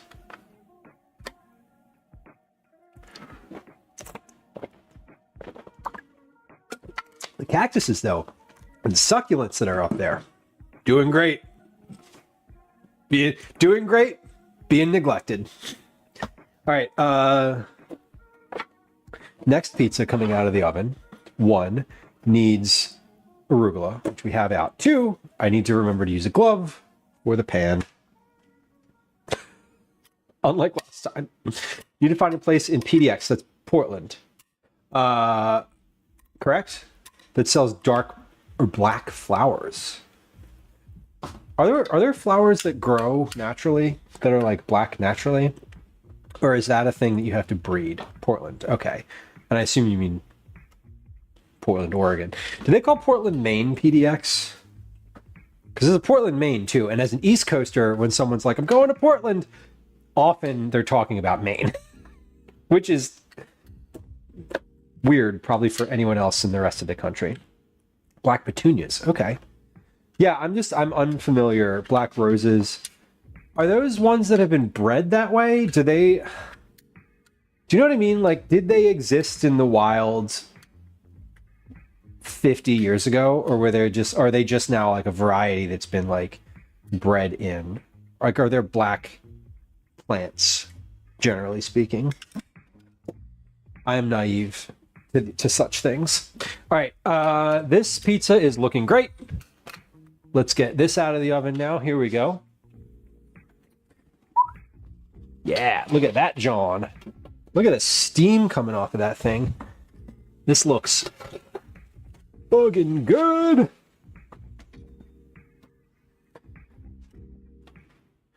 All right, let's put while this is still quite literally bubbling, I'm going to drop a bunch of arugula on it, and this can just wilt on the top of this pizza. Just like that. Do that plus a little bit of olive oil. A little drizzle of olive oil to make it nice.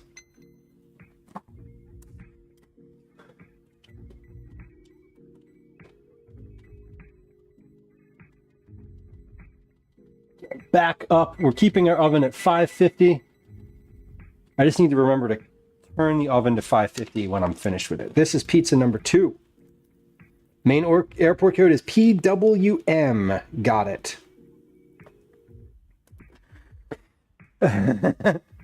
Nova, I do that all the time. I'm like, where'd my thing go? And it's like right there. And I'm like, oh, it was me.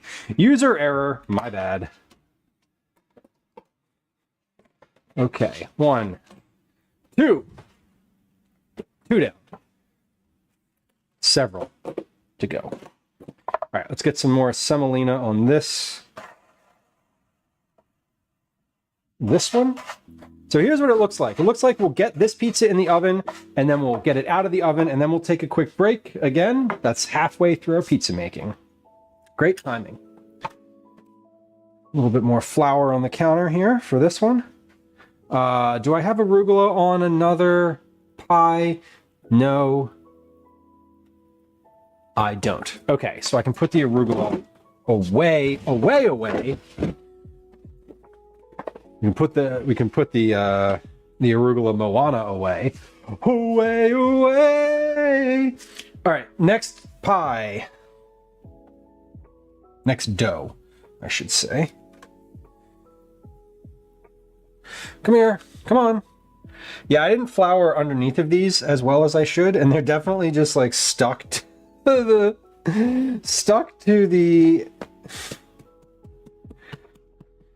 towel. That's totally okay. Make it nice or make it twice, Nova. That's a dubious prospect. That sounds like a threat. Black dahlias. Okay. I know Black Dahlias from the band The Black Dahlia Murder, but that is it. Maybe that was a movie. My pop culture naivete is showing. The question, are you making these for guests? Yes, I am. Yes, I'm making them for guests. And yes, I will just be popping them in the oven for like 5 minutes each at a few... probably at like 400 before they're being served. So yeah, I don't generally make this 6 pizzas for just myself, my partner, and our son. That is a lot of pizza. But we have 2 additional guests today, both adult males who enjoy pizza and can definitely like put some pizza away. And these are not that big pizzas. I said I was going to do the overhead view. Let's do the overhead view for this. Okay. So, sorry, maybe next time I'll remember to do the overhead view from the beginning. But Jimbo, yeah, we're making them for, there's 5 people eating. I'm making 6 pizzas. I'm expecting / hoping, better be some leftovers. So the thing that I usually do when I make pizza is I make 4 of them. So I tripled the recipe today instead of doubling it. I usually make 4, and then we have a bunch of leftovers that are like lunches for the next couple days. Lunches, we'll have like dinner, leftover for dinner one night.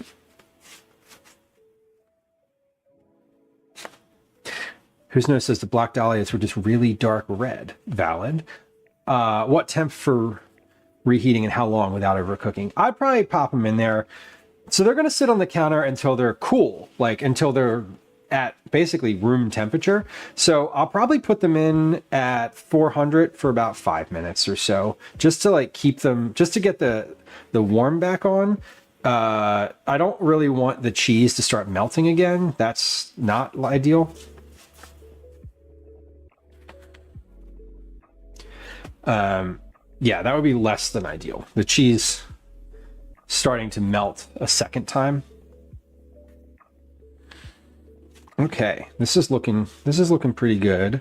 Again, I'm just kind of going underneath of this with my knuckles, letting gravity take the work. I'm holding it basically on the crust that I created at the beginning, and letting some of it just fall over and let gravity take the work. I'm never using my fingers with this. I'm only ever using like the backs of my hands like that.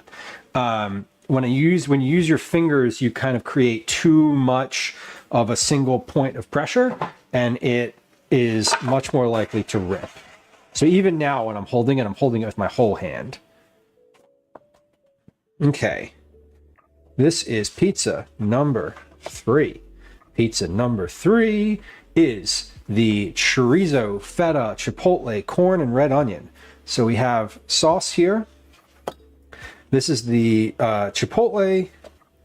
This is the same red sauce that I'm using here. I just had chipotle peppers in it. So only difference. This is still a garlic, oil, salt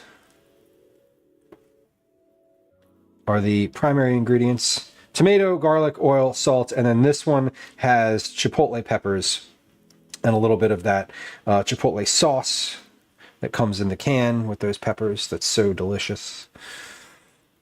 I don't remember what brand these are. Probably La Morena. But that is good. I'm gonna get us a little saucier on here. There we go. All right, so we have that.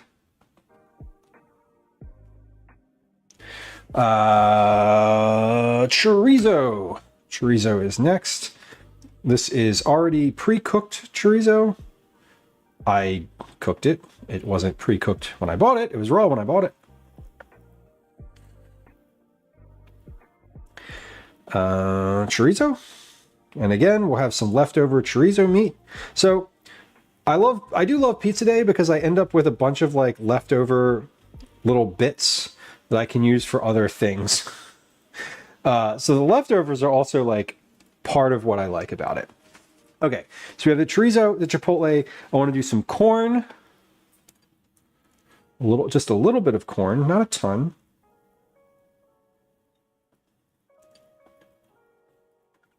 And the cooked red onion that we had earlier. This is caramelized red onion.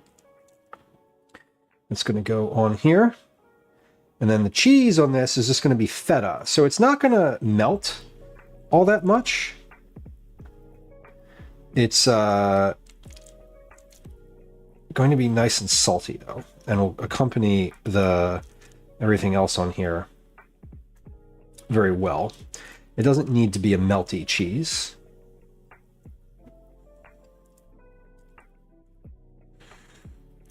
There we go. Lots. Whoa. I love a lot of red onions, so we're going to put a lot of red onion in there. Oh, that's not the pizza. That's the chorizo. There we go. And last on here is going to be the feta. This is the feta. Is this the feta? Yeah, that's feta. I'm like, could be mozzarella. Who knows? All right. This is looking really nice. I love the chorizo in here because it kind of blends into the sauce. It's hard to tell that it's even there when you're looking at it with the corn and the other colors.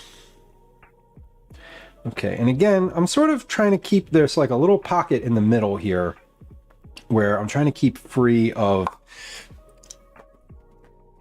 any ingredients, maybe a little bit of sauce there, but just that like little middle portion, that like little spot in the center there, I like to keep open because that otherwise makes it, it gets weak. It gets very weak in that spot. And then it has a tendency, the crust has a tendency to fail. Okay, this is our next pizza. Let's get this in the oven. Come on over to the oven. And again, oven's at 550. It is hot AF in here. I'm gonna tap, give that a little shake till we catch on the back. And we're coming out. We got a little bit of an oblong pizza this time around. A little bit of a oblong shape to it. That's okay. Never worried about a little oblong shape. Start my timer. And oven is at 550. Great. We're good. Jordy, welcome. Good to see you. Let's pack up the... Here's what we are going to do. We're going to pack up the few things that are remaining from this pizza. We'll label them. We'll put them in the fridge. Then we're going to change the temperature on the... I'm going to change this to broil. Once I switch this to broil, we're going to run our 3-minute words on stream break. During that time, we're going to run a quick ad on Twitch. And then when we come back from that, we're going to pull this pizza out of the oven. So stick around during that time and you'll get to see the end result. Okay, chorizo, red onion. It is kind of funny to like I made all that onion and I've got like a bunch of it left over because it's hard to make onion. It's hard to make ingredients for literally one pizza. So, Jordy, we have no menu specifically today because I had not yet purchased any toppings when I entered that information into the menu command. No, but the pizzas I buy from the supermarket are all oblong and hand stretched. Yeah, and this is just a facet of how it goes in the oven. Like the technique of like putting it in the oven, you're sort of pulling it from behind, and if it doesn't catch the right way, it's going to just pull naturally. So it's fine. If you're going to get upset about the shape of the pizza, that's kind of weird. Not gonna lie. But you weren't. That wasn't directed at anyone specific. Love a surprise stream. Well, the stream itself was on the schedule, but the actual content of the stream, I didn't know I would be making pizza until yesterday, Sunday. Whenever I put the stream schedule in Discord, that's when I was like, oh, I'll make pizza. Because it was trying to figure out what people wanted. We have guests tonight, and I said this on stream, and then I texted them and was like, hey, how about this? But I was like, do y'all want me to make like a nice dinner for you? And when I made that offer, I was thinking like something fancy, like, would you like me to make like beef Wellington or something like that, And then I was like, I don't really want to do like a big thing like that. I'd rather kind of do pizza and have that be like good ingredient, like pizza with really good ingredients, right? That was more of where my head went to after the fact. So that's what we're doing. And hopefully it's to your liking.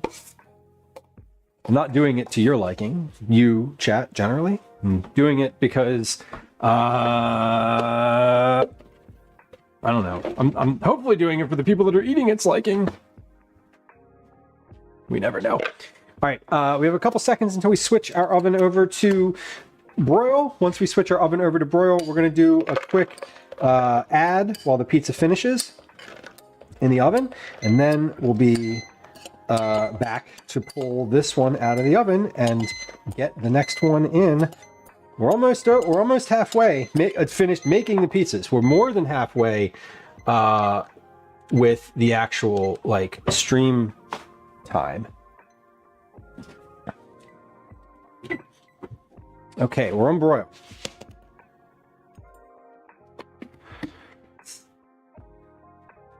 I hate when people cut circle pizza into squares. I will flip the table like we were playing Monopoly and I'm losing.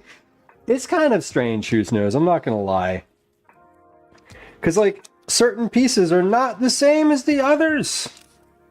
Made it safely to the library so far. I'm glad. You only have a few hours left in the day, and hopefully they're easy. Hopefully they're easy, and that tomorrow is even easier. Which one of these did I say I wanted spinach on? Not this one. Okay.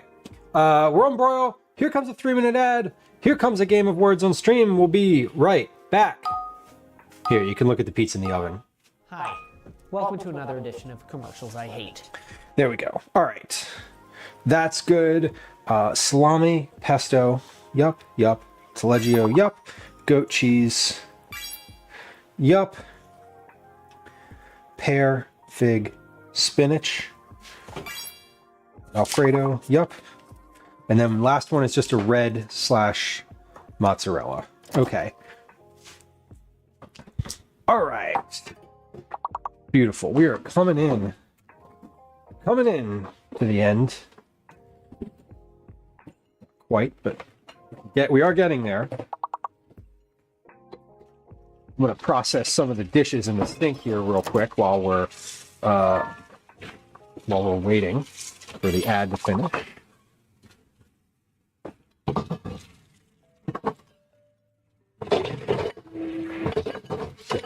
Keeping the dishes, the dish process moving from the sink to the dishwasher.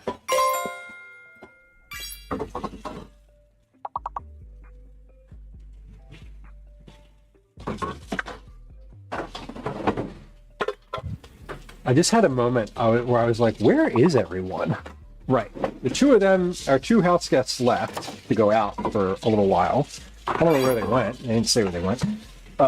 Gwen went to pick up Calvin from school and is at the playground with him. But everyone was in the house earlier today, so I'm feeling weird that no one's actually here. Last guesses, last one. Get your guesses in if you're guessing. We got one more game after this one. So if you don't get them in now, you have one more chance. At least one more game today. At least one more game in the stream.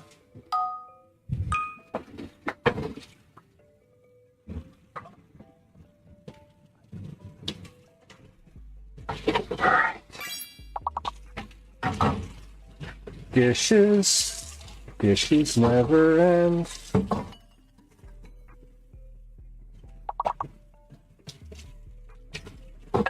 Literally just rinsing the dishes and not even putting them anywhere. I'm just rinsing them out so that they're not filled with food debris.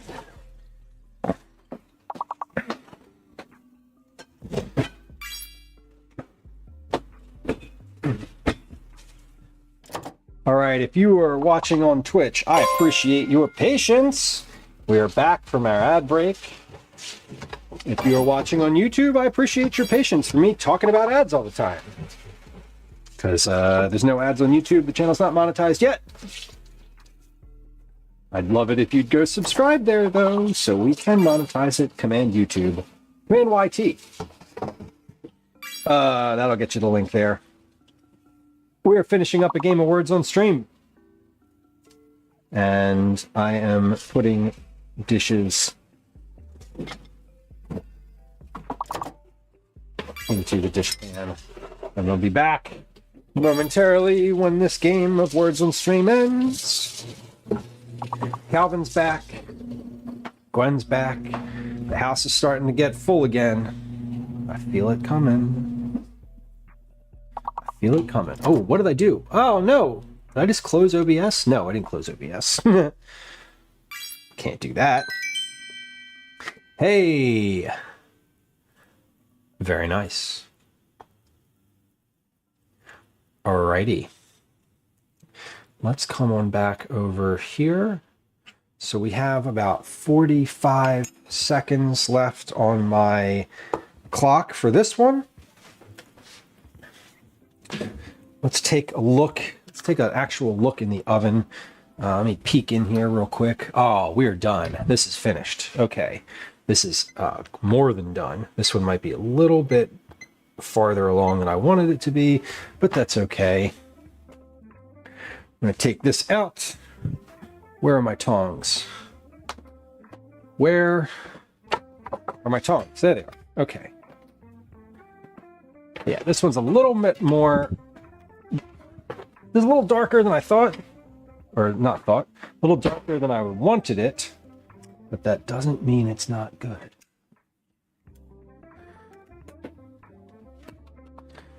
All right. That was pizza number 3. Easy. Nova, enjoy your lurk. Thanks for hanging around, and sticking around, and being around. Appreciate you. Belly flops. Have I heard of Meld? I started streaming and others suggested using that instead of OBS. I have heard of Meld.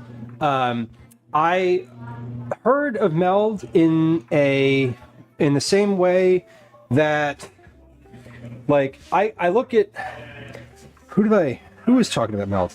Oh, it was if you're familiar with Nutty, LMAO, Nutty, NUTTY. He makes great YouTube videos all about all sorts of things, OBS, etc. He had a good one about Meld recently, because a little before that, he had one where he was like sort of making fun of it, but like basically just kind of like poo-pooing it, right? And I guess it seems to me like they reached out to him and were like, hey dude, like, can you give us a fair shake?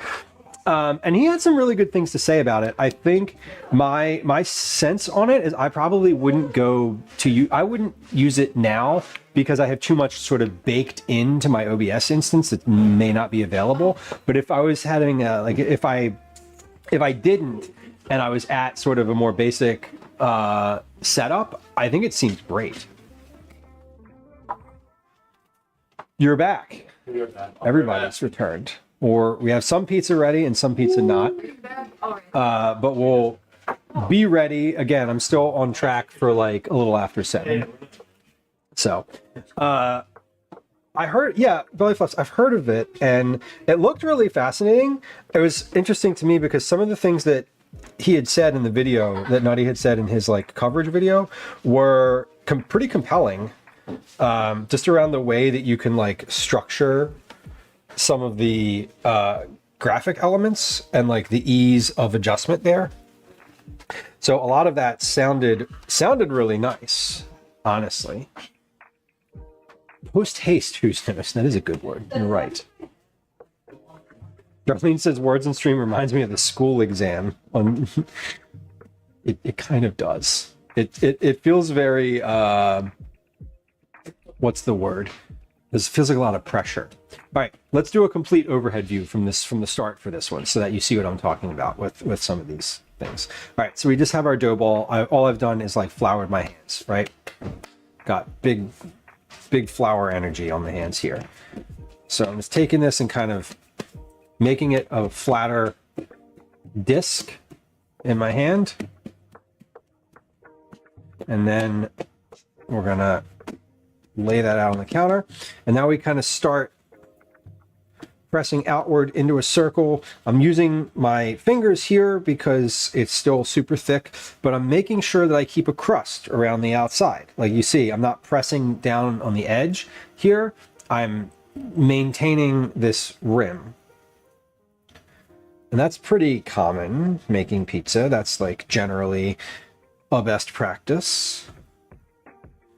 So once that is in a little bit of a round shape and you have like even and you have a crust, an apparent crust, I'm going to flour, keeping everything like really floured here because otherwise it does start to get sticky. This is a sticky dough when it's not dry.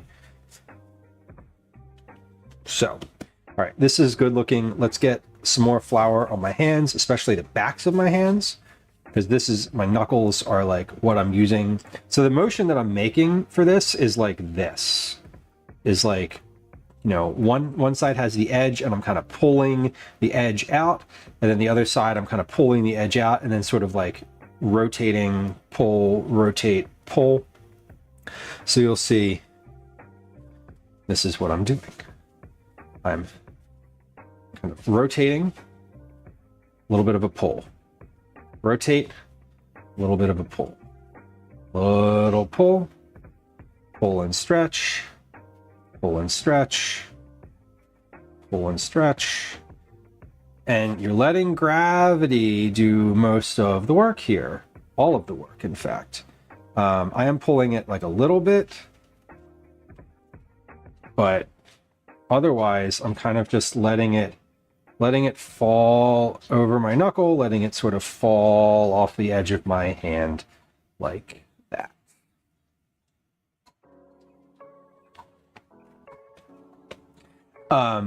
We were talking about meld. I love all of the sort of tech stuff. I think meld seemed super compelling. If I was starting right now, I would definitely use it as opposed to Streamlabs. Like, no offense, Streamlabs.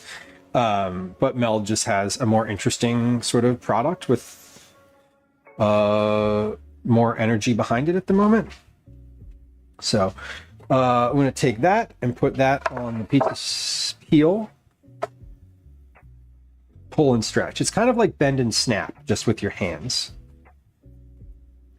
If you know, you know. All right, so we have a whole pizza ready to go.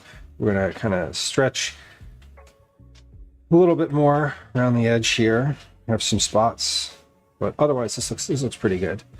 Okay. Now, pizza number 4 is pesto. Pizza number 4 was a simple, pretty straightforward one. Pesto.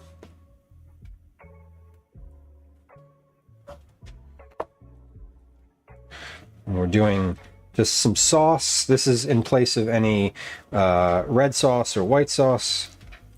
Got the green sauce today. You guys got that green? You know it, bro.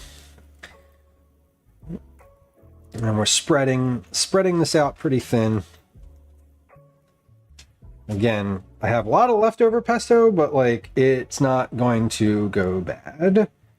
It will get eaten within a week or two, no matter what. So leftover is good. And this pesto came out of the depth of the freezer, so Lord knows when this is actually from. Could you imagine communicating in euphemisms all the time? I could.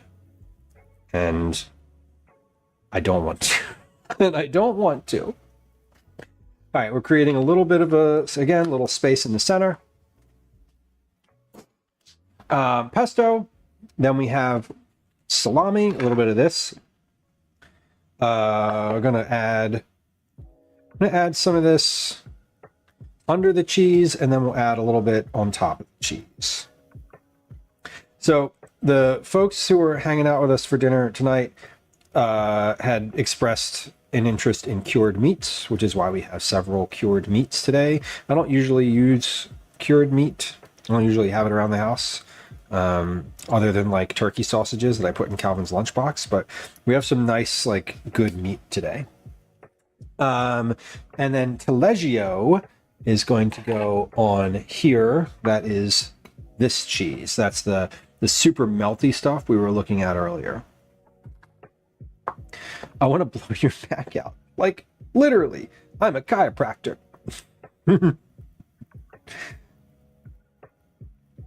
All right. So we're going to add a bunch of this cheese on here.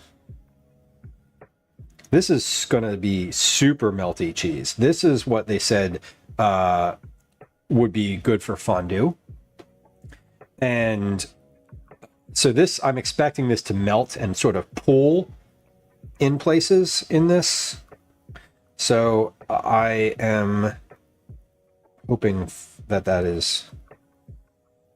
I'm hoping I'm putting the right amount on here and not like too much.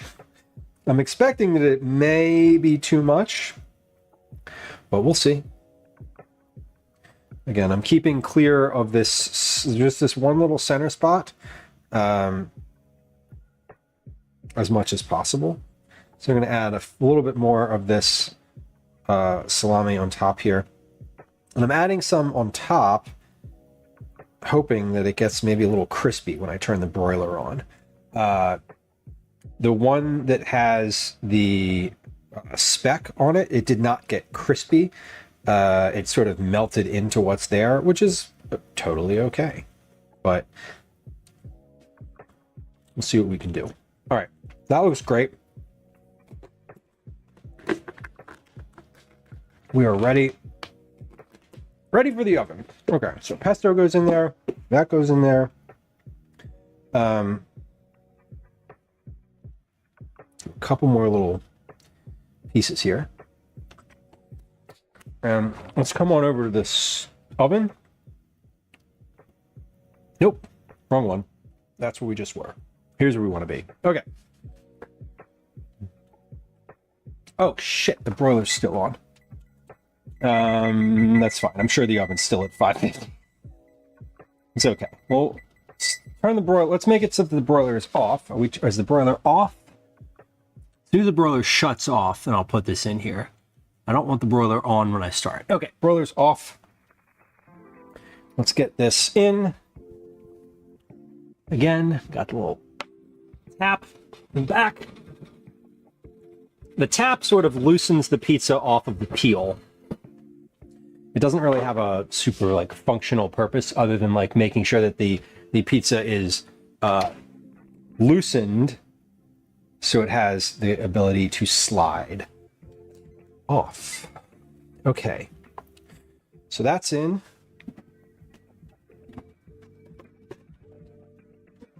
I have a little bit of taleggio left over. So we'll pop that in a container. Yeah, there's definitely never cheese.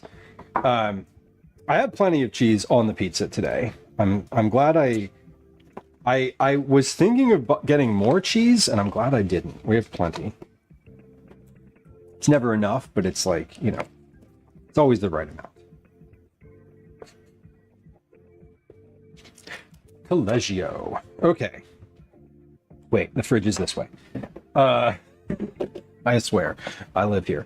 This is good. These can go in the fridge.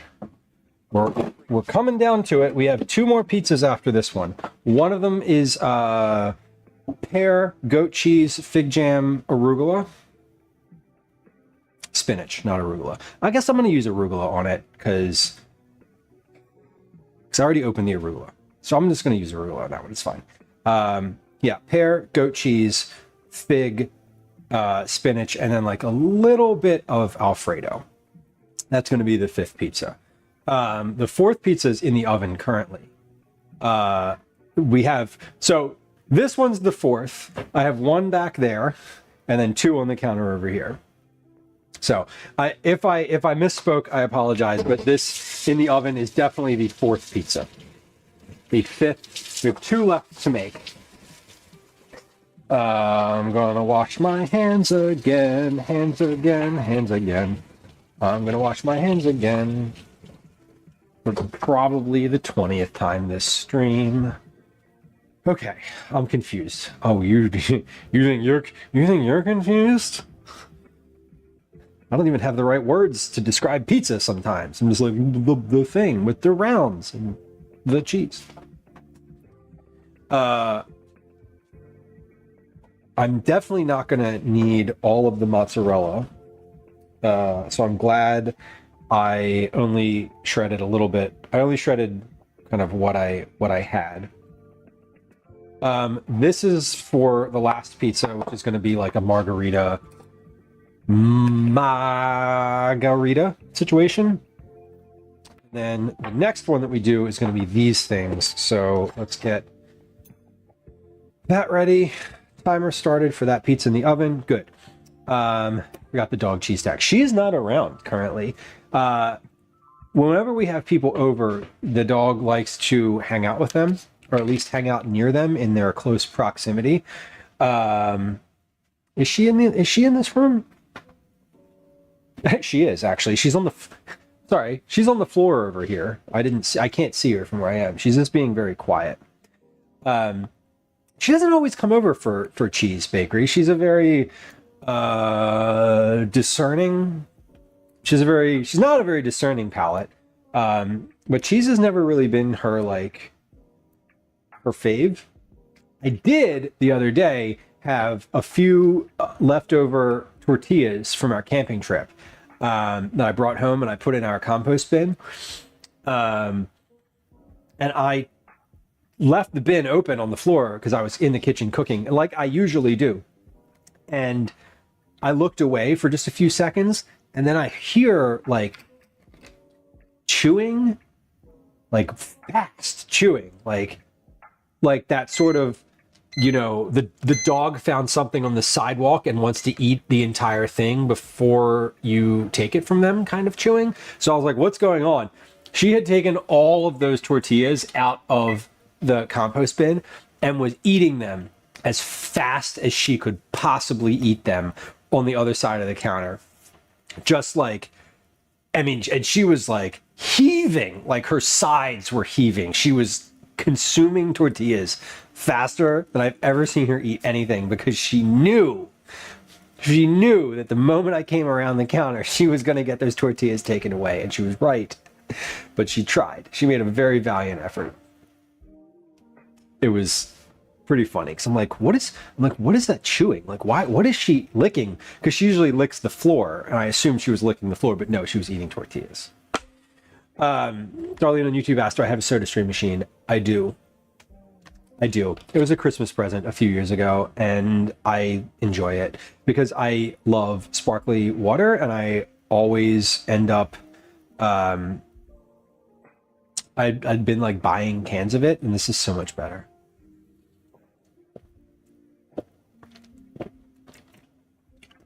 Sophos is growing up in the family cheese factory next door. My childhood dog was definitely a cheese dog, and she also loved whey. That's kind of great. Yeah, she is a good girl, though. Like, I can't fault her for that. There's like a slop trough at her literal face level. Why would she not?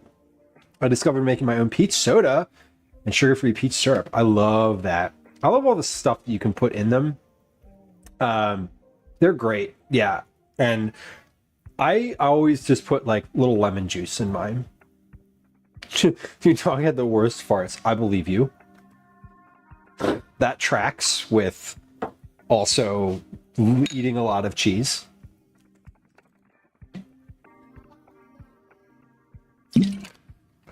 Oh. Yeah, I don't drink a lot of water, like still water, but like SodaStream, sparkly water, sold. Like the best. Always. I'm always in on the sparkling water. All right, we have actually some room on the counter now to expand and bring pizzas over there. This one in the oven is looking great. No browning on those. No browning on that salami, though. It's still just kind of like... I did. And you are the first person to say anything about it. Yay! The second I see you too. Yeah. Mind yourself. No. But okay. Mermaid and lavender syrup? What is mermaid syrup like? I imagine it's like a rainbow label. Yes, Calvin's here. So what kind of pizza do we have? We have several. There's actually not really a pepperoni pizza. This one has speck and cheese and anchovies. This one has corn, Alfredo, arugula, mozzarella, and sausage. This one has chorizo, feta, a chipotle sauce, corn, and red onion. The one in the oven right now has salami and pesto and taleggio, which is a type of cheese. The other one that I'm making next has goat cheese, pear, fig, and arugula. And then the last one is just going to be a red cheese pizza. Plain. Did he say he's getting coffee? No. He said he's getting Poppy. Poppi. It definitely sounded like that though.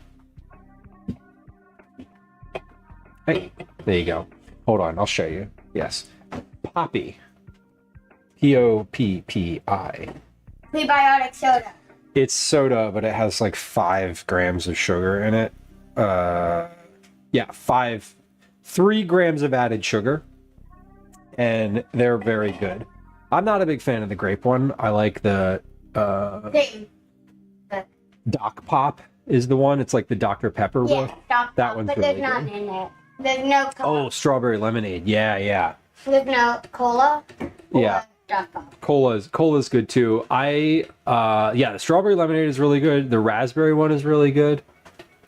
Twinderella says, does Calvin like coffee? Do you like coffee beverages? No. Well, No. Sometimes mom lets me have a sip, and I don't like it. Yeah, he's not super into it. I think like coffee, like the tiramisu we had was full of espresso, and that was good, but like that wasn't a coffee beverage. I didn't really like it. Single serving decaf Twinderella, that's a good idea.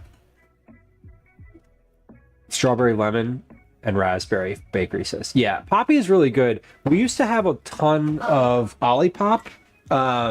We used to buy the Olipop all the time, but we moved to the Poppy because the Poppy does not need to be refrigerated. The Poppy is a shelf-stable soda, whereas the Olipop needs refrigeration, which is not ideal.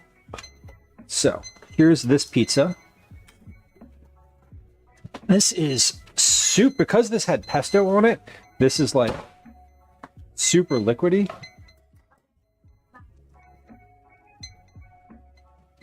Okay, are you going upstairs to iPad? Yeah. Well, okay, I'll let you know when dinner's ready. I'm shooting dinner. We'll probably be eating a little after 19:30. So this is pizza number 4 out of the oven. Likes the smell. We'll see about the taste. Yeah, and it's definitely.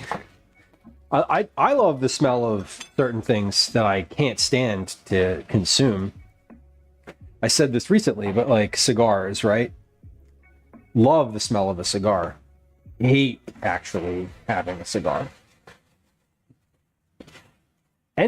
Actually, with the exception of cigarettes, pipes smell good too. Yes, Callie. Joan Carter's birthday Yeah. is May 20th, Okay. and we're doing this birthday song for her. A birthday And I song. love the That's fun. Piano part. There's 2 different chords. There's 2 different chords, Okay. and there's 4 notes in total. 2 of them are chords. 2 of them are just like regular notes. Okay. I just wanted to tell you that. That's exciting. Feel free to practice at home anytime you want. Yeah, no, I was down there. Okay. The song we're doing, the song that we're making it sound like is "Oh My Darling Carmen." Oh, that's a good one. So I like that one. part is teacher's name. Oh. Teacher's name. Teacher's name. It's your day. Okay. That's cool. Sounds exciting. All right. He's super excited about it. He still really enjoys school, and I love that. All right, let's do one more from overhead here. He is adorable, Billy Fops. I agree with you completely. I happen to be a little bit biased, but I do think that that is true regardless.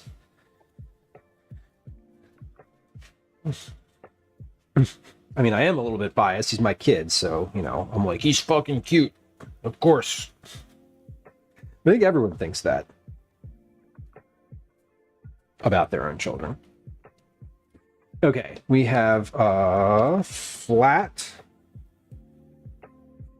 but with our crust in place all around the edge. Now we get to shaping. So again, floured hands. Just keeping my hands floured for all of this. And as we get towards the end, so you can't really tell, but see how there's these like darker colored patches here? The dough, as I'm making it, it's drying out. That's dry. Those are dry patches. There's sort of like a crust that started on the top. So we are right at the edge of how long I can keep these dough balls out and sort of uncovered. I don't have a, they're not uncovered, but I don't have like a wet towel on them. If I had a wet towel or a damp towel, that dry top would not be there. That would, it would prevent that. But I always, I don't usually make that many pizzas. It's not usually an issue. But it is a little bit of an issue today. It's not actually an issue because obviously this is stretching and forming just fine. But it can be an issue if you had more than a few. Darlene on YouTube says, I'm an adult child, the youngest in my family, and my mom still thinks I'm cute. That's your mom's job. And that's a good thing.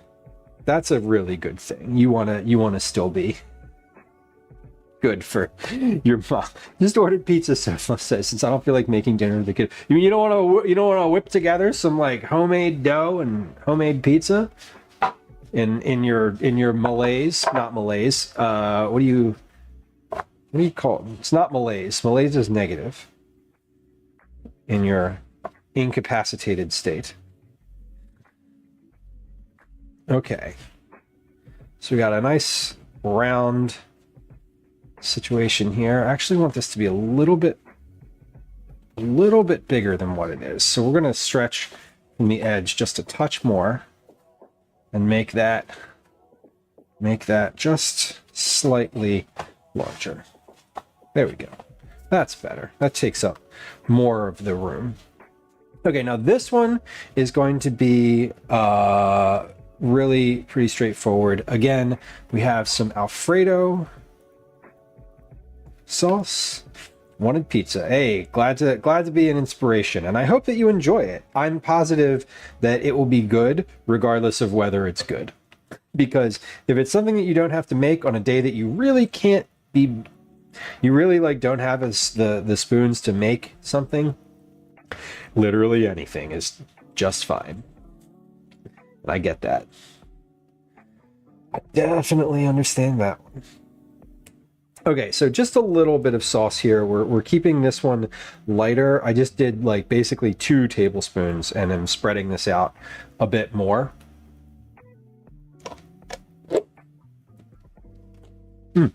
That sauce is really good. Okay, goat. We have regular sort of Alfredo.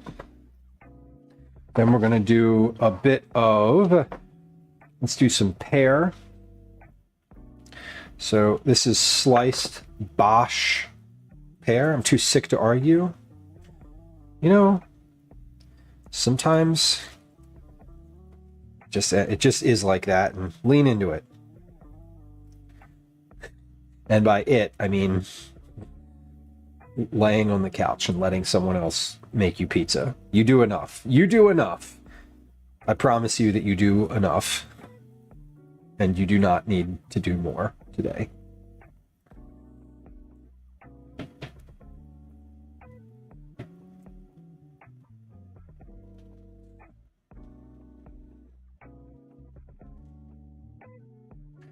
An influence to have pizza for dinner? Nice. Pizza for dinner is a good day. Never had pear. I do like a pear on a pizza. Usually pear is accompanied by like blue cheese, or like gorgonzola is a common pear accompaniment.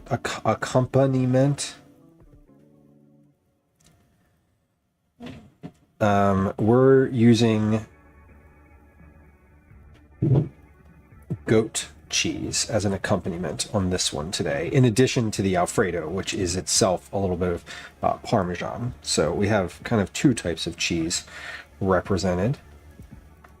So the pear looks good. I'm going to do pear and a little bit of fig jam. Belly flops, don't feel like making dinner. Again, you don't have to. If it's not in the cards today, don't push it. Take it easy on yourself. If you have the capacity to order something, go ahead. Throw something in the freezer. Take something out of the freezer and use that.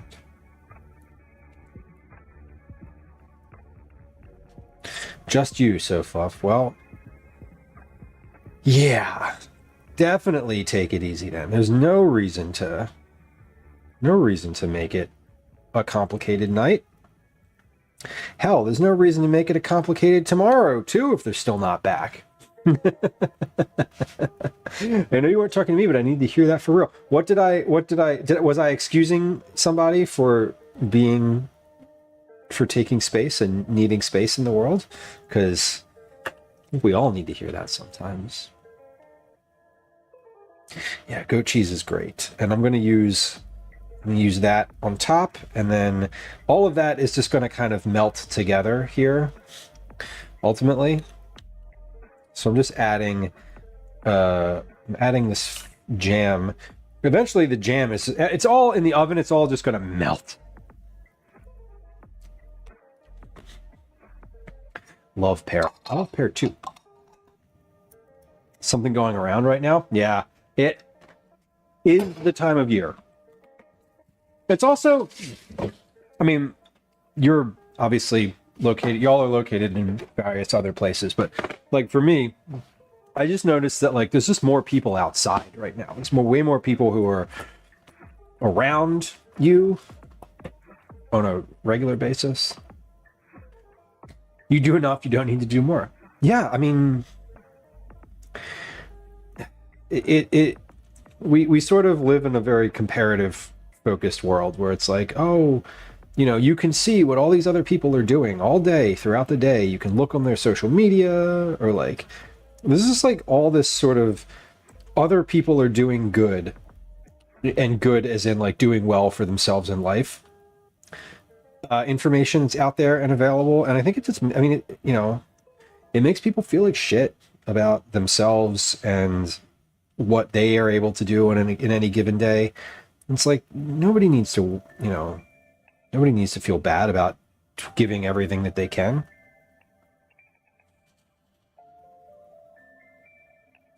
If you gave enough, if you gave what you could today, then that was enough. And if it wasn't enough for someone else, then they're probably not enough for you.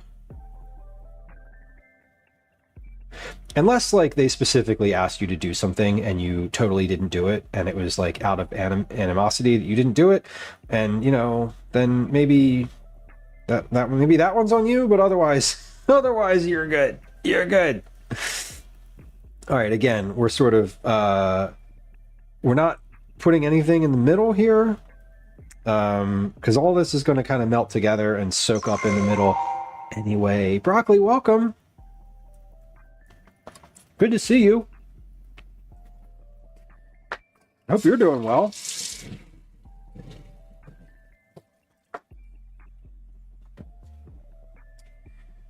And thank you for the resub. I appreciate that. That is a natural. Click the sub button and subscribe. Sub, those are the best kind. Wait, am I putting anything else on top of here? Goat, pear, fig, spinach? Question mark? Alfredo? No, we're gonna put some arugula on top of this at the end. But let's open the oven and let's get this one in. Here we are again. Kind of a little tap in the back just to loosen up, a little shake. Get that to catch and kiss, and then we're done. We close up. We're ready to go. And we have another pizza in the oven. I have started my timer. Proof. And now we're going to clean up. We're going to clean up the counter now. Like actually start cleaning up a little bit, because I don't have, I've got two more things that I'm going to need to package. So let's get out a container and some labels for those. 2 containers, because I'm packaging them in 2 different ways. That can go in the sink. That can go there. What am I going to have? I'm going to have lots of sauce and lots of cheese. So let's get 2 of these big containers left. The last pizza that we're going to do... Oh, shit. Forgot. And this is now in here broiling. That's fine. Okay, that's fine. It'll be okay. It'll be okay. I promise it'll be okay. Am I worried about it? Yes. Is it going to be an actual problem? No, probably not. It's just going to cook from the top a little better. A little quicker, but that's okay. All right, let's get these containers out because we're gonna finish this last pizza. I'm gonna put the leftover sauce and mozzarella away, and then while that last one is cooking, we're gonna clean up.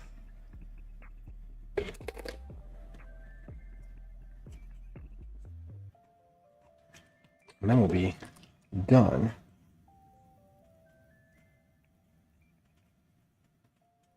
Then I will show you all the pizzas. We'll put them all out on the counter. And we'll cut them. First off, I'll take a picture of them, of course. Then we'll cut them. And then I will try them. I may try a half a slice of each of them because 6 slices from the jump, 6 slices off the top might be a little much. That's a whole dinner. So I'm probably going to do like a half a slice of each, if that's okay with you. But I do want to try them and make sure that they're quality control good, you know? Broccoli says, mom issues. Want a pizza for dinner myself. I made a huge batch of cream of asparagus soup. Nothing like fresh spare guts from the garden patch. This is the second. Is this the same version of the soup that you made recently? Put asparagus in my pasta today. I do want some soup. You know what's great? When you put asparagus in with your pasta at the very end of boiling it, and you just blanch it along with the pasta, and then you kind of dump it and drain it all at the same time. Perfect. It's like the best, the easiest method you could possibly have. Okay.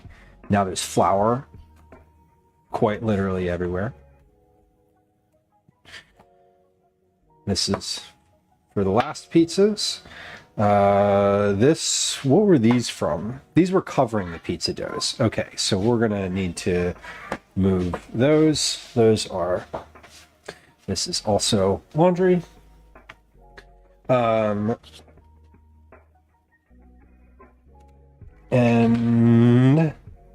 yeah, everything's looking good. 1, 2, 3, 4. We got 1 in the oven and then 1 in the hopper.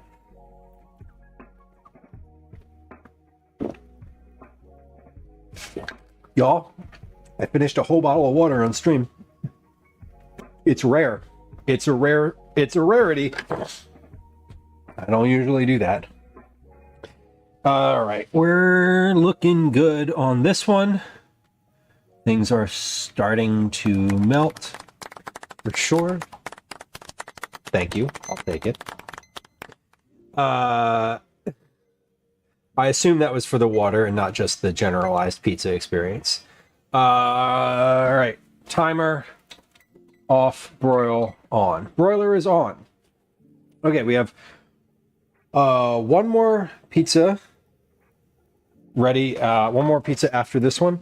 Let me get that arugula back out, and I'm going to toss a little arugula on the top of this one as well. Okay. Water, but it can be for both. Well, fair. Okay, well, I'll take it. I'll take it. It's funny because sometimes something will happen on stream, or like a sound or whatever will happen, and I will have mentally like moved along from the thing that I said already, because, and you know, there's like a 5-second delay between what I'm saying and when you hear it, and then there's another like 10-second delay between that response and when I see it. And sometimes I'm just like, I don't even know what someone said anymore. I'm sorry. But you know, that's streaming, baby. Broccoli says, I typically make the soup from scratch with no recipe. Enough water to make the chopped guts float. A couple of bouillon cubes. Boat motorize it, then add the cream, salt, and pepper at the end so it doesn't curdle. I'm always like really worried about the cream curdling. And I feel like I don't know the exact, like, if you add cream, like never boil it again, right? Like that's the rule. right? Like if you've added cream to it, like don't boil it at all after that, right? I feel like that's the rule. Is it not? Am I wrong in thinking that? Okay, we're just about finished here with the pizza processes. I got one. Yeah, okay, good. I'm just like, oh, we still need to do our Cookie Club drawing. Please don't let me forget. Please don't let me forget. I have these. Let's do the Cookie Club drawing while the last. Let's do the Cookie Club drawing after we get the last pizza out of the oven. So here's what we're gonna do. Here's the run of the rest of stream. Okay, like now till we raid. I am going to get this pizza out of the oven here in about 3 minutes. We're gonna make the next one and pop that in the oven. Once that one's in the oven, we're gonna take our last words on stream break of the day. When we come back from that words on stream break, we're going to get that pizza out of the oven. We're going to take a photo of them. We're going to, we're going to take a photo of them. Then we'll do the Cookie Club drawing. Then we'll try the pizzas. Then we'll finish up. Deal? Good. Because we are going to have to take one more pause today, and that's fine. That's a good thing. We're gonna do that while the next pizza is in the oven. I want to say thank you also to all the folks who tipped today.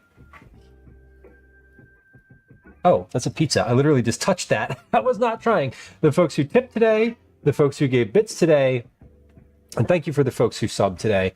Appreciate it. Our daily goal bar is looking beautiful, honestly. So thank you. This pizza is also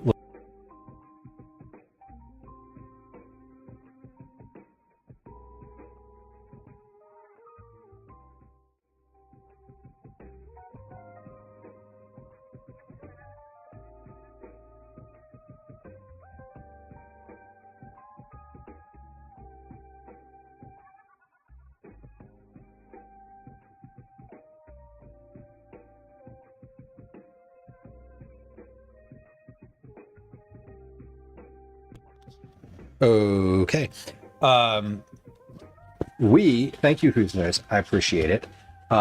We have a hard limit of 6 hours on that one microphone because it died.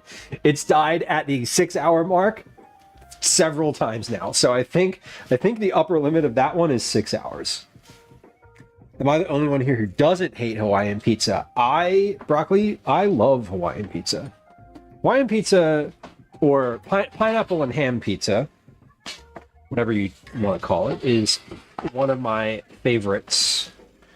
It's not my favorite. Favorite is black olive and mushroom, but it is tasty. This one looks good. I love the browned tips on the goat cheese of this one. That looks perfect. Reminder, change the oven back to bake. Great. Broccoli says, once the cream is in it, you can be reheated, but only on a low simmer. Yeah, but there's no rolling, like the rolling boil will just kill it. That's my understanding. Oh, arugula. I'm not going to put arugula on that one. Honestly, I think it's got too much going on already, and I like the way it looks without being covered in green. So, no. Decisions were made. All right, let's get this last pizza on the pan and in the oven, and then we're going to take our last break of stream. During that break, I am going to get out plates and get us like set up and ready to eat. So we got one more dough round here. Like I said, it's funny. You can tell the progression, right? If you look at this. So number 1 was here, number 2, number 3, number 4, number 5, we're sticking even more. So I think 6 is about the limit that I can do without managing them separately. Separately, I mean, like, I could have left this one in the fridge a little longer and Sending friends soon. not taken it out. They will be looking for pizza and cookies. But that's our Jamie. Thank you. Sending friends soon. Let's do this. We're gonna take our break now then, because if you're telling me that, soon to me means a little more than 3 minutes. And I don't want to run an ad the very moment that folks land. So let's do that now. Okay? Deal. I think that's valid. And then we'll make and shape this last pizza after that. Probably sooner. Well, let's do it now. Okay. Here's an ad. Here's a Game of Words on stream. Hi. We'll be RB. Welcome to another edition of Commercials I Hate. Yeah, Jamie, I'm always really like, I don't want to take a break the very moment that someone raids in. And I can't stop it from happening. Do you know what I mean? Like, I literally, like, I can't, it's like going to happen. So I appreciate the heads up. We'll do that real quick, and then we'll be prepared when it happens.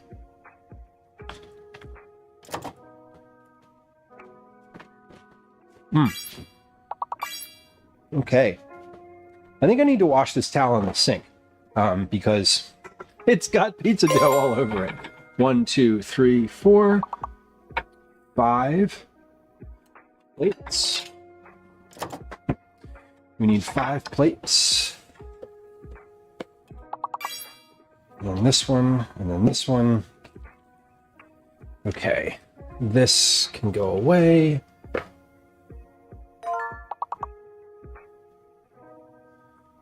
Okay. Great. Okay, last dough. We got a minute and a half left on this ad. Oven is ready. Pizza's ready. Everything's looking good. We are doing great.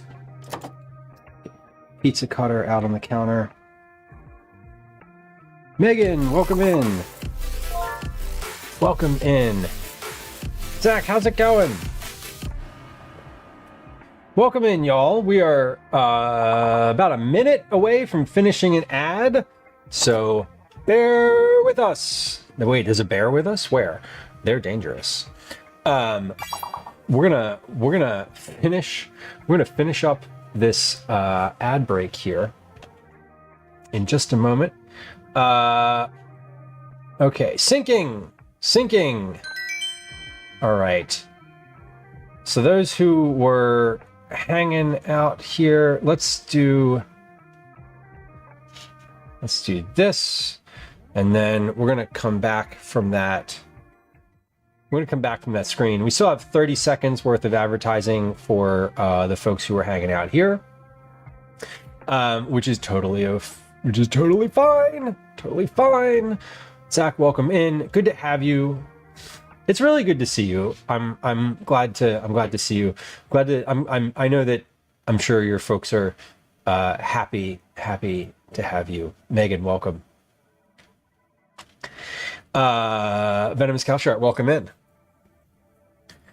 Rim Jobs, welcome in.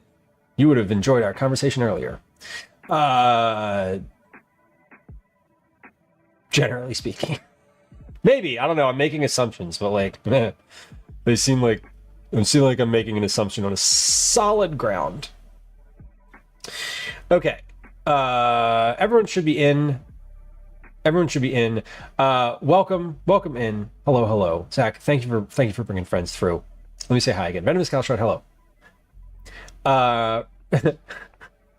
Rim Jobs, welcome. I made the comment you would have been probably happy here earlier. We had a little bawdy discussion earlier today. Friends who just joined us, welcome in. One little housekeeping note. Follows are silent. There's no alerts. There's no bells. There's no whistles. There's no sounds. And I will not say hi to you if you follow. It's like it never happened. Feel free to follow if you're a lurker like me and just don't want to be perceived, but also, I don't know, want to follow. Welcome in, y'all. It's nice to have you. If you were hanging out here prior to our raid, Zach is a really lovely human being. A lovely, hilarious human being. A gentle, how do I put it? A gentle soul who suffers no fools. And I would encourage you to go hang out. They stream multiple days a week, have a really pretty solid schedule, and it's a lovely little community. Jamie, thank you for the gift sub. I appreciate you. I hope Zach appreciates you. Generally, we all appreciate Jamie. Friends who joined us, welcome in. It's nice to have you. My name is Lou. This is a food stream. I'm generally cooking. I'm almost always making vegetable forward family meals for myself, my partner, and our son. I often will be doing IRL streams as well out in the world. We've done markets before. We've done long walks before. We're kind of doing a lot of IRL planning for the next couple months at the moment. So we do food, we do IRL. We do not game. It's not a gaming stream. I'm sorry. Apologies in advance. Angry Rook, welcome in. Today we're making pizza. We are about to shape our last pizza of the day. So your timing could not have been better because we're gonna do a pizza here. We're gonna shape this pizza. We're going to top the pizza, and then we're gonna put the pizza in the oven for baby and me. No, sorry, we're gonna put the pizza in the oven so we can eat it later. Broccoli says, "Fun pizza hat there." Thank you. It is indeed a pizza hat.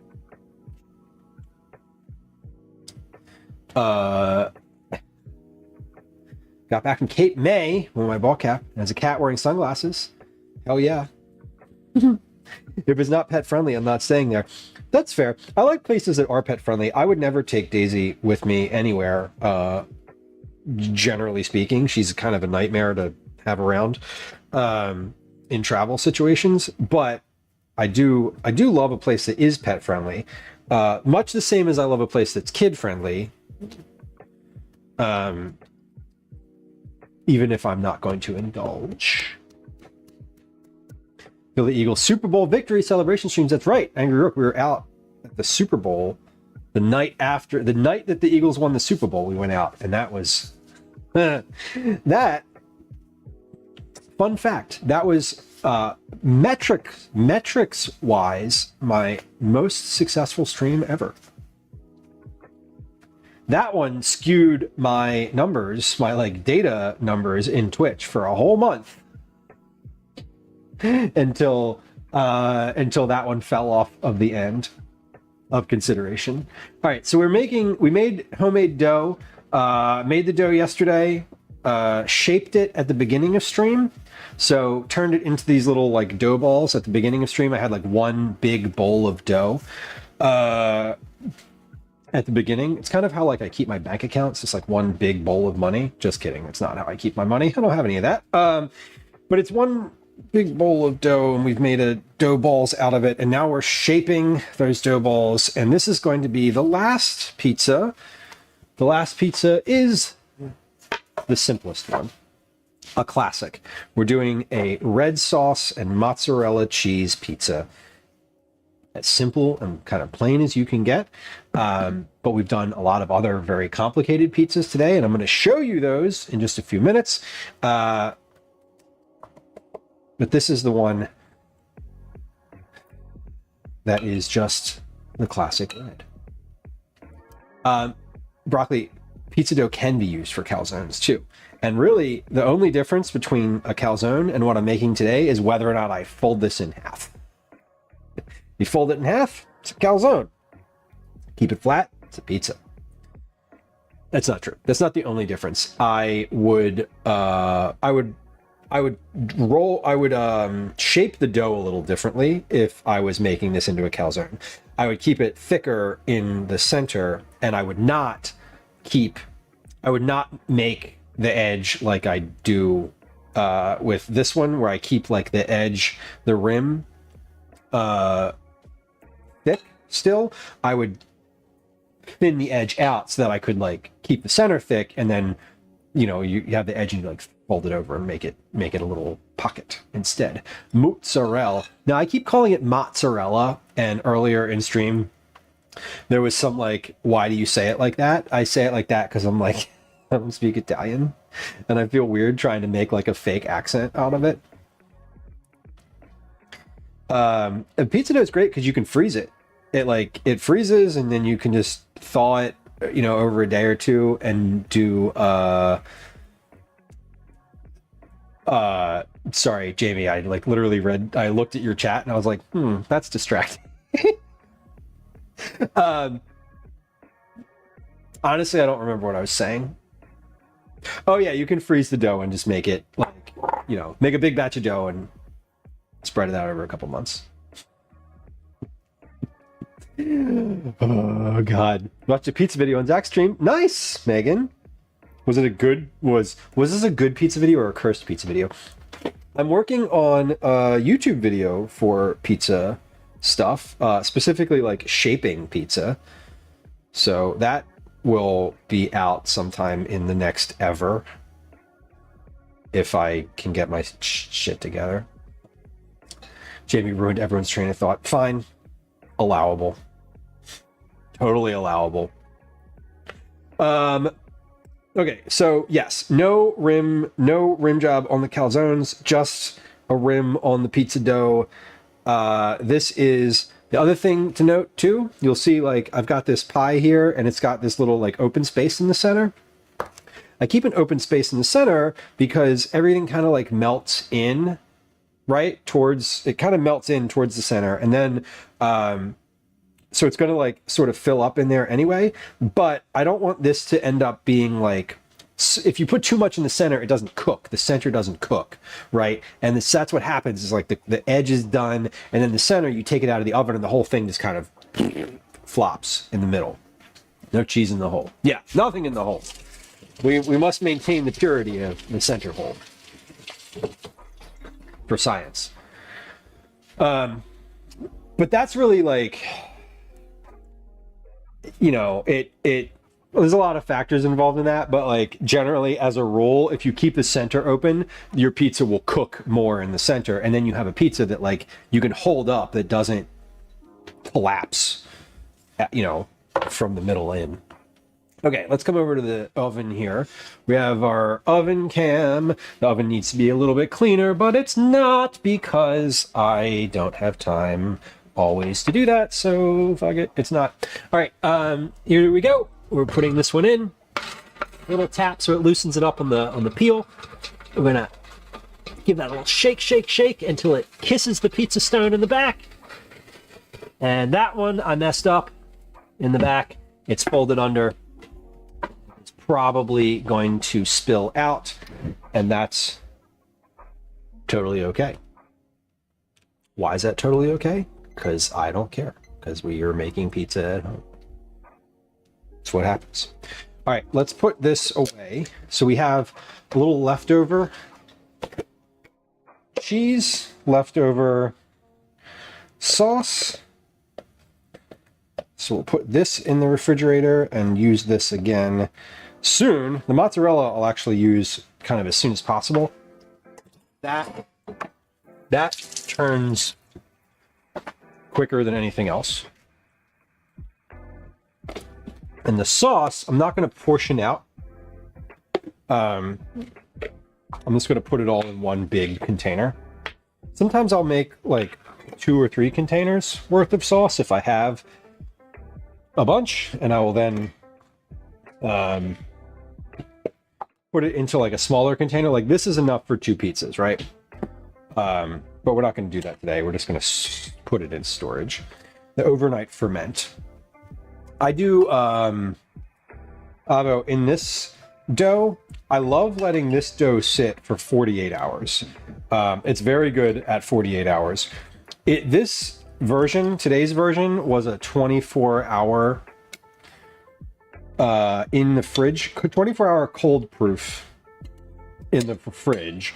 Then I shaped them, and then they sat for about 3 hours on the counter for another proof. So this is a 24-hour recipe that you can bump up to 48. I've never gone 72 on it, but I'm assuming you could. Jan says I'm jealous of all the leftovers. The leftovers are part of the point, honestly, because it's hard to make ingredients for just one pizza, right? So I used a lot of stuff from my fridge and freezer already, and I augmented that with some things that I purchased today. And then the leftovers of this will get used later in the week and then next week as well. Okay. Flour. Jamie says, what's your tomato and garlic ratio? So the sauce is a raw sauce, meaning there's no cooking involved. I don't have a formal ratio that I use.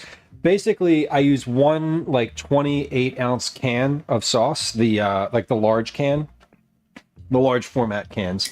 Do I have one in here? No, I don't. Oh, yeah, I do. So I'll use one can like this, that just crushed tomatoes. I'll take probably half a cup of olive oil and put that in there.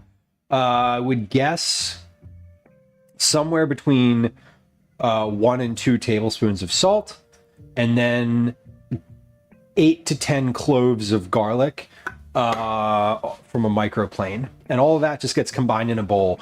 The best thing you can do is make the sauce when you make your dough, and you let the sauce rest in the refrigerator overnight, because then the garlic and the oil kind of infused in the sauce. The closer you make the sauce to when you're making the pizza, the more the individual elements of the sauce kind of stand out. But if you make it and you let it rest for the same amount of time as the dough, it has a chance to kind of meld together and is really tasty. But I don't have a full formal recipe to the tomatoes of salt added. The ones that I did today had salt in them. I greatly prefer a no salt added variety, just for my own purposes. But if you have salt in it, it's fine. I just kind of taste it ahead of time, and is it really salty, or is it there's a little salt, salted butter, not all that salty. Some of these are enough to fucking pickle yourself with. So, I prefer no salt everything. No salt, no sugar. If I can do no sugar, I'll do that too. I prefer to add kind of all of my own for all of those things. Okay, this pizza is in the oven. We moved it from the oven from baking to broiling. So right now it's just getting heated from the top. The pizza stone underneath is wicked hot already, so that's going to just stay hot and be fine. The broiling cooks it just from the top. So we do that for 6 minutes roughly at the end. So each of these pizzas cooks in a 550 degree oven for about 10 total minutes. 4 of those minutes are at bake. 6 of those minutes are on broil. I get the weird tomatoes from Italy that just have acronyms all over it. I know which ones you mean. I saw those in the Italian market today. I don't know if I saw the same ones, but I did see the tomatoes from Italy that I'm I can't interpret this can. Jamie says, I purposely buy salt-free tomatoes to make my salsa and spaghetti sauces. Yeah, I don't want someone else determining the level of seasoning. That's all. It's not they're bad. I If I buy the salt-free version, I know that I basically just add like a handful of salt to it and it's great. If not, I have to try it and be like, how much? And, then I add a handful of salt and it's too salty. And I'm like, why am I like this? Because I am. They're expensive, but I don't use much. And it's, if you buy the good thing for the meal that you want to make special, that's okay. If you insist that you need the good thing all the time instead of just the the store brand version, I don't know. Maybe if your budget supports that, that's great. I like the store brand. Could taste the corn syrup in the tomato soup. Yeah. Yeah, drinking ketchup. Ketchup is a smoothie. This has been established. Sarah, we can freeze tomato sauce? Yes, we can. Sarah, welcome in. This particular sauce freezes great. It's the more you let this sauce sit, the raw sauce, the better it gets. So if I'm making it and I have a bunch of it, I'm probably going to want to let it sit in the refrigerator for like 2 days before I freeze it. Then freeze it, and then you can sort of thaw it and use it right away. That's probably how I would go about it. As long as it stays frozen. This sauce has been since 4/19.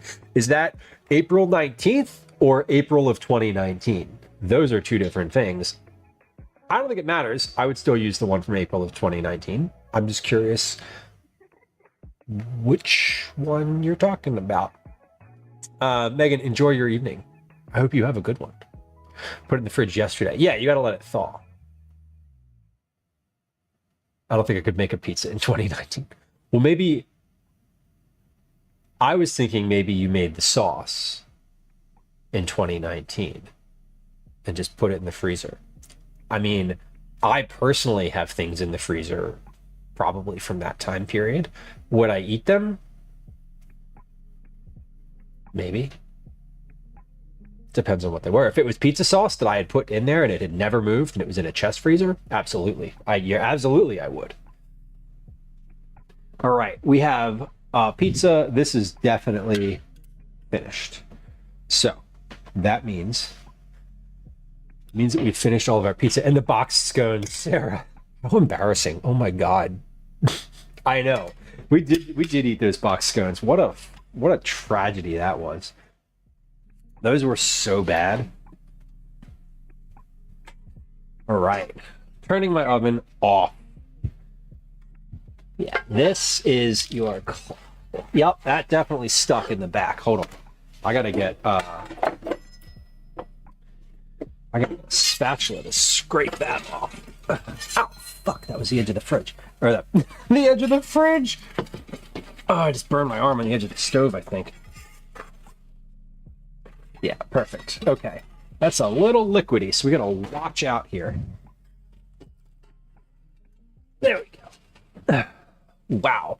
That is full-on liquid in the center. That needs a few minutes to chill, or else we're all gonna have lava. There we go. Look at the center of that. It's just melted mozzarella cheese. Will the residue calcinate? Sarah, yeah, it'll burn off, and then, yeah, it'll burn off over the next like time or two that I use the oven, and then it'll, you can just like scrape it off easily. I quite literally just use the same spatula that I just used, and we'll just scrape it. I don't know if you're supposed to do that, and I bet you the instructions on the pizza stone explicitly tell you not to do that, but I do it anyway, and it's been fine. And the pizza stone is years old. Okay. You're not. Here we come. Easy to clean. It's just seasoning. It's a rock. It is a rock. Well, this one's sort of a weird composite. Okay. We're gonna let the oven come down just a few minutes. Then I'm gonna toss all these pizzas from the counter back in the oven for just a moment. The hell? Listen, do not. Testy. I'm going to move this camera so I can use the oven without having to move it back and forth. There we go. And all right, these are looking good. So let's we have a recap. All right, got it for the last one. Yes, let's do this. Let me tell you what pizzas we made. I'm going to put them in the oven to warm up just a little bit. I'm going to cut them. I'm actually going to cut them before we put them in the oven. Pause. Let's take a picture first because I forget to do that, and then I literally don't have a picture. Bakery, she will be back around momentarily here. Yeah, pics. I don't forget about the pictures, but like I get towards the end of stream and then I'm like, it's not as much of a top of mind as like eating is when it comes down to the end of it because I'm hungry, and I am hungry. Let me be super clear. Also, we're going to wipe the lens of the camera so that it's not like a potato phone. Okay, those look good. All right. Okay. Let's recap the pieces that we have. So as I recap these, I'm going to pop these back in the oven. I'm turning my oven to 250. 250. I'm also going to put my rack back in the oven now because I don't need the space to move things in and out. Alley Cat, thank you. Thank you for your Prime sub. I appreciate you. What kind of cookies are on the menu? Jamie, I believe they're going to be some kind of orange cookie. I haven't settled on the one yet, but we're almost there. Okay, let's do a pizza recap. Okay, because once we do a pizza recap, we will pop these in the oven. Pop these in the oven and heat them up a little bit, and then they'll be ready to go. Pizza number one. Pizza number one is Vacherin cheese, Vacherin, with a red sauce, speck is a cured meat, and anchovies.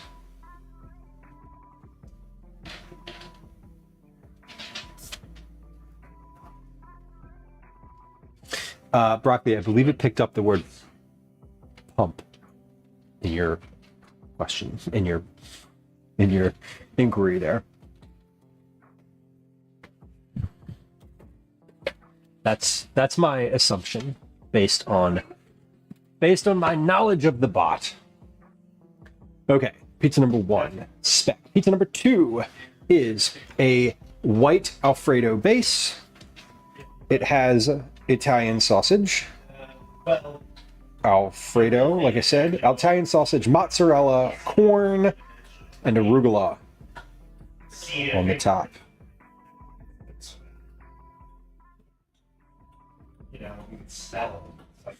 That was not the right one.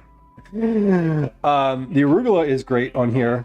I love a little bit of like wilted greens on a pizza. It's kind of one of my favorites.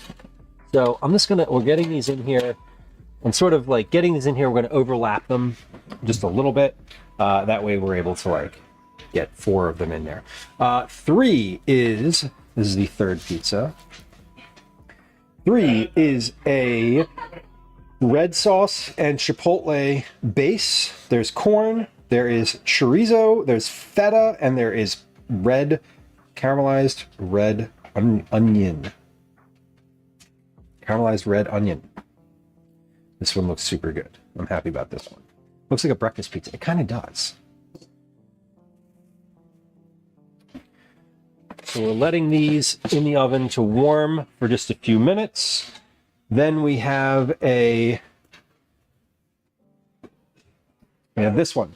This is pizza number 4. This is very straightforward. It is a pesto sauce with salami and taleggio cheese. Look at that bubble. That one looks beautiful.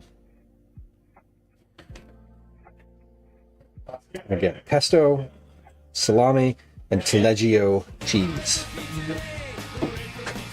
DJ Harley found the pizza. You found it. You found the pizza sound. That's the first time that sound got used on stream today. I love it. Pizza number 5. Pizza number 5 is a base, a little bit of an Alfredo base on here. We have fig jam, Bosch pears, and goat cheese on this. And I was going to put spinach on this. I did not. I was going to then put arugula on it, and I did not. I decided that this would just live the way it is. This one is more of like a sweet situation with the fig on there.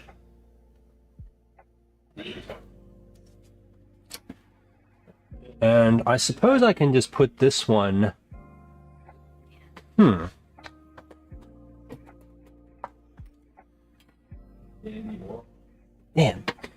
that sheet pan needs another inch on the side, and it could fit on the. It could fit in the oven in a separate rack. I'm just going to put that one on the bottom. Yeah, I'm going to put that one on the bottom. And then the last one. Okay, the last one is still very hot. This one is a very basic red mozzarella and red sauce pizza. This is your basic red pie. All right. Let's do this. We're gonna get those out of the oven. We're gonna get them out of the oven and cut them. Then we're gonna do the cookie club drawing. Then we're gonna try some slices. Then we're gonna rate. Sound good? Sound good. Okay. We're not getting these out in the same order, and I'm not gonna. Yeah, plain cheese, exactly. Just a plain cheese pizza.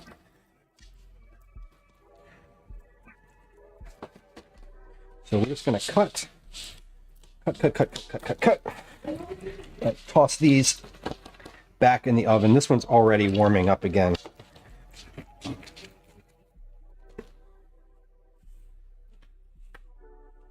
And again, the whole, I don't expect that we're going to eat all of this pizza tonight. This is, I am expecting that we're going to have leftovers, a good amount of leftovers for lunches and other stuff, lunches, easy dinners, etc. So when I do make pizza, I like to make a lot of it so that we get, so we have sort of, I like to stock the fridge for the next couple days. Or like week or so. Wipe my pizza cutter off. One. The other thing I wanted to do, because I knew we were having guests tonight, I wanted to make something that I could kind of make ahead and keep hot, as opposed to something where it needed to be sit down and eat right now, right? Overnight snacks. Yeah, Sarah, often I will pull a piece of this out of the freezer and just pop that in the microwave at night. That is very true. They do make great snacks. That is extremely true. Okay, 1, 2.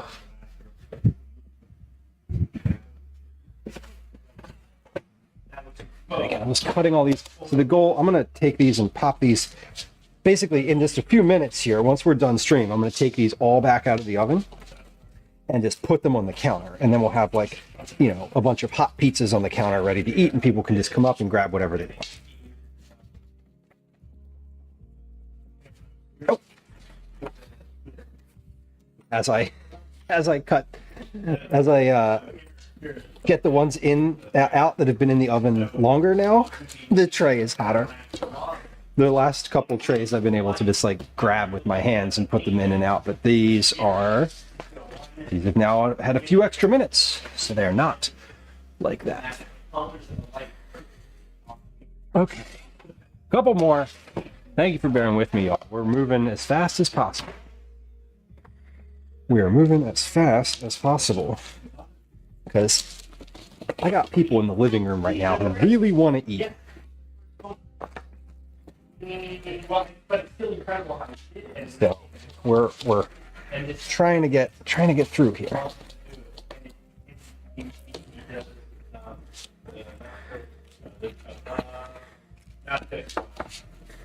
And honestly, like, I would feed them right now, but I kind of want to sit and socialize. Like, I want to be part of that. So I am going to finish up before letting the locusts descend on everything.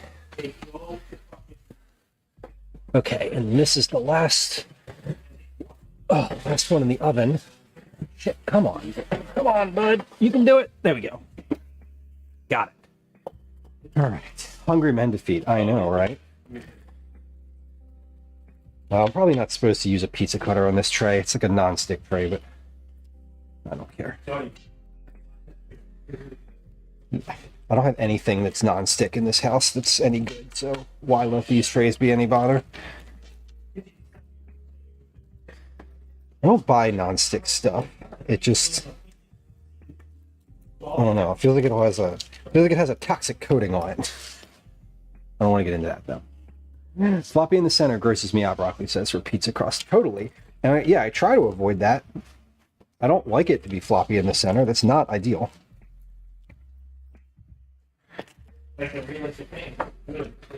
Okay. That one's good. And let's cut this last one. Ready to go. All right. Yeah, this one is slightly less liquidy, but it's still pretty liquidy. I added a lot of mozzarella to this. That's why it's so liquidy, because there's a ton of cheese on here.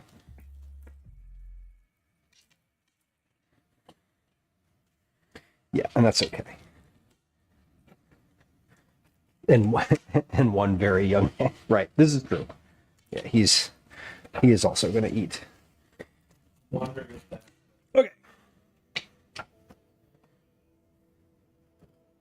Blot it off with a paper towel. Totally.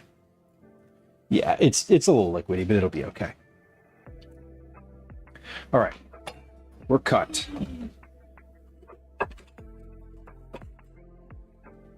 I'm getting myself a larger plate so I can put all the slices on here at once. That's the goal. Yeah, Jamie, it does. It has a high water content, and I didn't do any. I didn't do like two different types of mozz or anything. It's just one mozzarella.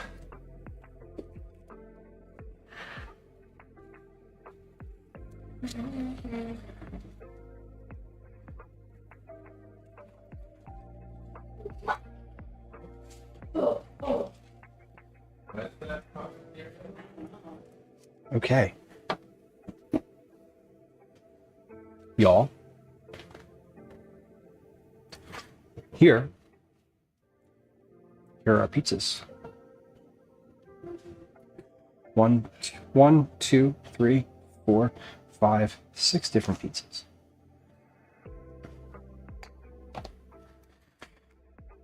Okay, let's do our Cookie Club drawing. Are we ready? Are we ready? For those of y'all who are not familiar, Cookie Club is our weekly, yeesh, can you even imagine? Our monthly reward program for folks who come through the stream, who do things like make clips, who donate bits, who level up in Discord, who recruit raids. Jamie, was that you earlier, by the way? I didn't ask. I assumed as much, but maybe it wasn't. For checking in, for all sorts of stuff. So, exclamation point cookies. SoFluff is already on it. Thank you. There's a link in chat if you want to know all about Cookie Club and what we're actually doing right here. I have all the names from April. These were the names that are in Discord under the entry tracking channel. If your name is not in that and you think it should be, you're going to need to let me know. and we'll make an accommodation for that. Here's how it works. I'm going to draw 10 names out of this bowl. You do not have to be present to win. If you are present to win, congrats. That's amazing. After we draw 10 names out of this bowl, we're going to draw one additional name until that person whose name comes out of this bowl is someone who's currently in chat. So that is how it's going to work. Are we ready to go? Okay, here we are. All right. Cookie Club, these are April entries. These are folks who entered in the month of April. So if you donated bits in May, that'll be for next month. Just FYI. Okay, here we go. Entry number 1. For creating clips, Wauma. For creating clips, all you got to do is make one clip equals 1 entry. It's just as good of a sub, but it has to be a clip that's useful. Like I can't. It's got to be something you can like post on social. For points, MX Phoenix Dog Mix was here well earlier. Mix enters on the first stream of the month. 3 Cookie Club channel point redemptions every month, and often that works out well. So Mix, congratulations. You've receiving Cookie Clubs. For being a subscriber, we have Upside Down Airplane. A dubious name indeed.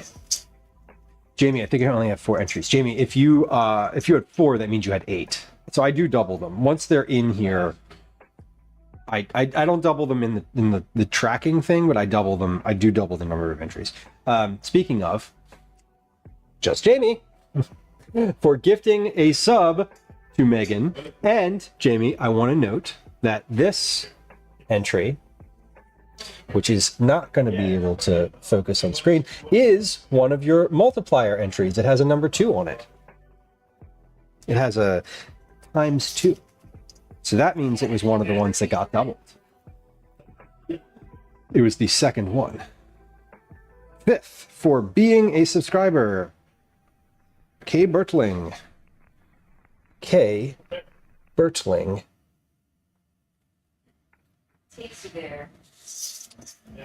For our 6th entry, Luke Skywalker. Luke Skywalker, tier 2 sub. This is also a doubled up entry.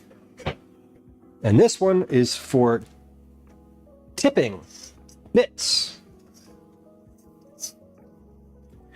Every 500 bits is also a Cookie Club entry.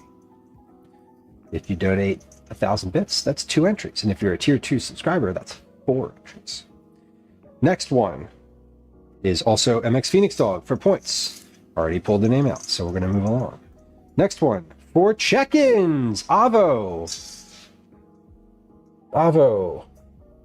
We're checking in just for being here. Just for hitting the check-in button. Or whatever. Command. Next, for points, Dan, DDAAN, DDAANN. Dan, thank you for using your points for Cookie Club entries. For 2 to go. We have 2 to go. For being a subscriber, longtime subscriber, Adorkable Dev. Adorkable was here earlier in stream. And will certainly appreciate cookies. Maybe. Hopefully. Last entry for our regular... We're rating the stream. The Texas Cryptid. I love that Texas Cryptid stream. Y'all should go follow. I appreciate their whole vibe. And now we're at the point where we are going to draw until we get someone who's in chat, which we've had quite a few people in chat today right now already win. So this may take a little time. It may not. I don't know. Anyway, if you're lurking right now and you're like, maybe I have an entry, maybe you do. get your typing fingers ready. Here's what's going to happen. I'm going to draw a name. If it's your name and you're here in chat, you need to put something in chat if you want to win. If you don't want to win and you just want to lurk, that's fine too. Anyway, we're going to draw a name. I'm going to give it like 15, 20 seconds, and then we're going to move along if that person doesn't respond. So feel free to tag them, whatever. Okay, here we go. For points, Microwave Fudge Darling. Fudge Darling, are you still here? You were here earlier today. Perhaps you are still lurking. We're going to give that a few moments here. We're going to give that a 10, a 9, an 8, a 7, a 6, a 5, 4, a 3, a 2, a 1. Okay, we're going to move along. And the other thing is, if your name gets called here, and I have moved along, but you respond before I pull another name, it's still, we'll still give you the entry. So Fudge Darling, if you're here, let me know. Wauma already won. Like I said, we have a few people in chat who have entries in here who may not. Oh wait, I don't need to wait. Fudge Darling for points again. We're really trying here, Fudge Darling. We're trying for you. See, it's how it goes sometimes. Is Blue-Eyed Nerd in chat? Blue-Eyed Nerd for being a subscriber. I do not believe Blue-Eyed Nerd is in chat. Maybe they are. Maybe they are. Let's give it another 10. A 9, 8, 7, 6, 5, 4, a 3, 2, 0. Okay. We're gonna move along. All right. Next name. Just Jamie. Okay, one more. We had quite a few folks that had a significant amount of entries in chat before. Dan, like I said, lots of the folks who are pulled today are already here. So this one might become difficult. Not in Getty for checking in. Not in Getty, are you still here as you were here just a few moments ago? There you are. Beautiful. We love to see it. No ribs on Jamie's cookies. Heard. Excellent. We did it. Okay. Oh, I actually know who we're going to raid today. I love it. We're going to raid a good friend of the stream. We're going to go and raid a good friend of the stream, Jane Henry, today. Jane is... Whoa, Congrats, Jane, everyone. where'd you go? There we are. The porterhouse. Nope, Oh, not wait. that one. Sorry. Jane has a literal mallet out on stream, so we're gonna need to understand what's happening here. What's she making? Soul food, catering, lunch and dessert prep. Great, amazing. We love it.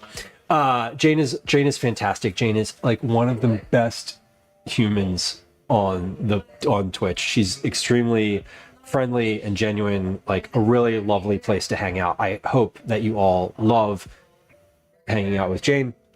We are going to raid out today. Let's give a bite. Maybe we'll do like a 1 bite of each of these. The speck one is great. Okay, turning the oven off now. Opening. Let's see, what do we got? Sausage. Arugula. Mozzarella. Oh, fuck, the corn on that is so good. Okay. This is the pesto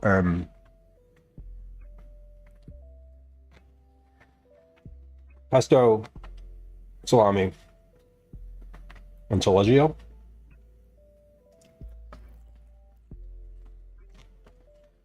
That one's like favorite so far.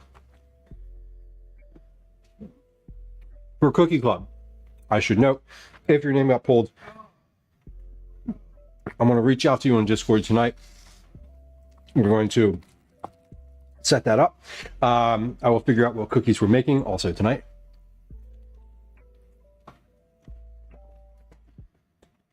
Chorizo one is perfect. Jamie, I got you. Understood. I prefer to message on Discord, so if you're not already in Discord, please feel free to join. Or don't. I'll message you on Twitch too. That's fine. This is the fig and goat cheese one.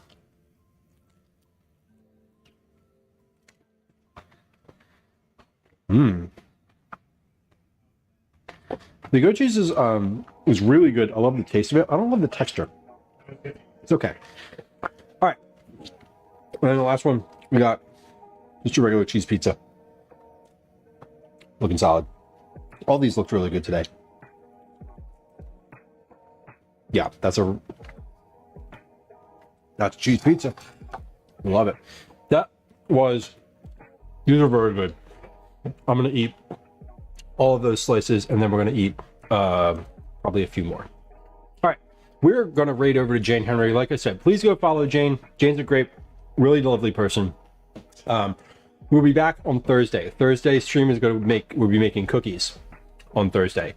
Thursday, I want y'all to think about what types of camping food we make, because next week we're going to be doing a camping stream on Thursday. We're going to do campsite cooking, probably in a Dutch oven, maybe with some coal, definitely with some coal, maybe over the fire, maybe to the side of the fire, whatever. But we're going to do some Dutch oven / campfire cooking on Thursday. So think about things that all your favorite campsite foods, and let me know your thoughts. I'm going to probably come up with a menu and we'll see where they intersect. So I appreciate you. But before we get to that, on next week, we're going to do cookies on Thursday. And then next Tuesday is going to be trip prep for that. So thanks for hanging out this afternoon, y'all. This was really fun. I really enjoyed making pizza. We're only, an hour and 20 minutes past when I wanted to be finished, but that's okay. It happens. Darlene on YouTube, I appreciate you. Thank you for hanging out. If you are not following, please go ahead and hit the follow button. There's some raid messages in chat. Here are some social media messages in chat if you want to follow me elsewhere on the internet. And if I don't see you on Thursday, I'll see you in chat. Thank you for hanging out. Appreciate you. Good